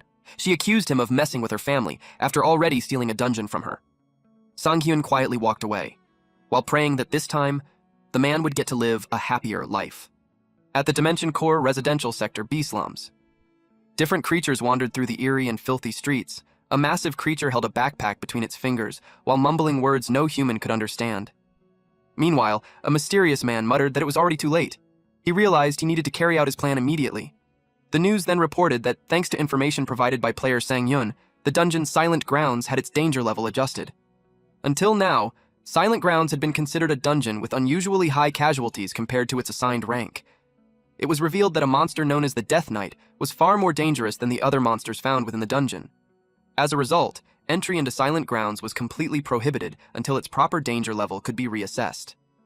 The report added that the association's careless administrative policies had led to countless unnecessary deaths. After hearing the broadcast, Sang-hyun quietly remarked that it was good. He was certain that the tragedy from the past would no longer happen again. He wondered if, after regressing, he had finally managed to save someone for the first time. He realized he had gained a lot from entering Silent Grounds. And it was not just artifacts and titles. He had also obtained information about the late bloomer model student. On top of that, he received several incredible items. One of them was the Dimensional Bag. It was a platinum artifact and a support-type accessory. Its special effect was subspace. According to the description, a mage's failed experiment had accidentally opened a dimensional gate. Yet the only thing left behind was a bag connected to an infinitely vast subspace. Through this bag, the user could break free from the limits of physical reality itself. He could store and retrieve items freely without worrying about their weight or size. The next item was the Lich Ring. It was a gold artifact and a support-type accessory. Its special effect, Silence, consumed 25 mana. It was a ring favored by the Archlich, and it was required to cast the Swamp of Silence spell. The silent energy contained within the ring threatened to swallow all light and warmth in the world. Lastly, there was the telekinesis necklace. It was also a gold artifact and a support-type accessory. Its special effect, telekinesis, allowed the user to move objects with the power of their mind. Through the necklace, he could summon any designated item using telekinesis. However, items weighing over 200 kilograms could not be summoned through the skill. In addition, the heavier the designated target was, the longer the summoning process would take. Sang-hyun was completely stunned. The rewards were simply insane. He already knew silence would appear, but he never expected to obtain both subspace and telekinesis as well. Those two skills alone would massively increase his flexibility in combat. Depending on how he used them, he might even reach an entirely different level. In his previous life, he had never once heard of anyone obtaining abilities like these. He wondered if he was finally going to earn the title of the First. The goddess of luck complained that despite all the blessings she had given him, he still had not properly thanked her even once. Sang-hyun quickly admitted that he was extremely grateful to the goddess. But the goddess of luck insisted that he should express his gratitude more sincerely. At that moment, the three artifacts suddenly began undergoing mana synchronization. Then bizarre foods started appearing one after another, like purple soul macarons, whispers of the void meringue, and the legendary millefeuille of infinite layers. He stared at the dishes in confusion. He questioned what was going on with the names of the food this time. Then, he cursed the archlich and wondered what kind of things it had been eating all this time. He decided to try the millefeuille of infinite layers first. The taste completely caught him off guard. He was shocked to discover that, just like its name suggested, it truly had infinite layers. It felt as though there was no end to the layers of millefeuille melting inside his mouth, and the endless waves of flavor overwhelmed his senses. To him, it tasted like a dream. He suddenly felt guilty for looking down on desserts his entire life. From the bottom of his heart, he sincerely apologized to every dessert he had ever underestimated. At that moment, he began absorbing the three artifacts. Eventually, the absorption process was completed. Sang-hyun admitted that although the archlich never seemed to shut up, it honestly had not been that bad after all. He even acknowledged that the archlich actually had pretty good taste. Looking at the screens in front of him, he realized he now had to make a decision. He was given the option to bind either silence or telekinesis. The moment he selected Great Sword of Fighting Spirit as the left side choice, the system automatically identified the right side option as telekinesis. He did not even need to think twice about that one. To him, the real problem was silence. Unlike stun or freezing, it did not have a lasting effect. Because of that, he doubted binding it to full charging or knockback burst would create much impact. He also knew he needed to consider the skill delay as well. Since he still did not know the risks involved, he decided this was the safest choice for now. In the end, he chose to bind silence to basic attack. An additional requirement immediately appeared, stating that certain conditions had to be fulfilled in order to bind the absorbed effect silence to basic attack. He stared at the message in surprise. The system explained that by consuming 1 mana with every basic attack, he would be able to apply the effect of silence. Then it asked if he wished to proceed. Sang-hyun quickly realized that spending 1 mana per basic attack was actually an absurdly dangerous effect. That basically meant he could continuously apply silence to every attack as long as he kept spending mana. He then remembered the mana-related title he had obtained earlier after defeating that enemy. The title was called End of a Twisted Desire. It was a B-rank title. The description stated that one mage's failed research had led to a slow descent into the powers of darkness. However, even within a fate twisted by darkness, the mage's pure passion had remained intact. As a result, Sang-hyun inherited the mana the archlich had regretfully left behind before death. The title's effect granted plus 150 mana. He realized that if he combined this with mana circulation, he would be able to maintain a constant reserve of mana. However, if he ever became surrounded by large numbers of weaker monsters, the effect could easily turn into a dangerous liability instead. Sang-hyun quietly wondered what he should do next. After thinking deeply, he slowly grinned. He decided that sometimes people simply had to take risks. He knew he could never continue growing if he stayed inside his comfort zone forever. In the end, silence was successfully bound to basic attack. From that point onward, whenever basic attack activated, the effect of silence would also be applied depending on the target's resistance. Suddenly, a portal opened behind them. The surrounding energy instantly turned cold and bleak. Sang-hyun immediately asked the goddess of luck if she had summoned another constellation. He muttered that he would honestly feel bad if he ended up rejecting another one again. But the goddess of luck looked genuinely confused, insisting she had nothing to do with what was happening. 3 new constellations suddenly appeared before him. The great conqueror of the Mongols declared that Sangyun had left a deep impression on him with his fierce and manly brutality. Meanwhile, Sun Qin stated that a rough diamond like Sangyun deserved a supporter capable of providing proper rewards and guidance. The goddess of luck immediately exploded in frustration, complaining about other constellations showing up even though they clearly knew she was already here. She demanded that they all leave immediately. However, a completely new goddess suddenly appeared and calmly declared that no player should ever be monopolized by a single constellation. The goddess of luck stared at the newcomer in total disbelief. The new goddess casually told the great conqueror of the Mongols to move aside. The conqueror simply laughed before obediently stepping away for her. Sangyun looked at the newly arrived goddess and felt like he could already guess who she was just from her appearance alone. He wondered if her alias really matched her personality that perfectly. The new goddess smiled. Then she said she had been carefully watching his courageous spirit this entire time.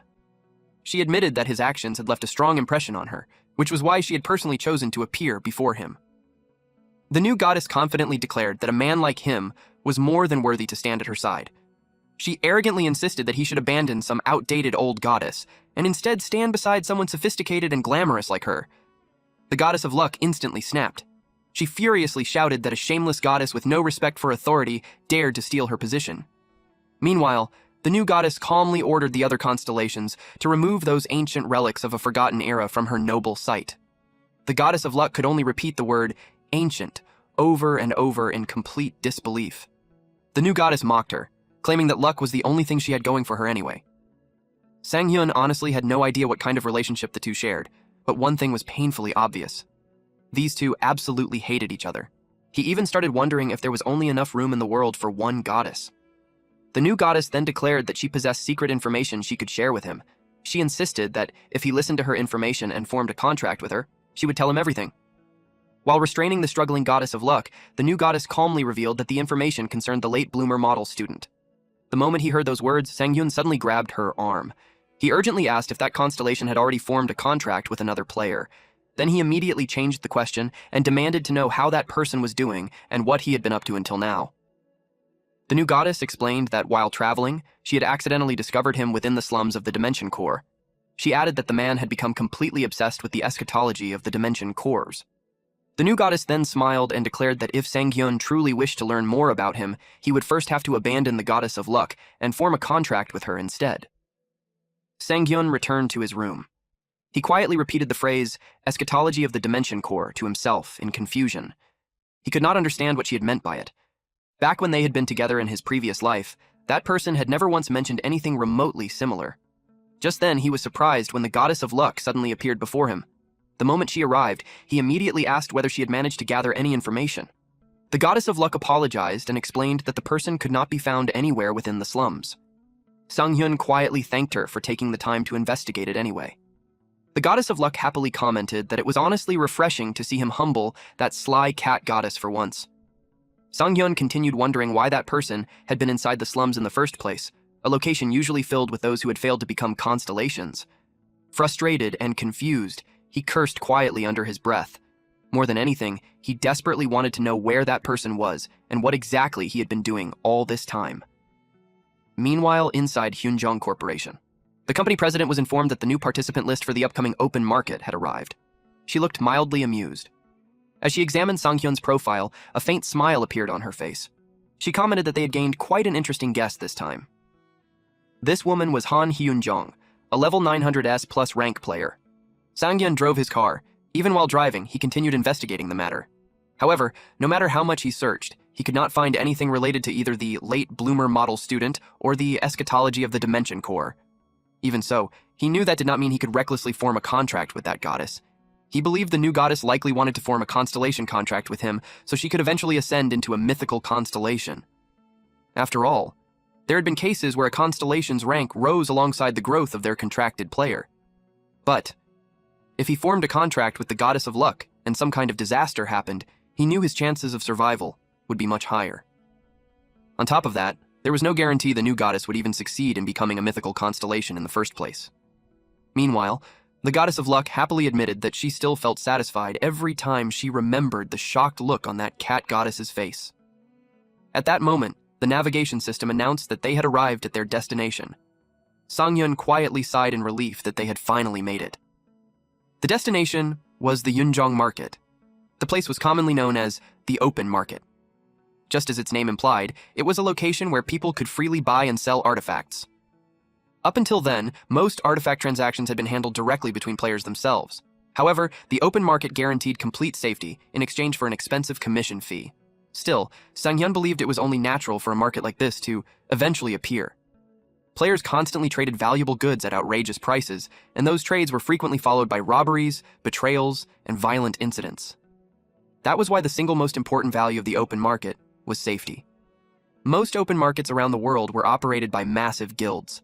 Among them, the undisputed #1 market in the country was the Hyunjong Market. Although the Hyunjong Market belonged to the powerful guild known as the Hyunjong Corporation, the guild itself was not overwhelmingly dominant through strength alone. It was not the kind of organization that could hold the nation's top market purely with military power. Despite that, Hyunjong Market still stood at the very top for one simple reason. Han Hyunjong, the leader of Hyunjong Corporation, the world's only S+ rank buff player. High-ranking players from all across the globe gathered at the Hyunjong Market she operated. In a way, those elite players themselves became invisible guards who naturally maintained peace within the market. After all, anyone hoping to receive Han Hyunjong's buffs would have to wait in line stretching longer than several football fields combined. In a place like that, nobody would dare cause trouble. Thinking about it again, Sang-hyun realized just how terrifying that old woman truly was. At that moment, a female employee approached him. Before allowing him to enter, the staff member politely explained that they needed to verify his entrance code and identity. Sang-hyun introduced himself as Shin Sang-hyun and explained that he had received his entry permission around a day ago. After checking his information, the employee politely thanked him. Then she informed Mr. Sang-hyun that he had been granted access all the way down to the 8th basement floor. Sang-hyun was stunned. The 8th basement floor was the VIP floor. Confused, Sang-hyun wondered if Han Hyunjong had evaluated him quite highly. Still, he decided he should at least take a look around. At that moment, someone nearby suddenly called out Shin Sang-hyun's name and asked why he had not come together with Kim Miso that day. Another person questioned why he would even be with her in the first place. The man casually replied that the two of them were supposedly dating. Someone else commented that after Kim Miso lost her boyfriend in an accident caused by greed, it was understandable that she would date another player afterward. Another person replied that they personally would never feel comfortable dating her either. Sang-hyun immediately felt uncomfortable listening to the conversation. He had accidentally overheard something he really should not have. At the same time, he could not help wondering why people enjoyed gossiping about others so casually. Nearby, someone jokingly said that they would still date her if she asked. Another man laughed and added that he would just toy with her instead. Sang-hyun realized that Kim Miso truly had it rough if this kind of slander followed her around everywhere she went. He knew he should probably ignore it, but he was not mature enough to simply smile and act like the bigger person. So instead, he loudly remarked that Hyunjong Market was surprisingly liberal right from the entrance. He openly questioned how people could casually spit out such filthy nonsense without shame. Almost immediately, the men were escorted outside by security. The group looked completely confused as they demanded to know why they were suddenly being kicked out. The guards calmly replied that everything would be explained once they were outside. The men exploded in anger, shouting that Hyunjong Market had no right to treat guests this way. The security staff then coldly informed them that the market was free to treat anyone on the blacklist however it pleased. Sang-hyun grinned widely as he watched them get dragged away. In his head, he quietly thought to himself that this was apparently how adults fought. Then, with a calm smile, he decided it was finally time to begin. He stepped into the elevator. First, he decided to visit the VIP area located on the 8th floor. After selling all the drops from the silent grounds, Sang-hyun had earned a total of 3.9 billion. Even so, he doubted that amount was enough to purchase artifacts from the VIP floor. Still, he believed that even window shopping there would be motivating enough on its own. After all, the VIP floor of Hyunjong Market was a place he had never once seen in his previous life. He was certain that simply experiencing it would greatly help his growth. Eventually, he arrived at the VIP room on the 8th floor. A woman introduced herself as Song Ah-yeon and explained that she would be guiding him through the VIP section. She politely added that if he preferred not to have a guide, he only needed to let her know and she would wait nearby in case he needed assistance later. Sang-hyun honestly felt completely out of place there. To him, it felt like a child suddenly wandering alone into a luxury department store. Still, he told himself that he could not back down now, especially when he might eventually become a regular customer there in the future. In the end, Sang-hyun politely accepted Song-Ayan's guidance. She smiled and replied that she understood, then kindly asked him to let her know if he had any questions about anything at all. He looked around the displays, and the moment he saw the first item's price, he was completely overwhelmed. 140 billion won. Ayan explained that the item was an epic-grade artifact known as the Book of the Abyss, and that its listed sale price was indeed 140 billion won. Sang-hyun quickly replied that he already understood, but since he was a swordsman, book-type artifacts were not useful to him anyway. Ayan immediately apologized and politely offered to guide him toward artifacts better suited for swordsmen instead. Trying his best to maintain a calm expression, Sang-hyun replied that he was fine for now. Inside, however, he desperately prayed she had not noticed him freeze the moment he saw the price tag. Nearby guests continued admiring another item, saying they never imagined they would see something like that with their own eyes. Others wondered who in the world would even buy such an outrageously expensive artifact after bringing it into the country. Curious, Sang-hyun asked what everyone was looking at over there. Ayan explained that it was a special exhibition stage used to display merchandise the market had recently acquired. Of course, those displayed items were also available for purchase. Ayan then offered to explain the displayed artifact to him, but Sang-hyun politely declined and said he wanted to take a look at it himself this time. As he walked closer, he wondered what exactly made the display special and just how incredible the artifact had to be for people to react like that. Then, he saw it. The artifact glowed brilliantly while flames swirled around it. Its name was the Mage Stone, artifact grade, almighty. Seller, Jaron Decay. Domestic sales agent, Han Hyunjong. The moment Sang-hyun saw the word almighty, he completely froze in shock. That was the highest rank among all 9 artifact grades. He had never once imagined he would actually see one in real life. Then his eyes slowly moved toward the price tag. Starting price, 3 trillion won. Sang-hyun genuinely felt dizzy staring at the number of zeros. He wondered if the fact that Jaron Decay was casually selling an artifact of that level meant the man already possessed equipment of an even higher caliber himself. After all, if someone could casually sell an artifact perfectly suited for their own class, then they probably owned far more ridiculous treasures already. Sang-hyun let out a bitter laugh. He had originally come there to motivate himself. Instead, all he could feel now was just how powerless he still was. Meanwhile, at the Hyunjong Market 4th basement floor, Platinum Zone, Sang-hyun checked another display. This time, the starting price was 700 million won. He awkwardly laughed and admitted that it was definitely not cheap either. Still, compared to the horrifying wall of zeros he had seen earlier, this somehow felt far healthier for his mental state. Unexpectedly, someone approached him. The man introduced himself as Jong Jun-hyuk and politely asked what kind of artifacts Sang-hyun was searching for. Sang-hyun immediately recognized the name. In the future, Jong Jun-hyuk would become famous under the alias Perfect Storm. He was one of the many legendary players who rose to prominence after the regression. Sang-hyun replied that he was not looking for anything specific and had only been browsing around. Jun-hyuk then asked whether he would like to take a look at some of his artifacts as well. He explained that there was one particular artifact he had been struggling to deal with because it simply did not suit him very well. Then he pulled up the item information and offered to let Sang-hyun inspect it more closely. The artifact was called the Stream of Life Ring. It was a platinum-grade support-type ring. Its special effect, Stream of Life, granted plus 50 mana. Its passive effect automatically consumed a constant percentage of mana in order to recover stamina over time. It could restore up to 5% stamina every 10 minutes. Its active effect allowed the wearer to consume 20% of their current mana in exchange for recovering 30% stamina instantly. In addition, when the wearer's mana dropped below 10%, while the passive effect was active, mana would automatically be consumed to restore HP equal to 5% of the wearer's maximum stamina. The cooldown time was 1 hour. Sang-hyun wondered if Jun-hyuk was planning to use the direct transaction exemption system right there on the spot. Unlike other open markets, the Hyunjong market operated under a unique policy known as direct transaction exemption.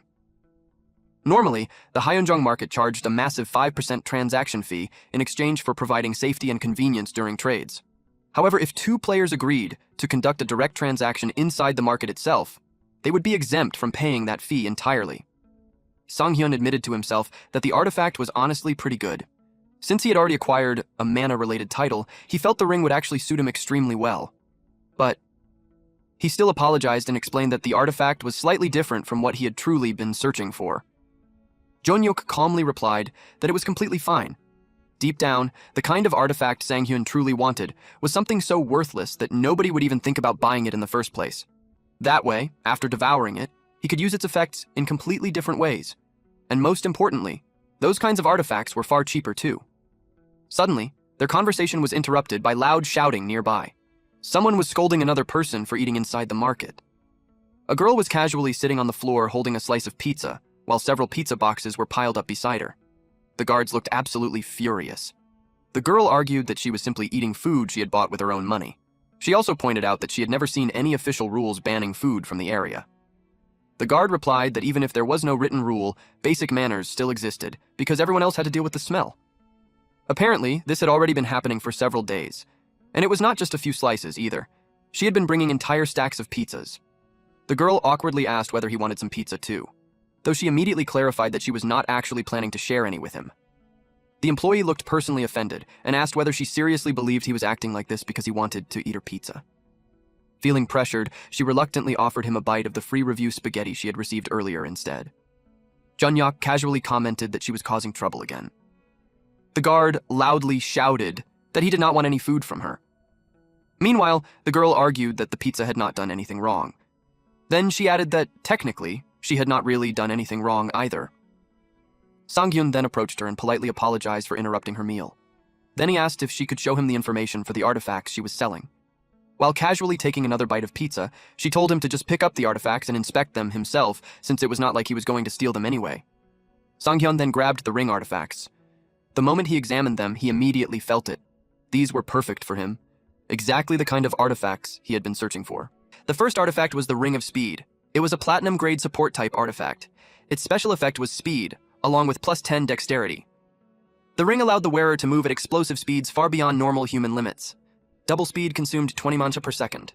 Triple speed consumed 30 mancha per second. And quadruple speed consumed 40 mancha per second. The second artifact was the Potential Reinforcement Ring. It was also a platinum-grade support-type artifact. Its special effect was called Just a Little Faster. With the ring's long-sealed power finally released, the wearer's hidden potential awakened. By consuming 10 mana every second, the wearer's dexterity stat could increase by 1.5 times. However, once the wearer ran out of mana, the enhancement would immediately disappear. Sang-hyun instantly realized it felt similar to when he previously obtained Lighten. The effects were incredibly powerful, but the mana consumption was absolutely ridiculous. Because of that, nobody had shown any interest in purchasing them. Without hesitation, Sang-hyun immediately declared that he would buy both rings. Then he asked for the price.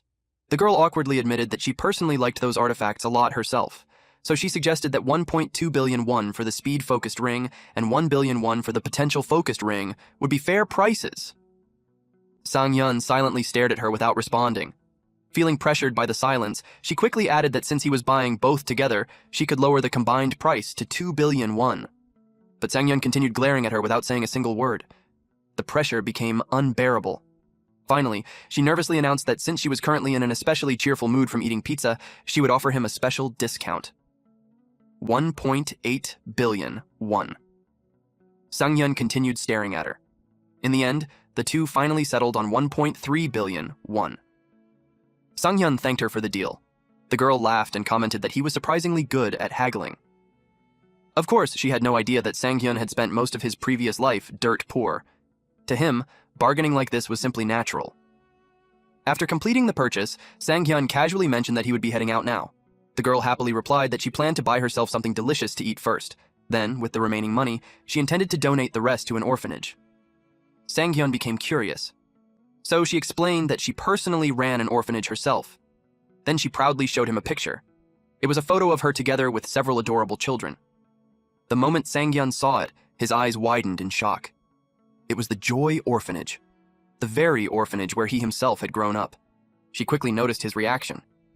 Sang-hyun had suddenly gone pale, so she asked if something had happened. He replied that he had simply remembered something from the past. Then he explained that he happened to know about the orphanage, although he believed it no longer existed anymore. The girl looked genuinely surprised. She confirmed that the orphanage had indeed been destroyed after being attacked during the collapse. Then she curiously asked how he even knew about the place. Sang-hyun replied that he simply happened to know someone who used to live there. Deep down, however, he felt it was safer to hide the fact that he himself had grown up in that orphanage. After all, there were plenty of people who targeted players simply because they assumed all players were rich. At that moment, he became certain that the reason she needed so much money for the orphanage was likely for private security. And since she herself was also a player, he figured people probably bothered her about it even more. The girl then explained that her parents had operated the orphanage a long time ago. That was why she had recently decided to rebuild and revive it herself. Sang-hyun quietly admitted that he had no idea. She then smiled and told him to stop by sometime whenever he had the chance. After that, she handed him the orphanage's business card. Proudly, she explained that the children themselves had drawn the illustrations on it. Then she happily asked whether he thought it looked cute. Sang-hyun stared silently at the card in shock. He awkwardly laughed and admitted that it definitely looked cute.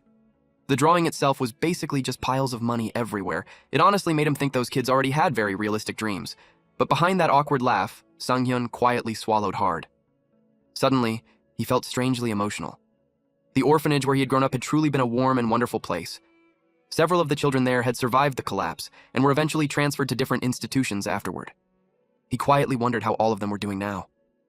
Sang-hyun desperately tried to hold back his tears. For a moment, he almost burst into tears in front of someone he had only just met.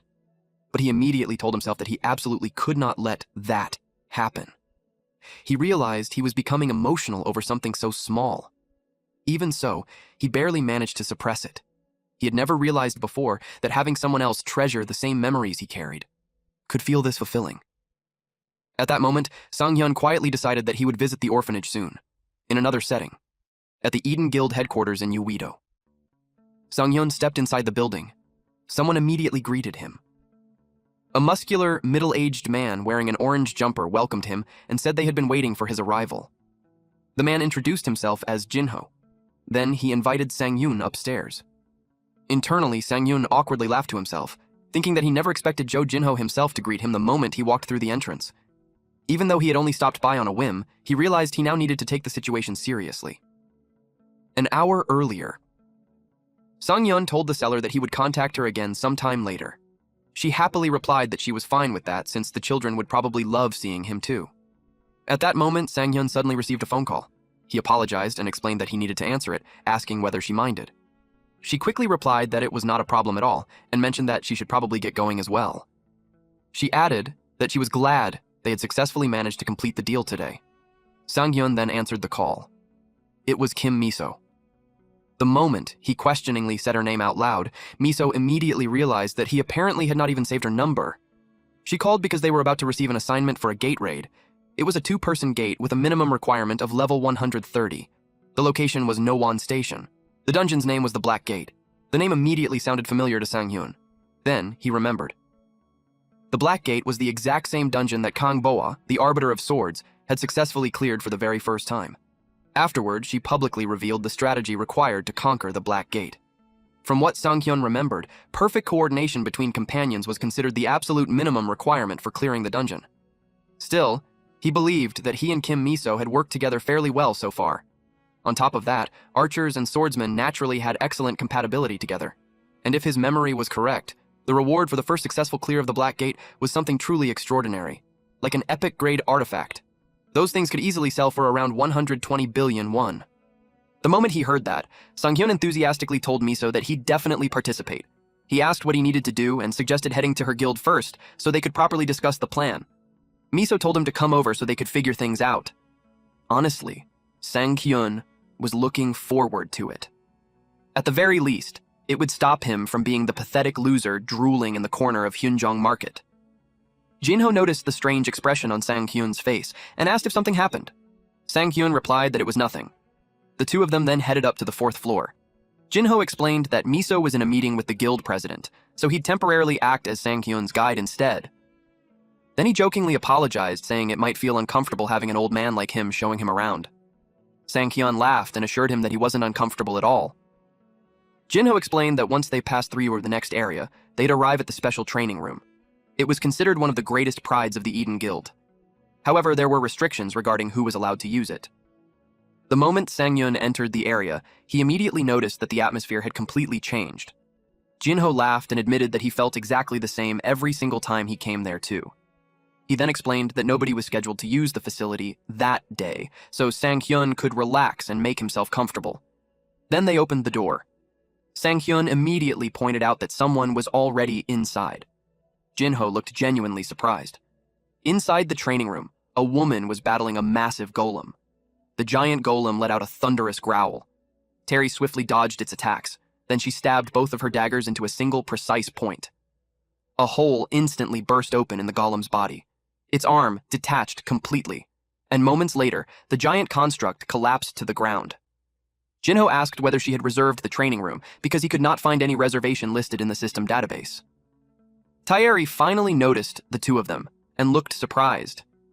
Jinho calmly explained that if it had simply been a reservation mistake, they could just wait outside instead. Then he asked how much longer she planned to use the room. He informed her that they would need the training room starting from 6 p.m. onward. However, something suddenly caught her attention instead. Jinho's eyebrow twitched slightly when she completely ignored his question. Instead, Terry greeted Sang-Yun and asked what had brought him there. Sang-Yun replied that it was nice seeing her again, and admitted that he never expected to run into her there that day. Then he explained that he had come to train together with Miso, so they could improve their teamwork for an upcoming gate raid. Tairi commented that he seemed surprisingly close with Miso already. Sang-Yun awkwardly replied that things had somehow just naturally turned out that way. Meanwhile, Jinho called out to Terry again, asking whether she could actually hear him since she kept ignoring him completely. Terry quietly fell into thought. Jinho slowly began losing patience as he realized she might genuinely be ignoring him on purpose. Then, as if she had suddenly remembered something, Terry turned around and started walking away. Before leaving, she told Sang-Yun that they should spar together sometime when they had the chance. Then she casually added that she would contact him again later. Tairi casually mentioned that she had used the training room without making a reservation, and told them they were free to use it now. Jinho's veins practically bulged from the side of his head as he sarcastically thanked her for finally replying so quickly. After Terry left, Jinho apologized for her behavior and explained that she normally was not like that. Sang-Yun reassured him that it was perfectly fine and that he, honestly, did not mind at all. Jinho then told him to make himself comfortable for the time being, since it looked like Miso would probably take quite a while. Then he suggested that simply waiting around would be boring anyway. And luckily, he knew a pretty good way to pass the time. He asked whether Sang-Yun was interested. Sang-Yun looked confused. Jinho suggested having a light sparring match. Sang-Yun was completely dumbfounded, especially because Jinho had already started stripping off his upper clothes. At that point, Sang-Yun genuinely started wondering why everyone in this guild behaved like this.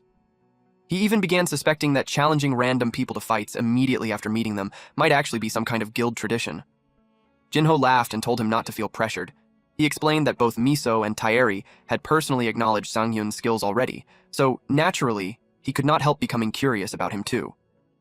Jinho also openly admitted that this kind of thing was simply one of his hobbies. He elaborated that crossing swords with another swordsman was the best way to understand what kind of person they truly were. At that moment, Sang-Hyun realized that Jinho wanted to personally test him to see what kind of person he really was. Jinho then pointed toward a weapon rack nearby and mentioned that Sang-Yun could borrow a weapon from there if he did not already have one.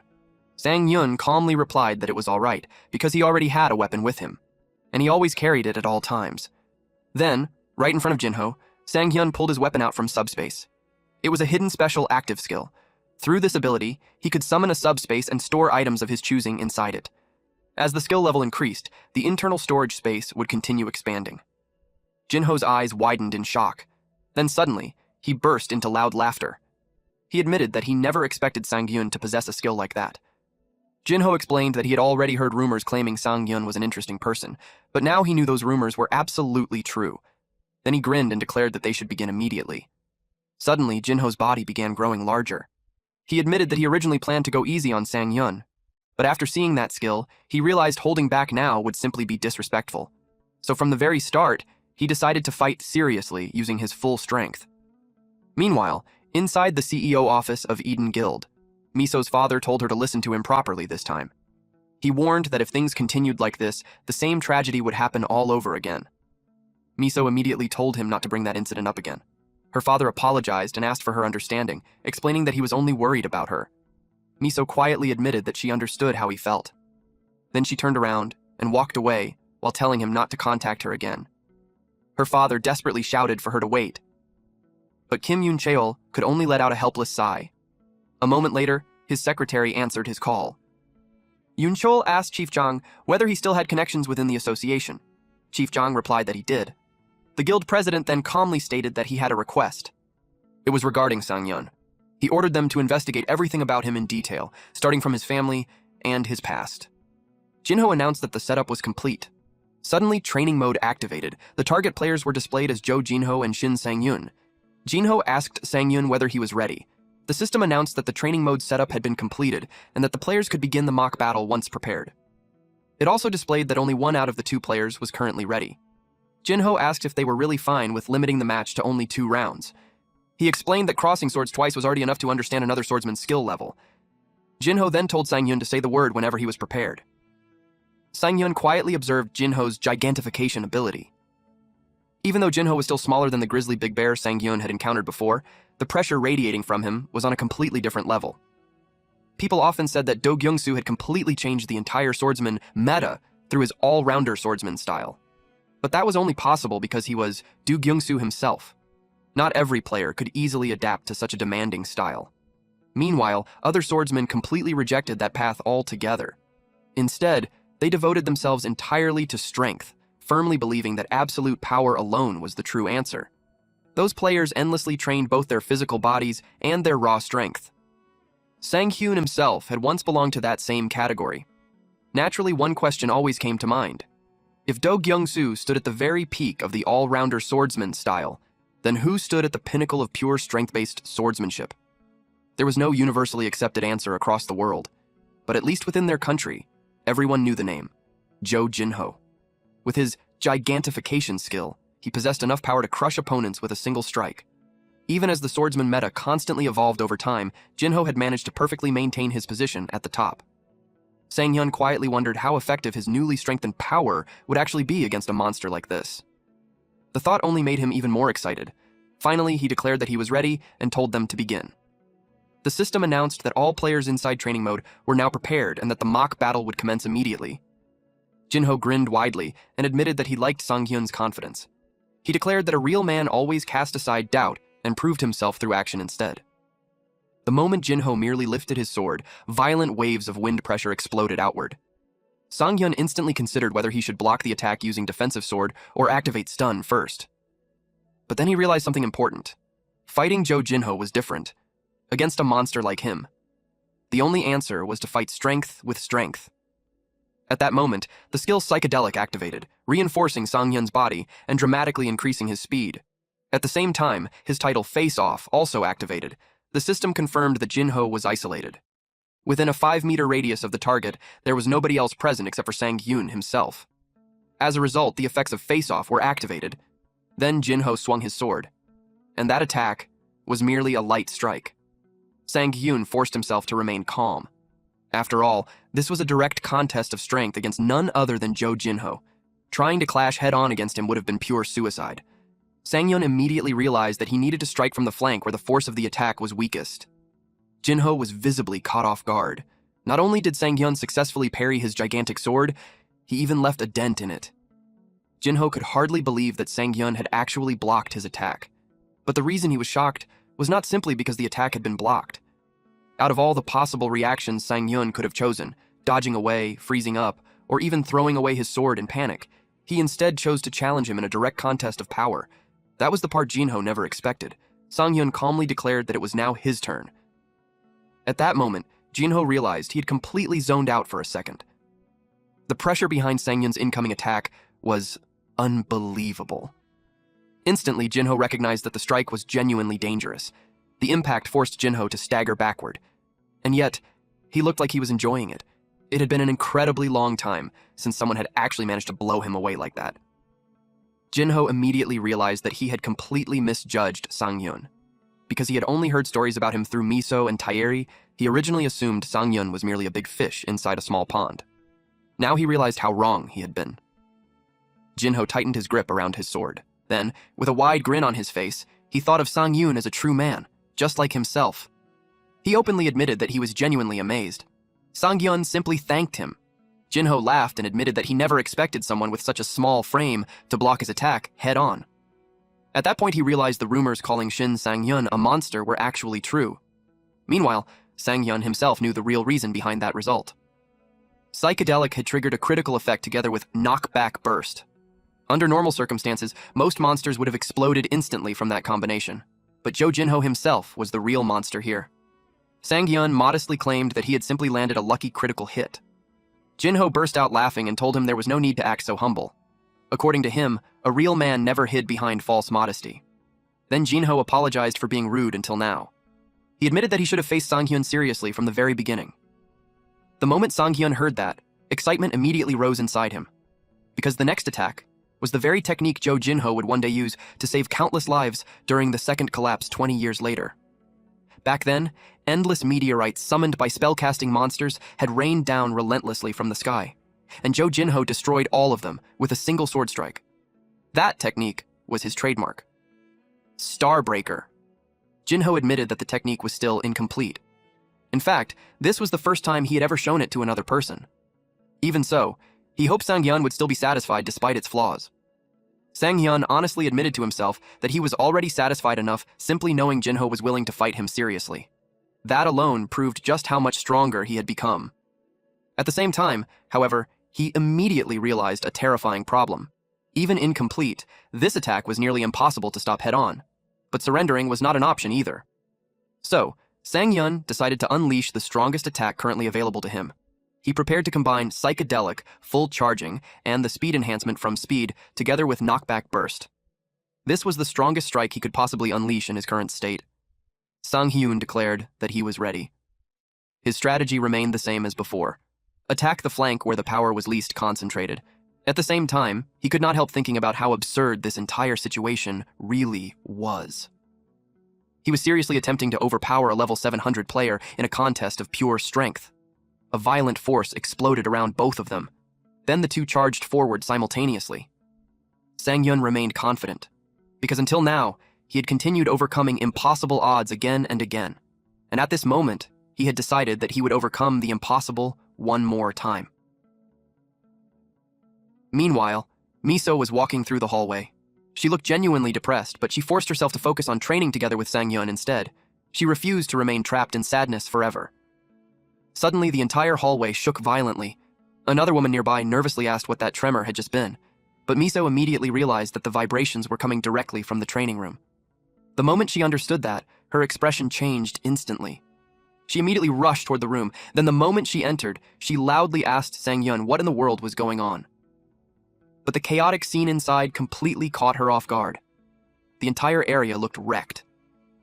Miso stared around in shock while wondering what exactly had happened there. Meanwhile, Jinho returned to his original size and used his sword to support himself upright.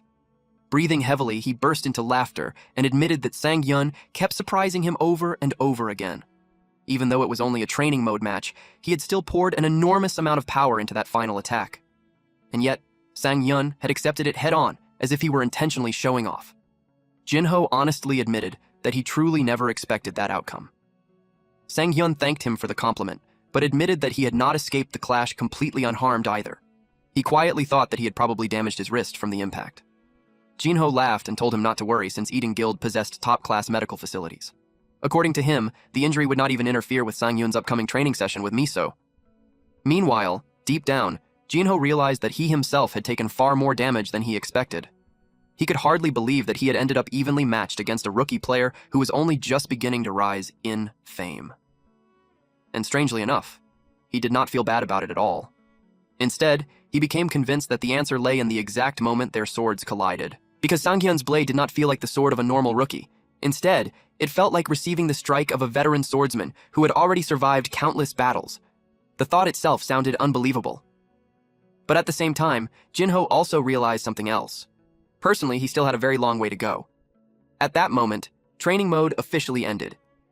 Jinho thanked Sang-hyun for accepting such a selfish request from him. He admitted that he never expected the sparring match to become a moment of self-reflection for himself instead. Then, he assured Sang-hyun that nobody remaining inside Eden Guild would ever question his abilities again. Afterward, Jinho extended his hand to help Sang-hyun stand up. Sang-hyun accepted the hand, and jokingly remarked that it had technically been a test after all. Jinho replied that it was only natural. After all, Sang-hyun had suddenly risen to fame out of nowhere, so naturally everyone had been suspicious of him. But now, Jinho fully acknowledged him. Then he proudly declared that Sang-hyun was a true man. Immediately afterward, he invited Sang-hyun to join his Real Man Club. But before he could continue speaking, someone suddenly interrupted him. Miso had finally figured out what happened, and she looked furious. She immediately scolded Jinho, pointing out that she had only asked him to guide Sang-hyun around the guild. Instead, they somehow ended up destroying the training room. Jinho instantly looked nervous as he realized they were completely doomed. Miso then angrily shouted that a true, real man would never ignore a friend's request like that. Jinho immediately apologized to her without hesitation. Then Miso turned towards Sang-hyun. Still visibly annoyed, she pointed out that he had also promised to train together with her, and yet he somehow ended up doing this instead. Sang-hyun could only awkwardly apologize as well. At the underground parking lot of Playertown building, Sang-hyun opened the door to his car. At this point, he genuinely looked like a zombie. His cheeks were hollow, and his entire body looked completely drained of life. Sang-hyun knew this was entirely his own fault for ignoring Miso's warning and fooling around with Jinho instead. Earlier, Miso had coldly told him that he had better prepare himself, and after that, he ended up training continuously for 18 straight hours. Still, despite the suffering, Sang-hyun admitted that the training had been unbelievably rewarding. Since there were still around 2 days left before the Black Gate raid, he decided that he would simply rest until then. At that moment, someone suddenly called out to him. The woman commented that it really was quite a coincidence running into him there. Then she asked whether he had just finished training. Sang-hyun looked surprised. He immediately asked who she was, which visibly surprised the woman as well. Then she handed him her business card. Sang-hyun quickly realized that she was a scout from the association. He admitted that hearing her suddenly greet him by name had genuinely startled him at first. For a brief moment, he even wondered whether she might have been someone he knew in his previous life. The woman introduced herself as Lee Gae-hee from Strategy Scout Team 4. She openly explained that in order to recruit him into the association, she had been gathering information about him. Sang-hyun casually pointed out that most people usually kept that kind of thing secret. Honestly, Sang-hyun was already completely exhausted from the day's training, so he politely explained that he was heading home and asked her to save any recruitment-related questions for another time. But just before he could leave, Gae stopped him.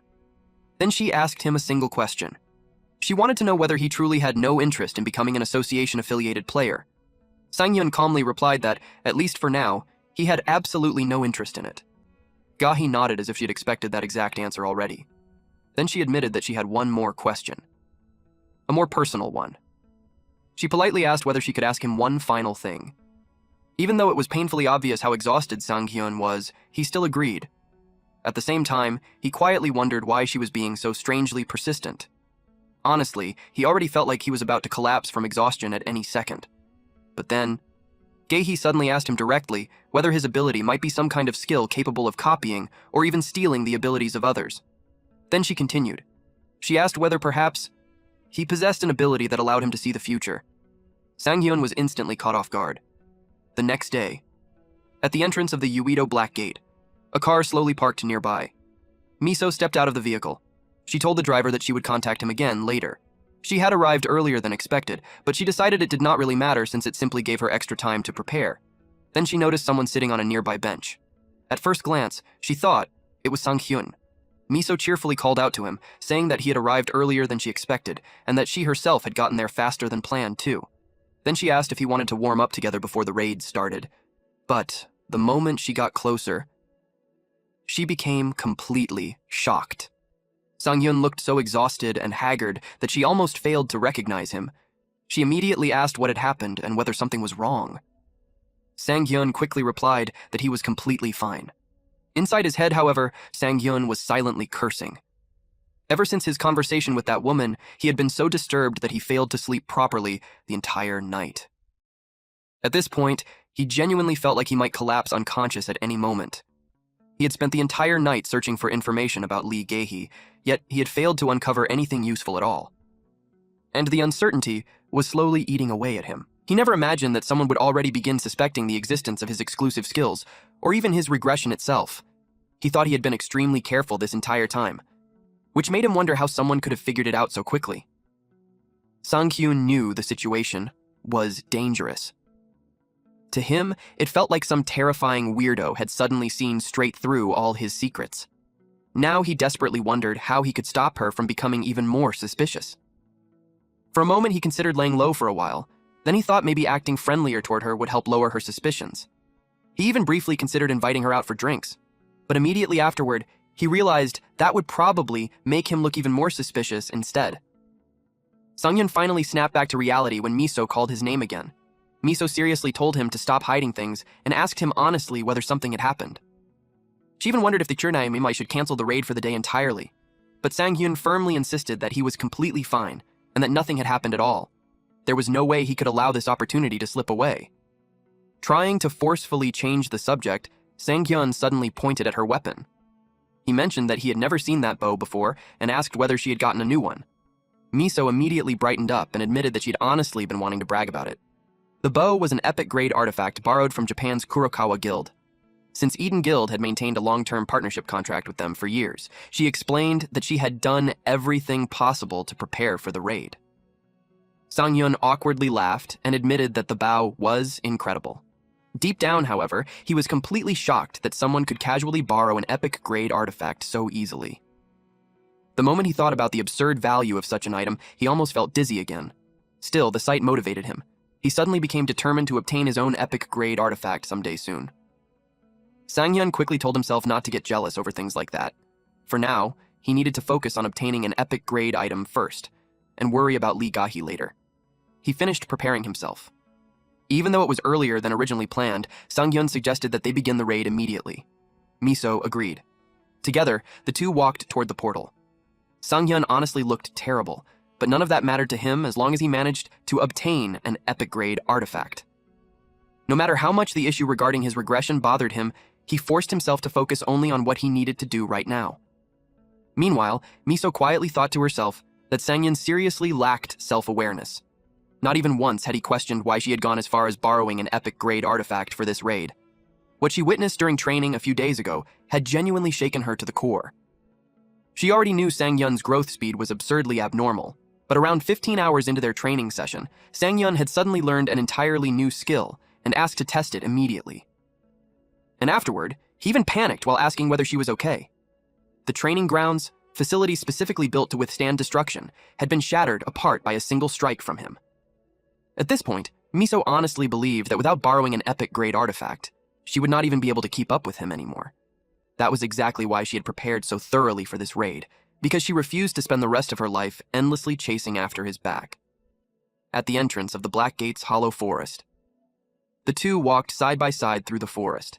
Miso remained completely tense. Sangyun noticed this and told her that being cautious was good, but warned her not to become overly anxious. Otherwise, she would only waste unnecessary stamina. Miso quickly nodded and admitted that the situation already felt completely different from what the preliminary investigation report had described. That was why she felt nervous.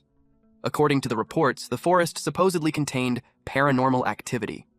But now that she was seeing the place herself, the entire atmosphere felt strangely unnatural. Meanwhile, Sangyun also remembered researching this gate extensively during his previous life, which made him uneasy, because this was his first time personally experiencing a situation that differed from the events of his past life. Suddenly, a massive monster appeared before them. Miso immediately identified it as an orc. But Sangyun instantly corrected her, and at that moment, he became completely certain that this gate was no longer the same as it had been in his previous life. That creature was not an orc. It was a big goblin. And this was not some minor change either. The monster suddenly charged straight toward them. Sangyun immediately stretched one arm in front of Miso protectively. Then, using his fingers, he silently signaled the number 2. Earlier, Sangyun told Miso that after carefully studying the Black Gate, he had come up with a suggestion, and he wanted them to strictly stick to that plan. Miso asked whether he was referring to the hand signs he mentioned earlier. Sangyun nodded and explained that in order to prepare for high-pressure situations, they would simulate multiple possible scenarios and communicate entirely through hand signals during battle. Miso questioned whether it was even possible to prepare for every single situation they might encounter, especially when they only had a couple of days left before the raid. Sangyun reassured her not to worry and clarified that he did not literally mean preparing for every possible situation.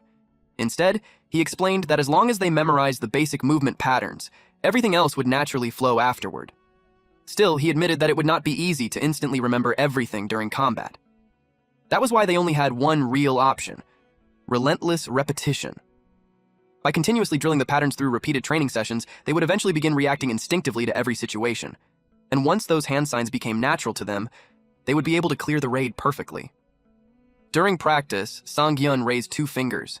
At first, Miso could not remember what the signal meant, but eventually, she finally memorized it. back in the present. The two immediately executed the strategy they had practiced. Miso instantly remembered what the two signal meant. If a monster charged directly toward them, they would dodge in opposite directions. After that, the monster would instinctively target whichever opponent appeared weaker. And, in most cases, that would naturally be Miso. While dodging away, Miso immediately fired an arrow, and because she already knew where the monster would move before it even acted, she was able to precisely target the joints of the enemy to limit its movement. Once the enemy's movements became restricted, she could naturally create openings without even relying on skills. Still, Miso admitted to herself that this was already the absolute limit of her predictive firing ability. She honestly did not expect the attack to deal any lethal damage, but the moment her arrow struck the big goblin, it completely severed one of its legs. Miso's eyes widened in shock. She had not even fired with her full strength. At that moment, she finally realized the terrifying power of an epic-grade artifact. She had barely pulled back the bowstring, and yet the resulting attack was overwhelmingly powerful. For a second, she even wondered whether she might actually kill someone instantly if she used the bow with her full power. The big goblin immediately stopped charging forward. Then, instead of retreating, it leaped directly toward Miso to close the distance instantly. But back during training, Sang-hyun had already told her that it was perfectly fine even if she failed to land a fatal shot, because from the very beginning, he intended to use the opening she created himself. At that exact moment, Sang-hyun appeared beside the monster. Then he swung his sword straight into the big goblin's head. That was the strategy they created to end the fight instantly. They had successfully taken down the big goblin. Sang-hyun was about to say something, but Miso immediately figured out what he was thinking and finished the sentence for him herself, saying that her firepower had increased tremendously compared to before. Because of that, she believed they might need to completely rethink their strategy while factoring in her new bow. Sang-hyun agreed and casually pointed out that she probably could have just aimed for the monster's head from the beginning. Just as expected from an epic-grade artifact. At this point, Miso's firepower honestly felt at least 3 to 5 times stronger than before. Sang-hyun immediately realized that if they properly utilized that advantage, the Black Gate raid could become significantly easier. Miso quietly felt relieved that their teamwork had gone smoothly. Sang-hyun agreed and praised how quickly she had reacted during the fight, which naturally made him think that she had probably practiced the strategies alone afterward, too. Meanwhile, deep inside, Miso silently blamed him for that. She had spent countless hours repeatedly reviewing recordings of their training sessions because she refused to get left behind by him. Sang-hyun then pointed out that their practice round was officially over now, which meant it was finally time for the real thing. At that moment, several big goblins suddenly appeared around them. The monsters growled angrily. They looked absolutely furious. Sang-hyun wondered if they were angry because the two of them had casually killed one of their companions so easily. At the same time, he noticed something important. The monsters were being cautious. Instead of recklessly charging in, they were carefully observing the two of them first. If that was how they planned to fight, then this situation would actually favor Sang-hyun and Miso even more. The system detected 10 monsters. Sang-hyun immediately noticed that the number was smaller than expected. He wondered if it was because they were still relatively close to the dungeon entrance. Then he informed Miso that there were 10 enemies total, including one unfamiliar monster he had never seen before. Judging from the preliminary investigation data, he believed it was most likely a kobold assassin. It appeared to possess some kind of stealth ability. Miso quickly suggested that Strategy 4-2 would probably work best in the current situation. But Sang-hyun immediately shook his head. He pointed out that since there were no ranged enemies present, they needed to use a completely different strategy instead. Miso looked confused at first, but the moment she realized what strategy he was thinking about, her face immediately filled with dread. She instantly refused and loudly declared that she absolutely did not want to do that. In response, Sang-hyun silently placed his sword onto the ground and pointed toward it. Miso desperately insisted that the correct approach here was clearly Strategy 4-2. Then she even tried suggesting regular Strategy 4 instead. But Sang-hyun simply continued motioning toward the sword without saying a word. Meanwhile, even the monsters themselves looked confused watching the two argue in the middle of battle. Finally, with a miserable expression, Miso slowly sat on top of the sword while asking why they absolutely had to do this. Sang-hyun calmly replied that she already knew the answer herself. Her firepower had become far stronger than expected, so there was absolutely no reason not to maximize that advantage. And logically speaking, this really was their most optimal strategy. Miso quietly admitted that she already knew that too. Then, realizing she could never change his mind once he decided something, she reluctantly told him to just hurry up and do it already. After all, if there truly were no ranged enemies inside the dungeon, then placing Miso in the safest possible attacking position would become a massive tactical advantage. The monsters slowly looked upward, right as Sang-hyun launched Miso high into the air. Sang-hyun proudly referred to the technique as the Kim Miso Human Cannonball Strategy. Meanwhile, Miso screamed that she absolutely hated flying through the air like this. She loudly complained that she did not even ride roller coasters because she hated that floating feeling so much. Still, while airborne, she quickly stabilized herself mid-air. At that moment, her level 4 flight skill activated. For the next 5 minutes, the speed of her fall from high places would be greatly reduced. Miso focused intensely, and silently prayed that this ridiculous strategy would actually work. Meanwhile, the big goblins finally charged forward. Their target was Sang-hyun. Then suddenly, one of the big goblins froze in confusion, because the head of the goblin standing directly in front of it suddenly exploded apart without warning. Sang-hyun immediately became hyped watching the scene unfold. He already expected something like this to happen, but actually witnessing the ridiculous one-shot, one-kill power firsthand was unbelievably satisfying. And Sang-hyun clearly understood something. This overwhelming power was not simply thanks to the epic-grade artifact alone. He was not entirely sure whether it was because of Miso's intense training, or simply because more time had passed since their last battle together. But one thing was obvious. Her aim had become dramatically sharper. For a brief moment, Sang-hyun could almost see the future version of her from his previous life. Kim Miso, the divine archer of carnage. At that moment, he realized something important. He was not the only one growing stronger. Everyone else was evolving too. Honestly, Sang-hyun admitted to himself that he was genuinely surprised. He never expected Miso herself to become someone capable of motivating him. Sang-hyun then shifted his attention toward a distant target. A shadow slowly formed in front of him. Eventually, it took the shape of a bipedal beast. The hidden kobold assassin looked visibly confused.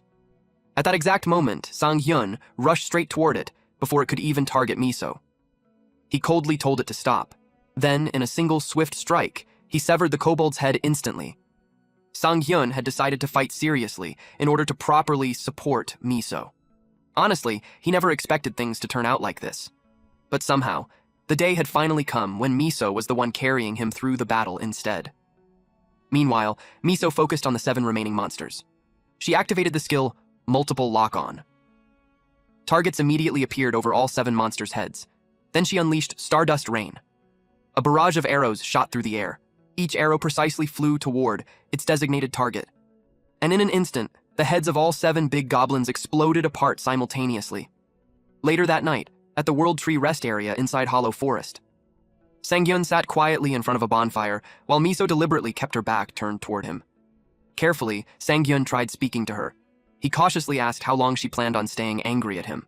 Miso immediately answered, "Forever." She complained that he had forced her to do that ridiculous strategy 6 separate times already. Sang-hyun awkwardly explained that there had simply been monsters everywhere, so they really had no choice. Miso then complained about why she ended up being the only one killing all the monsters. She admitted that while she technically could handle it, forcing her to repeat it 6 times in a row was absolutely too much. Deep down, Sang-hyun honestly agreed with her. It definitely had been excessive, but at the same time, it felt like finally getting a free bus ride again after a very long time, so he accidentally got carried away from excitement. Now Sang-hyun quietly wondered how he was supposed to fix her mood. He already knew that his usual gifts probably would not work this time. Then suddenly, an idea came to him. He pulled out a pan and immediately began cooking. While preparing the ingredients, he quietly muttered that it had honestly been a while since he last showed off his cooking skills. Sang-hyun genuinely believed that during moments like this, a delicious meal was the perfect cure for a bad mood. Soon, the smell of food slowly spread through the air, and naturally, it caught Miso's attention immediately. She quietly sniffed the air. By the time she walked over, Sang-hyun had already finished cooking. Miso curiously asked what exactly he was doing. Then her eyes immediately locked onto the food. Sang-hyun explained that eating something good right now would help keep their spirits up since they still had a long journey ahead of them. The dish he prepared was a hearty beef Wellington made for adventurers. Sang-hyun then told her to dig in. Miso cautiously took a bite, and her eyes immediately widened in shock. She instantly exclaimed that it was delicious and demanded to know how he even knew how to make something like this. Sang-hyun quietly smiled relieved that she liked it. Miso commented that the texture of the meat was incredibly unique and asked where he had gotten it from. She admitted that she had never eaten anything quite like it before. Sang-hyun casually replied that he had simply hunted something similar to a rabbit. Excited, Miso immediately asked whether they could catch a few more on their way out of the dungeon later. Meanwhile, deep inside, Sang-hyun silently apologized to her for being unable to tell the truth. But if keeping this secret made her happy, then he would gladly carry it to his grave, because the meat she was enjoying so much was kobold meat. Later on, the two finished eating. Miso leaned back slightly, looking completely full and satisfied. She thanked Sang-hyun for the delicious meal. Sang-hyun then brought up that the next area ahead was the final zone included in the preliminary investigation report. Miso nodded and explained that it was the place where the Shadow Defender had previously appeared. After that point, there would no longer be any information available regarding the remaining areas inside the dungeon. Still, she believed they would be fine. Sang-hyun suggested that they rest a little longer before moving forward. After a brief silence, Miso suddenly brought up something else. She admitted that lately, she felt like she'd been causing Sang-hyun a lot of unnecessary trouble. Then she apologized for being so careless. Sang-hyun immediately realized she was talking about all the rumors surrounding them, the gossip claiming he was her boyfriend, or the rumor saying she threw money around and treated him like some kind of personal slave. Miso quickly denied ever hearing anything about him supposedly being a slave. Sang-hyun casually replied that people definitely said things like that, but honestly he did not really care either way. So he told her she did not need to worry about it either. Miso quietly admitted that after seeing how capable he was, she naturally became drawn toward him. But somehow, the media kept twisting everything into bizarre misunderstandings. Sang-hyun simply shrugged and told her that was just how people were. And honestly, it only proved how much attention they were attracting now. He even joked that sometimes it actually felt good becoming famous thanks to her. Miso immediately replied that he would have attracted massive attention even without her involvement. After all, his growth speed itself was already completely abnormal. Sang-hyun laughed and reassured her again that there was really no reason for her to apologize about any of this. Then he casually added that, regardless of whatever nonsense the media spread, both of them still went to each other whenever they needed help. In the end, he concluded that this was simply how normal business relationships worked. Miso immediately fell silent. Meanwhile, Sang-hyun casually commented that people simply loved gossiping about others. Then suddenly, Miso quietly asked him what he would think, if that was not actually the full truth of the situation. Her cheeks slowly turned red as she nervously admitted that perhaps their relationship might not be just business after all. Then she quietly asked him what he would do, if that were really the case. Thank you all for watching. Please watch this next Giga Chad video, and I'll see you guys next time. Also, support the channel by joining the Summon Club membership. You can also support by just liking the video and being awesome.